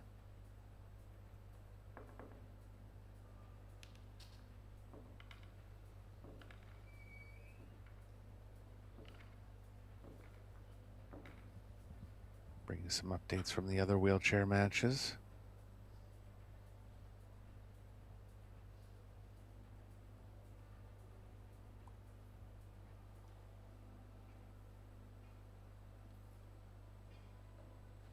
Tony Southern has defeated David Slachak 2-1. Brett Clifton and Henrik Larsson tied at 1 set each. And Clifton up 2-1. So Larsson, supposed pre-tournament favorite, running into some adversity earlier here in the matches. Derek Bonds and Kurt the Clerk have yet to start.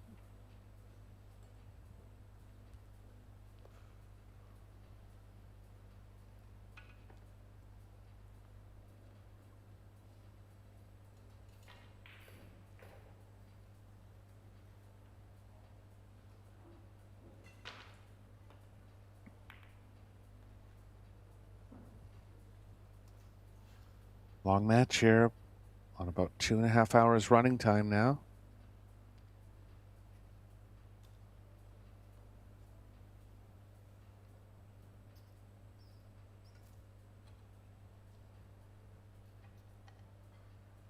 Nygaard's been firing at these balls all match. Hasn't made a lot of them. But this would be a timely one here. Silver cut it, and he's lost the cue ball. And ball in hand start for Tony, or for Fred, pardon me.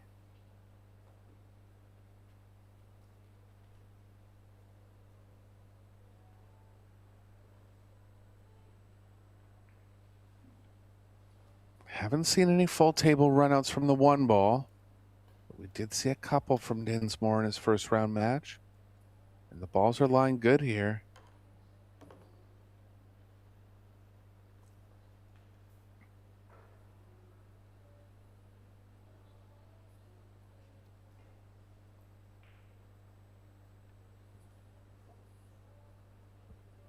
To get us an angle on the 4 with a small angle going to the left.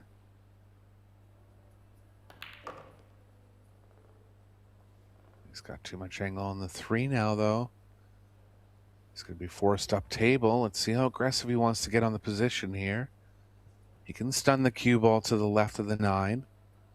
Get back better on the 4.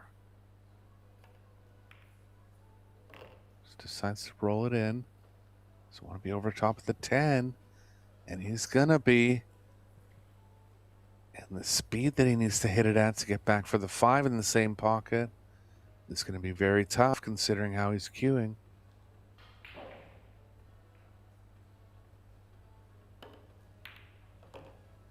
Just backed off. 5 in the longer pocket. Good shot. Even caught it into the thick part of the pocket there. Keeping the cue ball straight enough on the 5.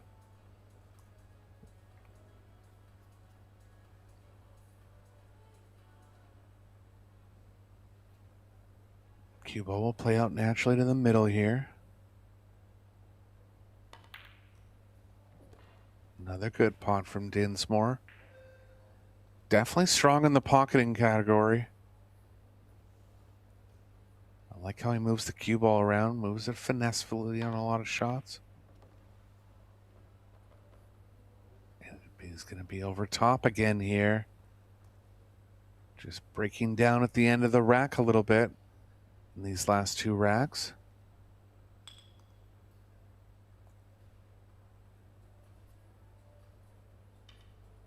Does have natural movement coming over to the left side of the table. Very awkward bridging. He's got it. Great pot. Running further out of position though. To the point where he's gonna have to really slow roll this one at distance. Never want to be hitting the ball at this speed over this distance, but I think he's gonna be forced to. If he does miss it on the thick side, it'll play up the left long rail. It should play into a reasonably safe position. Trying to draw out of it. And how's it going to leave? It's going to be a chance for Nygaard. And a chance to force the shootout here. Far as I know, this will be one of our first shootouts of the week. Might have been a 1 or 2 in the women's first round. There was 32 rounds in that set of matches. The first one on stream as far as I know. And he's come back down nicely for the 9. Just doesn't want the cue ball playing into the 10 here. Believe it is. Tough to draw from this position. Might have to run it through with some right spin.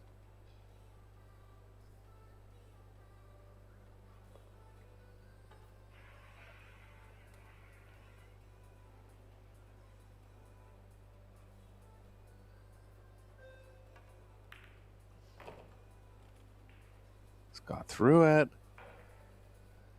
And a chance to force the shootout now. Long battle between these two players, and it's going to come right down to the wire here.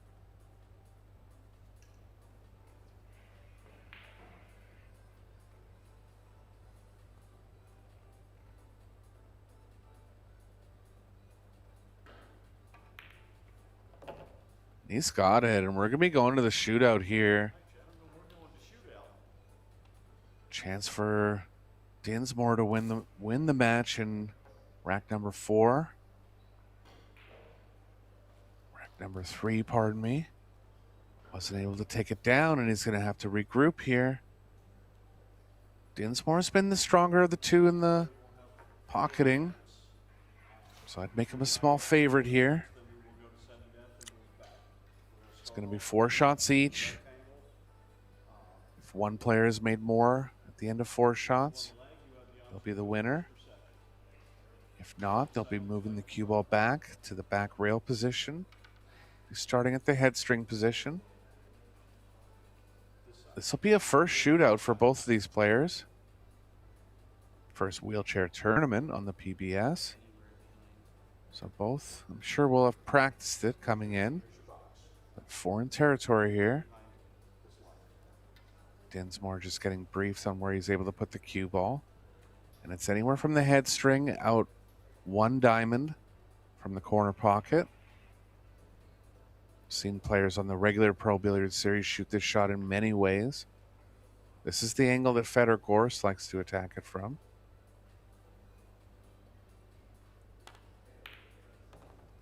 He's got it. Good start for Dinsmore here.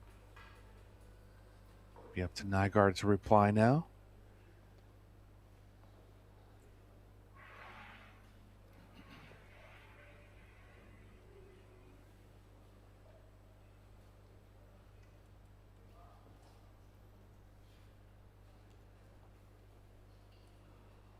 Always tough shooting second, knowing that your opponent's made the first attempt.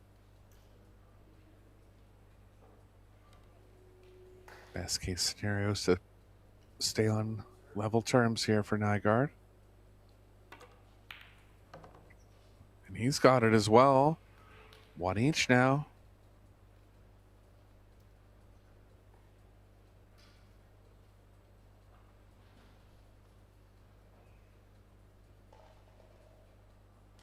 Switching sides. Each player will have 1 shot from each side of the table.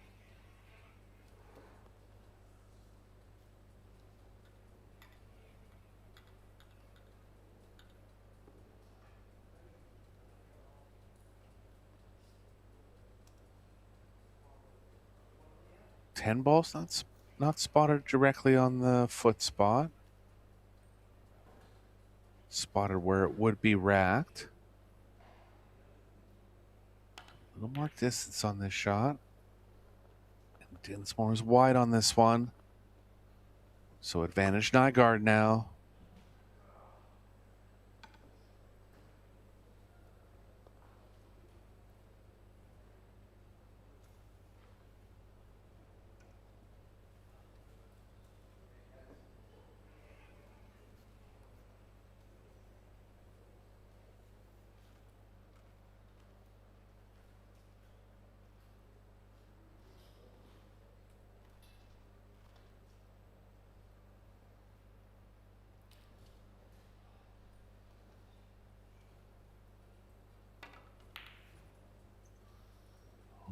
Nygaard's thin on this one as well. So back on level terms now. 2 shots each. 1 ball made each.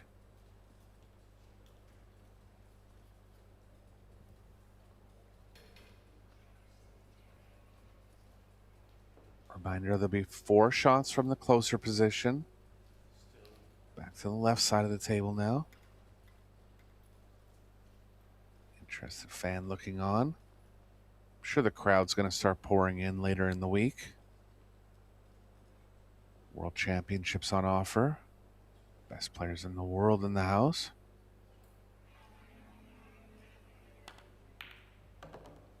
He's got this one. Center pocket. Shot from Dinsmore. So back into the lead now. 3 shots down from him, 2 made. Pressure back on Nygaard.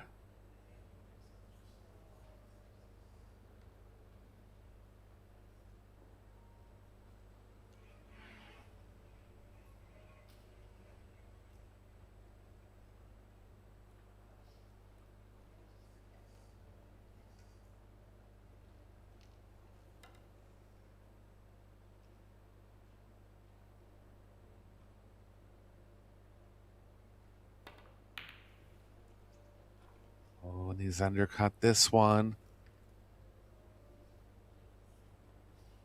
So if Dinsmore is able to make his first shot here, his next shot, this will be the match.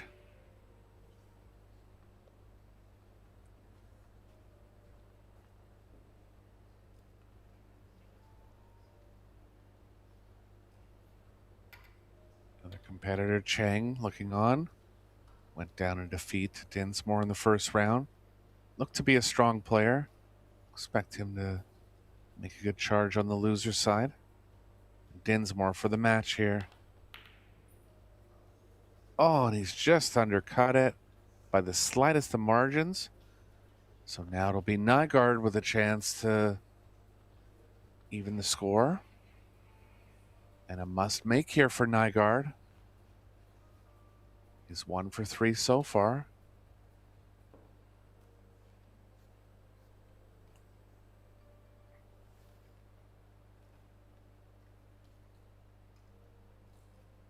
Eyeing up the contact point. Back to the line of the shot. Match on the line. It's been a long one. Both players a little drained at this point. This one's got to go for Nygaard. And it does. Center pocket. And we'll be backing the cue ball up now to within 1 diamond on the long rail and 1 diamond on the short rail. And this will be sudden death. All tied after 4 shots each at the closer position. Now one of the toughest shots on the table here. We're now in between the first 2 diamonds. Sudden death. Dinsmore will be up first. Starting from the left side of the table.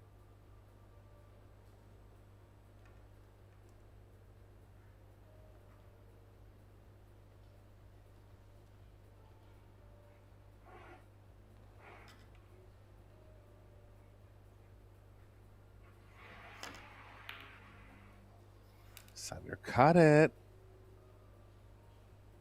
So tables have turned here. Now it's Nygaard with a chance to win the match. This is a tough one. I mean, the best players in the world are not much over 50% on this one in one-off situations. Nygaard's going to attack it from as directly as possible. Going to be bridging out of the corner pocket here. But again, chance to win. This fan can't take it.